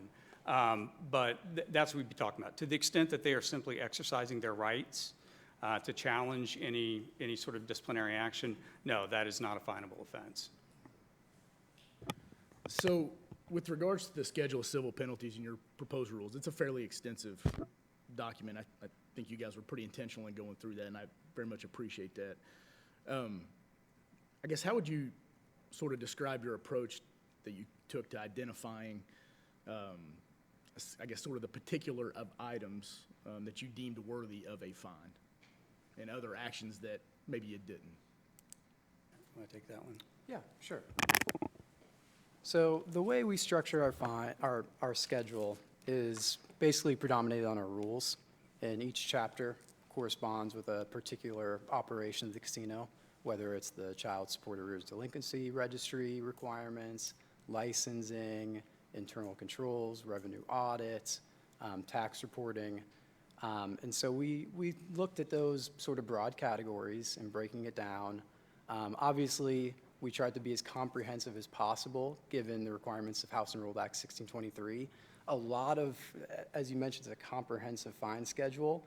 There are a lot of items on here that we simply do not fine for because they don't happen in practice. But we want to make sure we don't have any sort of gap in enforcement coverage, so we wanted those topics to be covered as well. So we looked at traditionally how we've treated all of these items, whether it's a table fill or a failure to renew a license, and assign the amount we always have assigned. And the adjustments were made based on casino feedback that we received, and for things like child support, arrears delinquency. This was a bigger issue for the casinos back in 2016, 2017, obviously a very important statutory requirement that we recognize the casinos just were not checking child support, and this became pretty widely known to individuals who owed back child support, and it was a big problem. And after some enforcement actions, the casinos, to their great credit, have stepped up their game and have demonstrated to us in our meetings that these are high volume transactions, and here's sort of a percentage of the ones we miss. And thinking about it from a materiality standpoint, we sort of agreed with that approach based on where they're at. What were those percentages, just out of They curiosity? were, they're outlined in our rule. It's, if the failure to search error rate exceeds 1.5% of the total searches, it's a $500 fine for each violation. And if the search error rate exceeds 2% of the total searches, it would be $1,000. And typically what we have found is our casinos are well under 1% these days. So, that's a strong acknowledgement towards them and their compliance of that particular area of the casino. How many of the infractions are self-reported? I don't know if we have data I guess across all infractions as an aggregate. Yeah, I don't know if we have specific data on that, and I know that through our meetings, we've had some back and forth on what exactly does self-reported mean. Sure. That piece is difficult to answer. One thing I will say, though, several times in statute and in rule, there are things they are required to report. And another piece is the end of our inquiry, to the extent that anything that would lead to monetary fine, ends with simply a report, whether that comes from surveillance or anyone else. Those are always lead only, because we always have our gaming agents will conduct their investigation and create that incident report, which will be reviewed. So, to the extent something is self-reported, that sort of starts the investigative process. That is not by any means the end of it. So I'll come back to the self-report in a minute, because you're right, we do have some philosophical disagreements on that, but I think that content's important for the committee to understand too. So I guess part of my issue is some of the automatic fines with some of the infractions. There's just an automatic fine.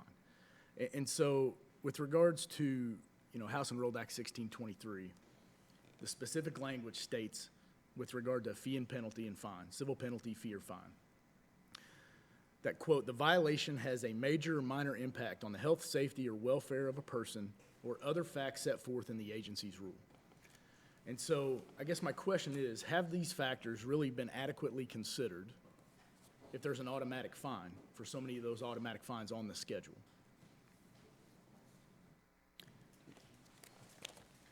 Well, to answer your question, nothing on our schedule is an automatic fine. Everything would be routed to the casino. They would have an opportunity to provide some context. And I guess going back to Greg's example about the minor on the casino floor, if the casino comes back and tells us this was a really good fake, and we look into it, and sure enough, yeah, this was a really good fake ID, we would not fine under that circumstance. And that's why the process But the way it's written right now, you would have issued the fine first. No. We would have issued a notice of violation. Okay, well, let's talk about the instance, very specific instance we talked about at a very specific gaming property in southern Indiana where a minor did get on the floor. And there was an automatic fine issued until there was some commentary back and forth, and I think you either dropped the fine or you maybe even rescinded it. I guess we disagree on the automatic fine. We sent a notice of violation, a settlement agreement. With a fine amount attached to it, right? Exactly, and we gave them an opportunity. That's not an automatic fine. If I'm a gaming property and I get, I get a letter from the gaming commission with a specific amount, that's not a fine. That's not an automatic fine. This is part of the settlement process that we go through with every licensee. We give them an opportunity to respond. It is not an automatic, you shall pay this amount. The specific instance we're talking about, it's important because a minor on the floor is a very big deal, right? In this specific instance, there's a buffet at this specific casino property, and I'm paraphrasing a lot of this, but it's all captured on video, surveillance. Basically, a mother and a father with a young child. Those of us that have young kids have broken free from our hands numerous times. Young child breaks free, breaks across the gaming property line, right into an officer, maybe a foot past.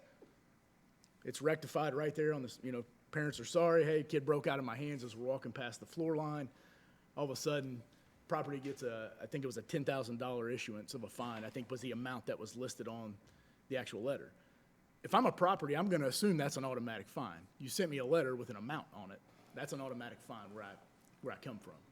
Now, you can say you rescinded it, and I think you did, and I'm glad that collaboration happened. That was still an automatic fine.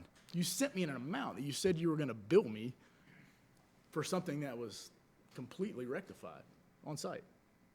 Well, I would also go back and when we go back to the incident report process with our on-site gaming agents, that shows that there's nothing automatic. Our data from beginning of 2017 through September of 2023 shows that about 84% of all incident reports lead to absolutely no action against a licensee. Well, I'm sorry, what was that percentage again? 84%. Okay. So, just because an incident report is written and something does occur, which could be a violation, that does not automatically mean it is. And obviously, 84% of the time, it doesn't lead to that. Only about 12% of the time over that time period from 2017 has that led to any sort of monetary fine for any of our licensees. And even with that, that doesn't even take into account of the settlement process, the mitigating factors, and other things. So things can drop off even in that realm as well. So there is nothing that I would call automatic necessarily.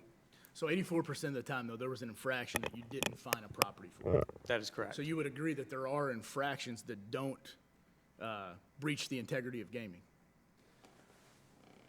I know we've disagreed about this as well. So I would assume if they breach the integrity of gaming, you would fine them, right? Well, oftentimes these things are very complicated, and there's more to it. So whatever that initial report may be by the gaming agent, with additional investigation, there may be a supplemental report. There can be a lot of reasons that thing does not ultimately go to a finable offense. And so it's kind of hard to say exactly why that may be. But no, I think our gaming agents do a really good job. They're looking out for the integrity of gaming on the floor. And that doesn't, just because they have an incident report that doesn't lead to a finable event, that doesn't mean that they did a bad job in drafting that report to begin with.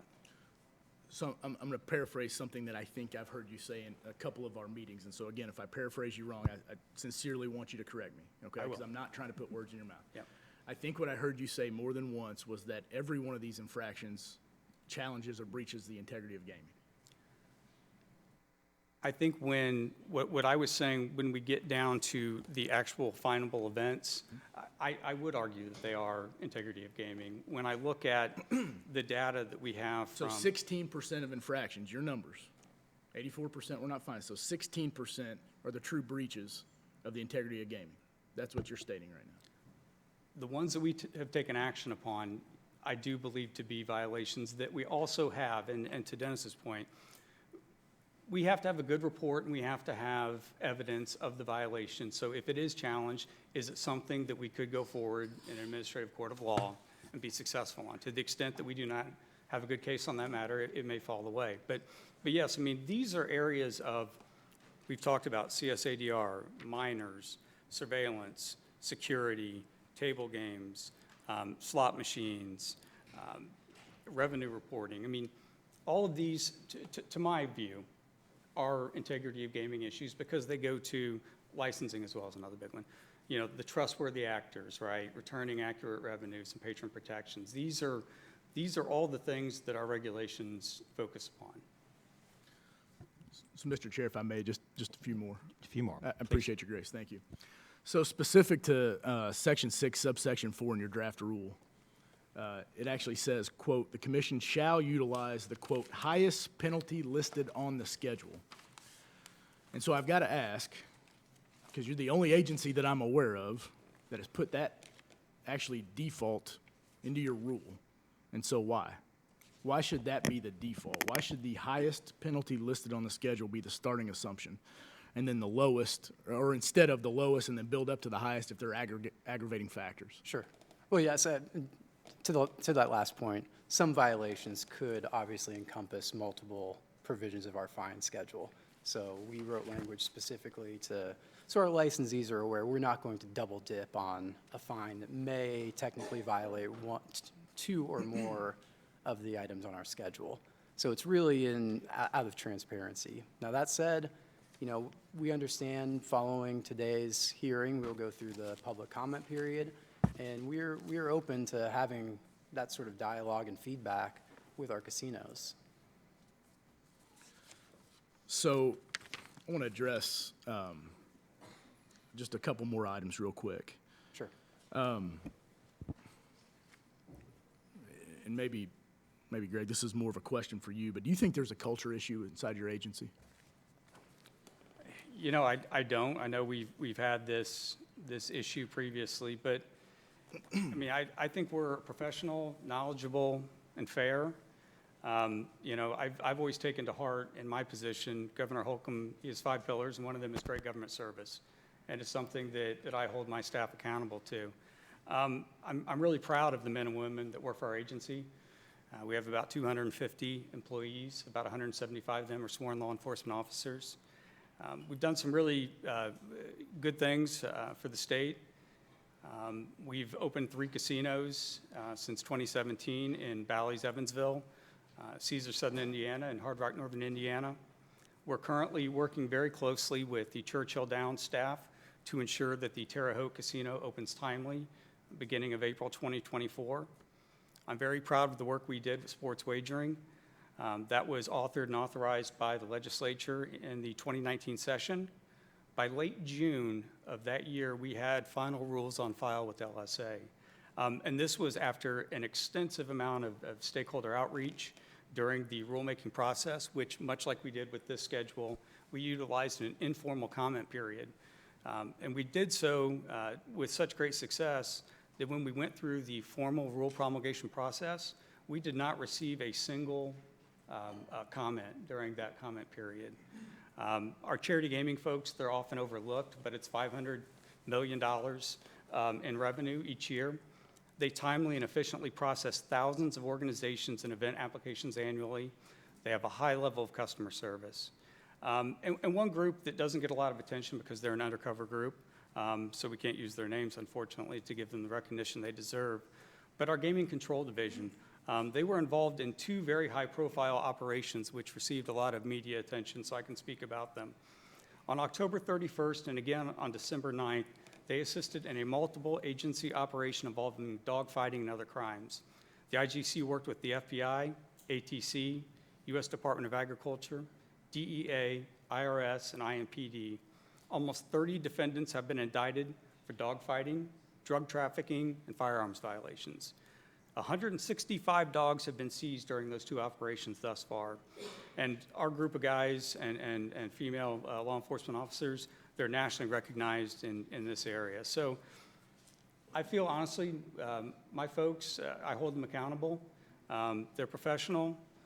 They know the subject matter because they have to. This is, what we do is very complex. We cover a lot of different areas. And we got a lot of folks, I think, do a great job. So I want to clarify a couple things because there's been a lot said, some in the media, some amongst members, about the gaming community this year for a number of reasons. And if you'll remember, we had a call on October 25th. I don't expect you to remember the date off memory, but I documented it. And that was sort of the first time I think we both sort of acknowledged we felt like we were both at a little bit of an impasse on things we were sort of discussing and debating. And I was relaying to you concerns that operators had with your proposal and instances of retribution that they believed had been taken by your agency. And you said you weren't hearing the same comments from the operators. Do you sort of recall some of that? And again, I'm paraphrasing. I recall that. Okay. And again, that was unsurprising to me, given the concerns that had been relayed to me by the operators about speaking out. And so I told you that on that call that I'd be requesting anonymous feedback from operators. And so regarding feedback on your proposal, not your agency. And I can confirm that we did have a few emails from operators that provided written responses that did not cite considerable concerns, and you mentioned that earlier.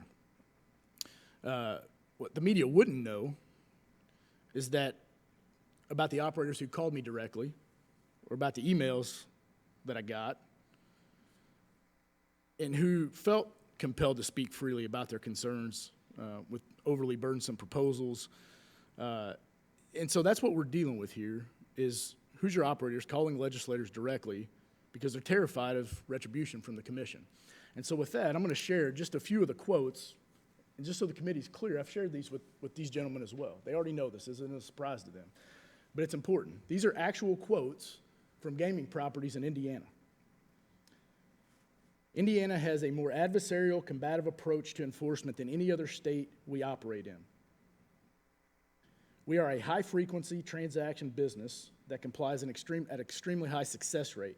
Most of our infractions, over 90%, are self-reported, but we're fined and treated like criminals. The deputy commissioner is the most abrasive, combative, unprofessional person we have ever worked with in any state. We ask questions regarding our compliance issues, and we were threatened and told, quote, keep asking questions and you'll end up on our list, and that's not a list you want to be on. Another quote, our property has been threatened with more punitive action for asking questions. I reached out to multiple other properties, and they confirmed this has happened to them as well.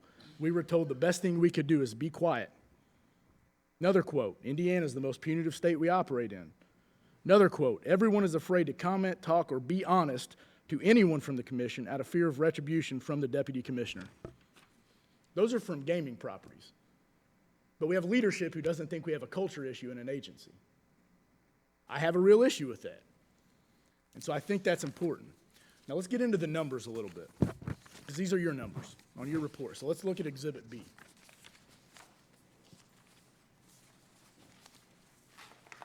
So I want to look specifically at the Indiana Gaming Commission casino settlement breakdown. And I'm looking at calendar year casino settlement totals. It's the bottom left on that page. page? Exhibit B, What year? page 9. Is it 2017, you said? Well, it's 2017 to 2023. There's looks like 4 Excel boxes.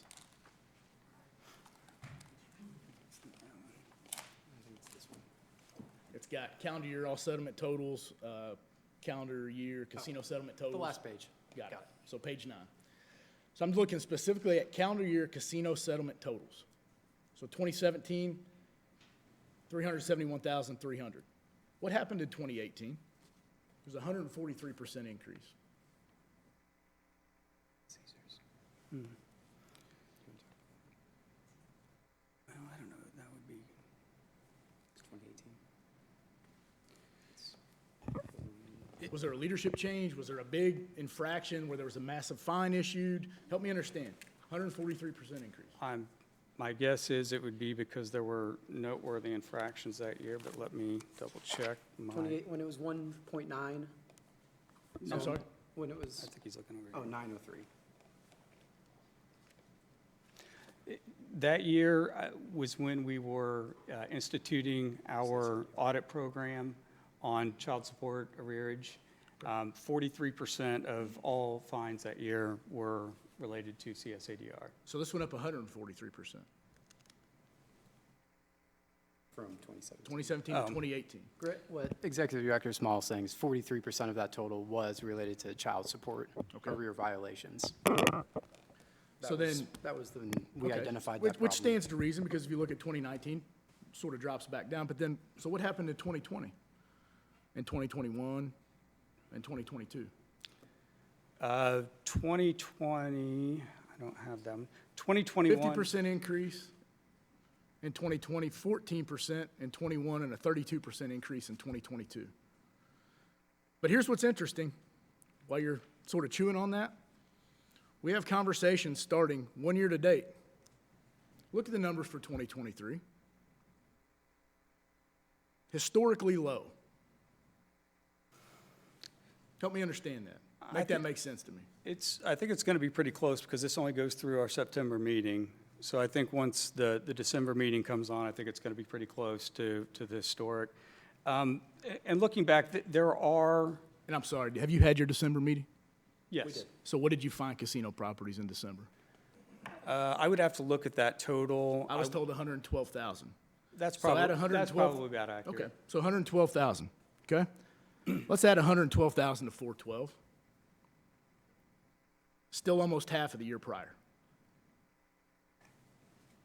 Seems to me that we started meeting, started putting a little bit of scrutiny, started asking a few questions, and very subjectively, actions changed within the agency. These are the issues I have. It looks like we were just charging whatever the heck we wanted to charge, and all of a sudden a legislator started asking questions, and nobody liked that. Somebody didn't like that, so somebody started responding and going, you know what? Maybe these folks are bad actors. And so tell me what happened. What changed in 23 other than the fact that we started meeting, I highlighted issues, and we started talking about this? I don't think anything specifically changed. Our gaming properties got better? Did they become more compliant? Well, part of it is I know we instituted the fine schedule by June.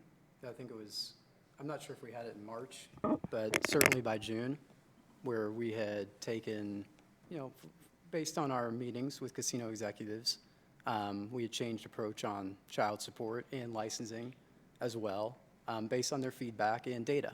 We're a data-driven regulator, and once, the casino industry demonstrates that the issue is not material anymore in terms of the high volume of transactions. So we didn't have data for 5 years? Well, we had never been approached to change how we viewed those fine items by the casino industry. So it was okay to just keep charging whatever you wanted to charge because you hadn't been approached. So the accountability factor is what caused you to sort of reevaluate. Is that what I'm hearing? No, I would say it's more based on the feedback that we received. So you didn't get any feedback the first 5 years? I can't Or speak the last to- 5 years, I guess I I can't should. speak to before 2021. I do think that that is one thing that I will say is a positive of 1623 in creating this fine schedule, which we did send out for informal comment with the industry. It really does, it's an objective measure. It's on paper, and those numbers are known. It does put a cap on there as well, which I think sometimes could be the detriment. We could have some pretty egregious cases where that there is a limitation on what that fine could be, and will that drive compliance or deter for a future violation.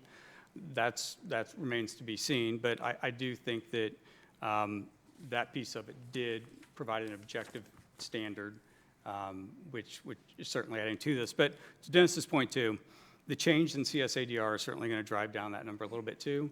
And also, year to year you fluctuate. Sometimes you have large incidents. But we don't on this some table. years you don't. This table shows a trend.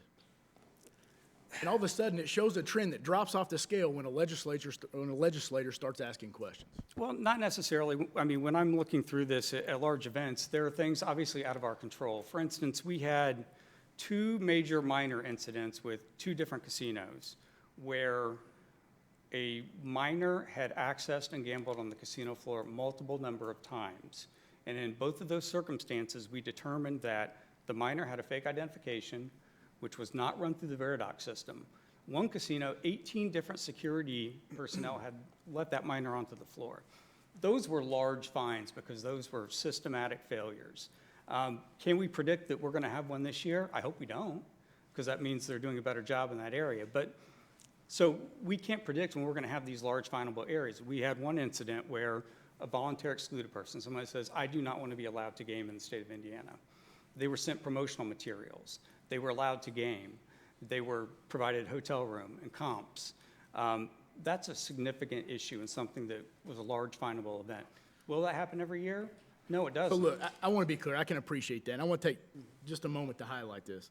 Because what I've been hearing for the last few weeks is and what I've read in the media is 2 separate issues that are being linked. And I want to be really clear about this, okay, because they're not linked. There are bad actors in this space. They're not linked. There are bad actors in this space, and bad actors should be prosecuted. They should be charged, they should be fined, they should be prosecuted. I want to be very clear about that. I don't think that's what we're talking about, though. And here's the reality. The issue, again, before us is entirely unrelated, and it shouldn't dissuade us as legislators from doing our due diligence to what we're tasked here with. And those of you that know me or have followed me, my legislative priorities over the last few years, this is consistent with my fundamental philosophy that agencies are not lawmakers. All right? Hoosiers are better served by increased legislative oversight, and that's what we're doing here today. And so, again, I want to be very clear. Bad actors in the gaming space should be prosecuted at the highest levels. Again, though, when we started this conversation, one of the main missions is compliance, which is kind of what we're speaking to right now. We have fined properties over and over and over and over and over again to the tune of a 143% increase, a 50% increase, a 14% increase, a 32% increase. So here's my question. It's a question I've asked you numerous times. Do we have bad actors in the gaming space in Indiana, or are they just that non-compliant? Which one is it? It has to be one or the other. Well, I would disagree. I don't think it is one or the other. As I've said, I think that we have very sophisticated gaming operators here in the state of Indiana. A lot of them are public companies, and they operate in several jurisdictions across this country. But it's a highly regulated industry, and it's not just here in Indiana. It's everywhere. And it's also a very high-volume transaction, cash handling-based business. So are they bad actors because we find them here? No, because those same operators oftentimes, and other national operators, receive similar discipline in other jurisdictions. For instance, in Ohio, 3 sportsbook operators were each fined $150,000. Now, hold on, let's be clear. We're talking about casinos. We're not talking about sportsbook operators. We find sportsbook operators separately from the numbers we're talking about right now. So you're not talking about apples and apples. Okay. Now, that may work with the media. I've done my due diligence. So let's talk about apples and apples. Excuse me, Mr. Chairman, I think he's being close to berating the witness, okay? that last remark. Mr. Chairman, I appreciate that over the perspective, edge. but I might remind Representative Delaney on his cross-examination of IEDC just a few minutes ago that his tone of tenor was much more elevated than mine is right now. Let's try just wrap it up if we can here. Just a few minutes, thank you. Please, thank you. So let's talk about other states, since you did bring that up. You're right. We do operate in other states, and all these properties do operate in other states. And the best I can tell from my conversation with properties, on average, somewhere in the ballpark of about north of 80 to 85% of all the fines our properties pay across all jurisdictions are paid to Indiana, not in the other states they operate in, which is pretty amazing to me. And I think it's telling. And so here in Indiana, how many properties do we have right now? There's 13 casino licensees, How many of those are like fully operable? 12. And one's under construction, right? That's So correct. 13 total. Okay. And so there are 11 in Ohio. I think you just mentioned Ohio, correct? I don't know how many licensees they have off the top of my head. Okay, there are 11. Any idea how much fines they paid in the last 2 years in Ohio? I don't. $375,000. Any idea how many Indiana have paid in 22 and 23? 23 to date? We have that data. About 1.8 million. Again, you're the one that brought up other jurisdictions. It's a fair point, but the numbers don't, the math doesn't make your point valid. That's my issue. I think you mentioned, did you mention Michigan? I thought I heard Michigan. No. Okay. Michigan has 3. In 2022, I think they paid about $52,000. That same time, you're reporting that Indiana paid $971,000. Now, again, that's across 12 properties, or really 11. I could go on and on. There's 5 other states that I've got here, but in the essence of time, and Mr. Chair, I want to be respectful of that. There are major issues within your agency.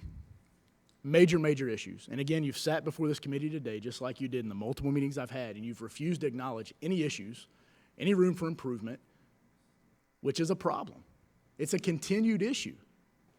I think there's always room for improvement for any agency. I couldn't agree more. That's probably the one thing, Mr. Chair, we should probably just end on that. It's the one thing we can coalesce around. Okay, thank you. Any further questions?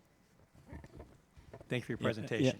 I have a question. I'm sorry, Representative Delaney. I'm confused by a couple things, but one of the things I'm confused by, if I understood you, Senator Garten, please correct me if I got this wrong, that you're upset because after legislative increase, the fines went down? I'm having a hard time hearing you, Representative. Did the fines go down after your legislative increase? It appears that way now, according No, to and you're upset according to about the that? commissioner, that wasn't the case. Though. That wasn't the reason. But my question is, are you upset about that? I'm completely confused by your position. I should Well, I think you'd it be proud shows of the that. subjectivity of an agency, which I think is a huge issue in the fact of a regulated community, that they have that much fluidity in how punitive action and approach they're taking. Let me ask you, is one of you gentlemen a lawyer?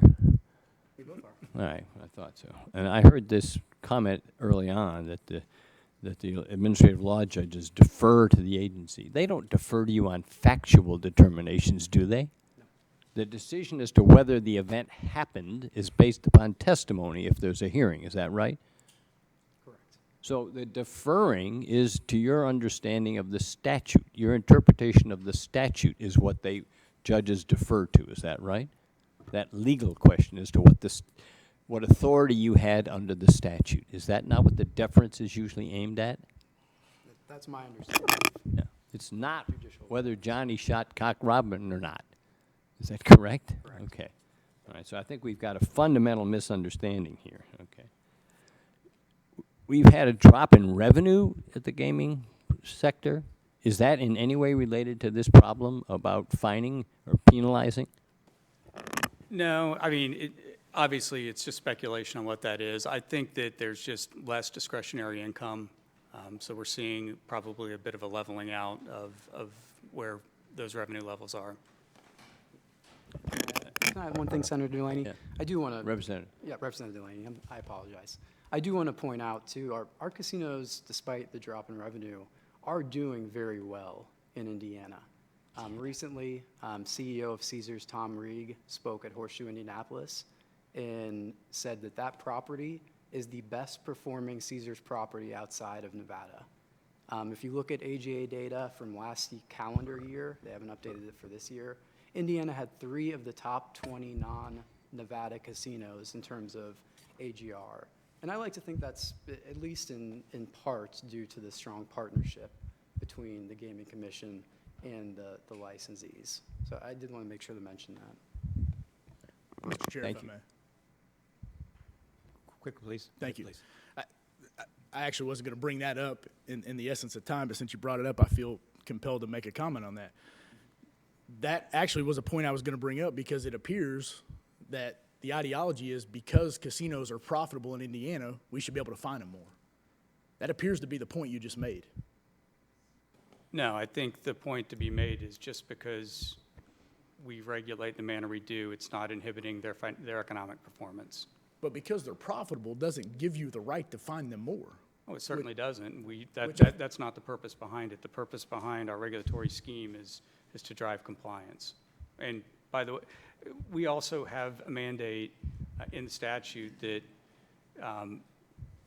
economic performance of the casinos and their hiring is of the utmost importance, and we certainly respect that. So again, with regards to compliance, if you look at what we find over the last 6 years, compliance is not the issue because nobody's compliant because it's went up every single year exponentially. So are our properties bad actors or are we not doing a good job being collaborative with compliance? What is the issue? Why do we keep finding our properties so much? These are your numbers. So what's wrong? What is wrong in Indiana? And then what changed in 2023? How did they just all of a sudden become more compliant? Nothing changed in terms of our approach. So then why did we find less? As I said, it's very cyclical, and it depends on were there any major events which really can drive those numbers higher. And to the extent if we've not had those this year, then the numbers are necessarily going to be lower. Further questions? Members of the committee? Thank you. Let's then go to the next item, Department of Financial Institutions. Thank you, gentlemen, by the way, sorry. Thank you. Thank you, Chair.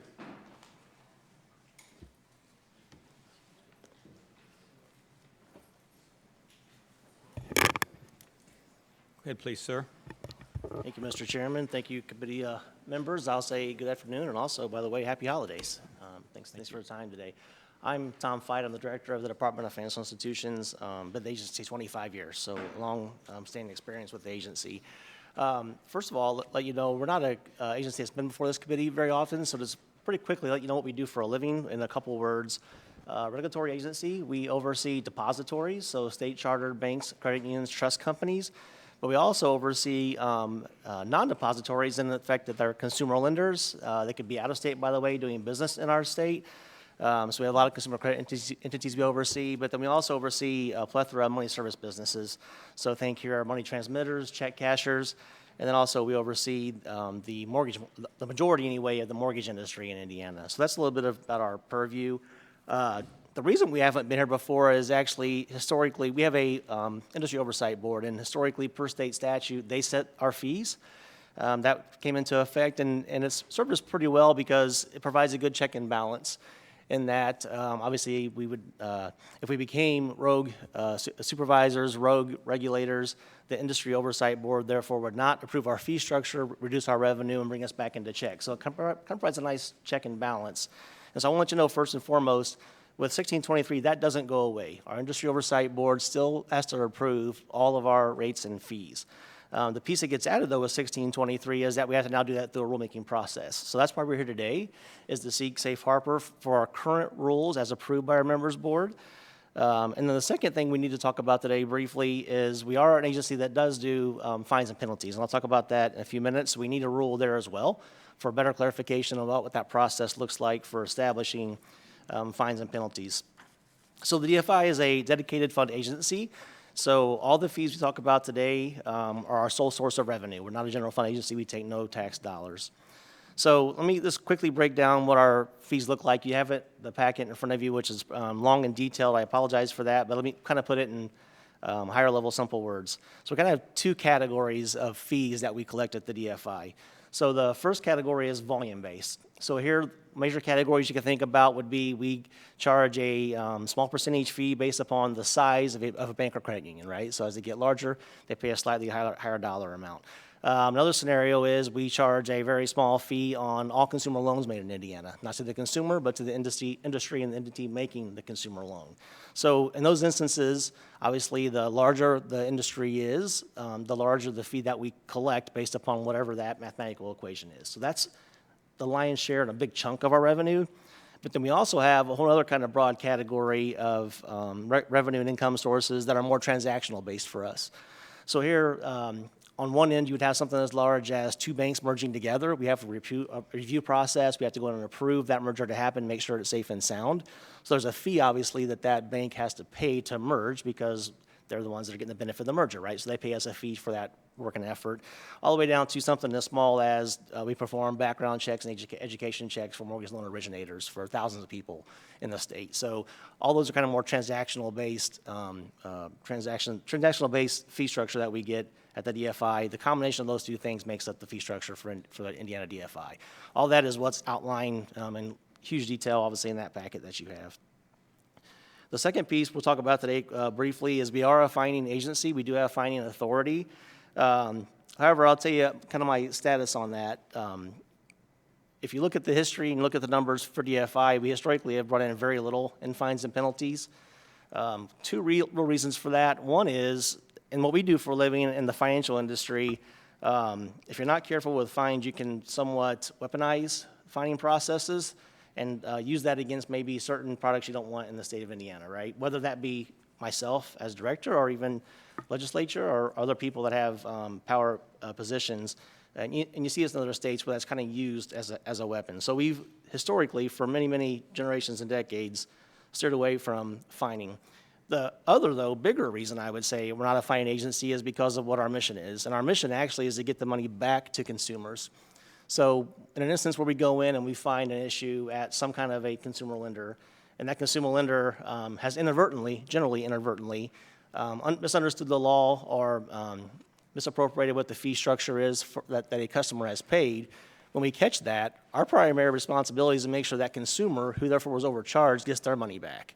So we've always felt like if we took a fine before that process happens, we could get in the way of the consumer getting their money before we get ours. And therefore, we kind of have always deferred to not being a strong fine agency. All that said, and you mentioned bad actors, Senator, in your prior discussion, there are bad actors in the financial space as well. So we still need fining authority because it does keep those people at bay. It does give us the tool to make sure that when a bad actor enters and they purposely evade the law in Indiana, we have tools to make sure that gets corrected. But generally speaking, in Indiana, we don't have those kind of problems in my space in the financial sector. And therefore, we've been able to avoid those fines and penalties and rather defer that money to go back to the consumer to make sure the consumer is made whole. That said, the reason we're here today to talk about fines and penalties is because our fining and authority was pretty broad. So all of the statutes that we have, there's a handful that talk about our ability to put fines into place, had caps in place. So they didn't have the detailed guidance as requested in 1632 to talk about a methodology about how we go about determining a fine. It established what the cap was, and our process from there was pretty internal. So what you have before you there today that we propose to do through rule is to establish, obviously, kind of a baseline fee, which is in the middle of what our max versus minimum would be, and then obviously with mitigating and aggregating factors to work off of that. So pretty high level. You have the packet in front of you, but I wanted to allow plenty of time, obviously, for questions, particularly given maybe many people here were not maybe familiar with my industry before, or my entity before today. Thank you. Any questions from members of committee? Thank you for your presentation. Thank you. And last, we have Indiana Education Employment Relations Board. Yes.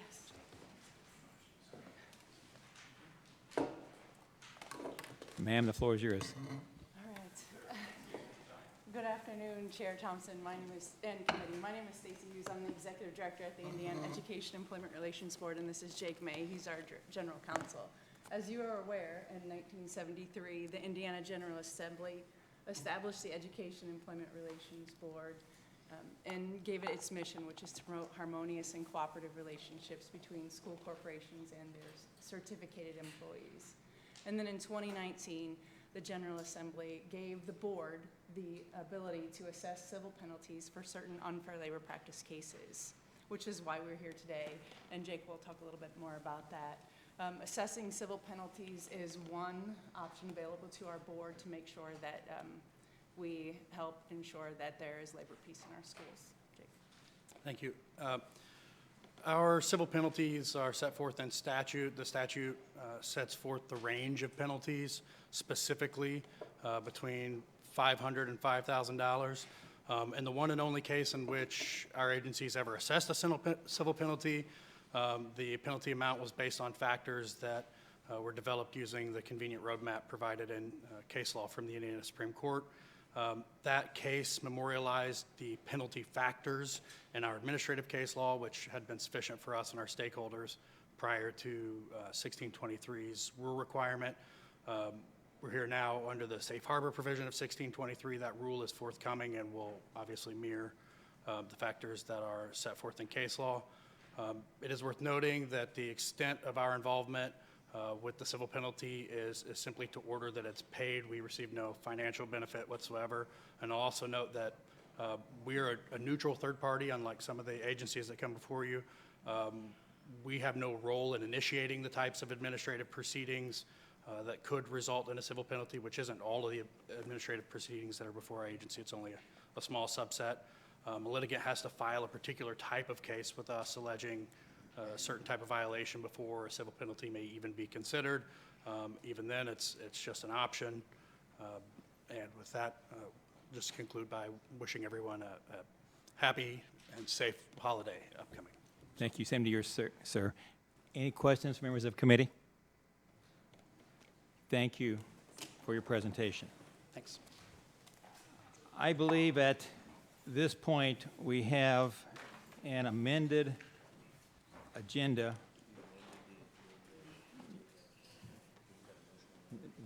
No, right. We have an amended agenda that we adopted at the start. Is that correct? And I believe are there any other motions to remove any items from the agenda? Yes. Senator? Chairman Jackson, I'm sorry, I called you Senator twice. Chairman Jackson. Thank you, Mr. Chairman. Yeah, I would propose that we remove State Personnel Department's review item related to the pay plan modifications from the agenda. We'll bring that back to Budget Committee at a later time. So that is there in review items number 3. Is there a second to remove that from the agenda? Second. A motion and a second. Discussion. Thank you. Thank you. Thank you, Mr. Chairman. And I understand that. I just want to make sure, in regards to the Gaming Commission, those 2 sections that were deleted, that were not on the agenda, are still on the agenda. Yes, that was my understanding. Those 2 are on the agenda. We've not. Does that deal with minority? Okay. I mean that was my intent for sure. They're on there. Yes, they're on Because there. they were left off. I just want to make sure that those 2 sections are there. That's fair. They're currently as it sets right now. That's correct. Okay. Thank you. Further comments on the motion to remove the pay plan modifications from the agenda? All in favor signify by saying aye. Aye. Aye. Opposed? Carries unanimous. Are there any other motions to remove any item from the agenda? I have a question. Yes, Representative Porter.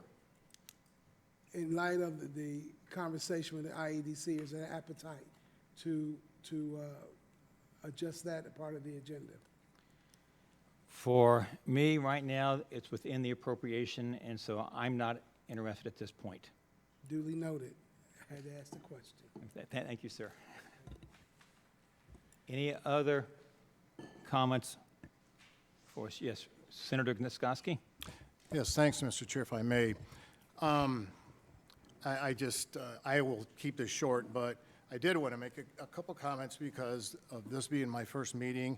I want to express how eager I am to have the honor and the ability to play the role in this. I take it in the highest regard, and the decisions that I will help make, I hope are going to help to propel Indiana to new places. At any time anyone begins, obviously I've had some depth of knowledge throughout the last 17 years of my legislative experience.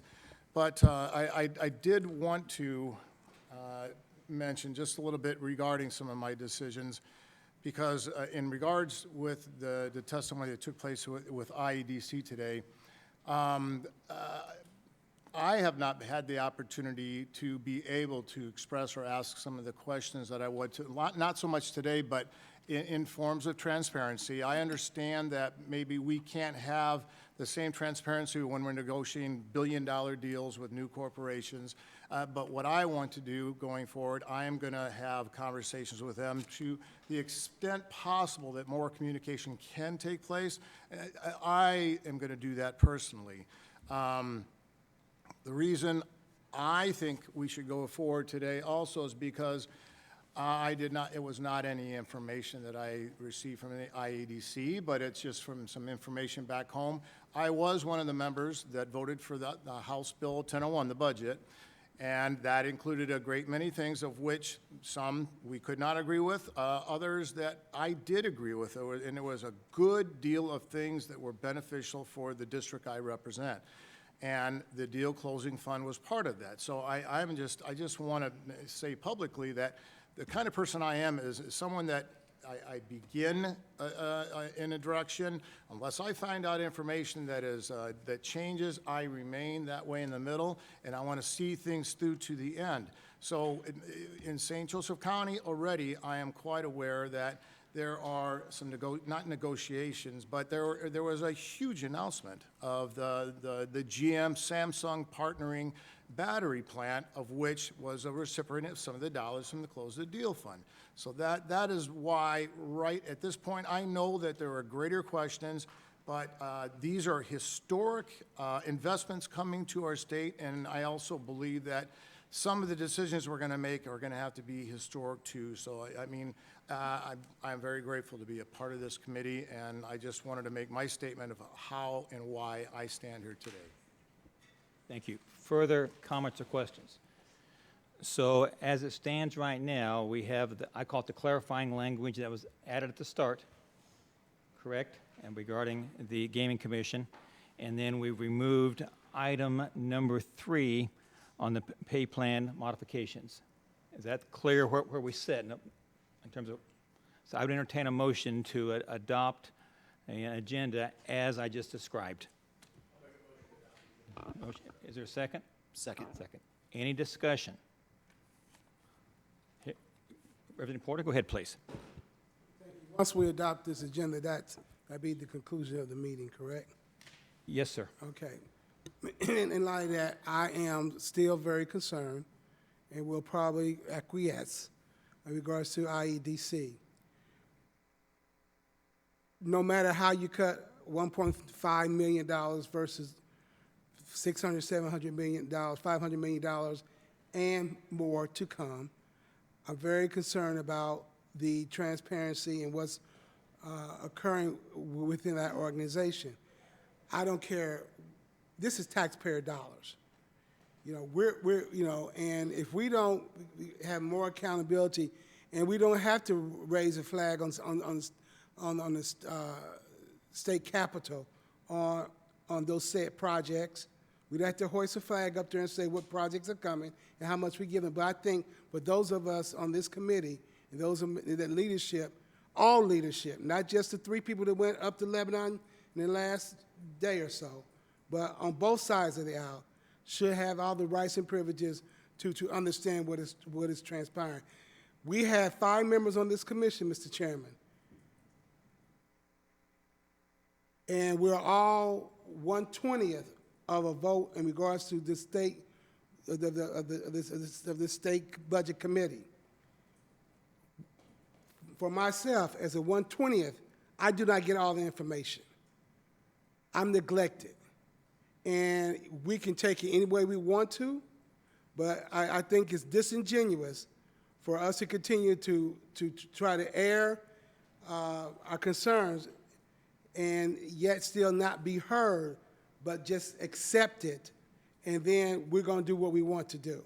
So I will, you know, it's just like wrestling. Okay, I'm going to lose, but I'm taking my You know, I'm gonna take my loss, maybe be 5-3, but I'm gonna take my loss and I'm gonna move on. I'm not that guy.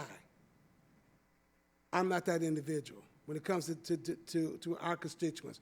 And believe me, I may represent 65, 75,000 people, but every vote I cast is for all 6.8 million Hoosiers and for the well-being of them, if it's an IEDC to Medicaid.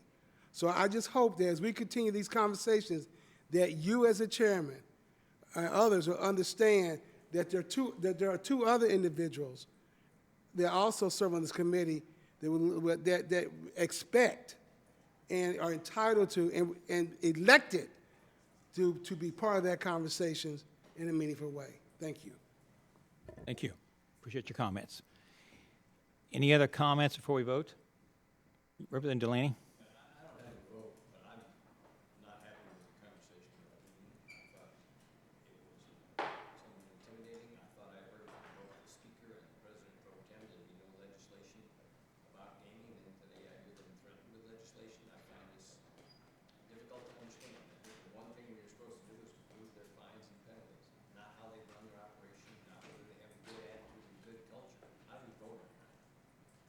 Representative Delaney, if you want to, I'm sorry, Representative Delaney, you want to kick your mic on there?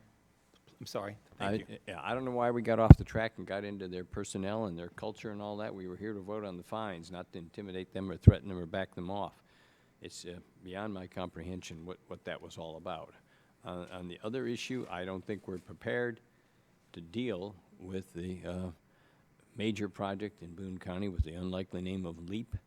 I think the public's not prepared, the legislature's not prepared, and I saw no indication that if we didn't pass this money, approval of this money today, that anything bad would happen. So I don't know quite what the rush is. If I had a vote, I'd be voting no. Thank you. Thank you. Further discussion?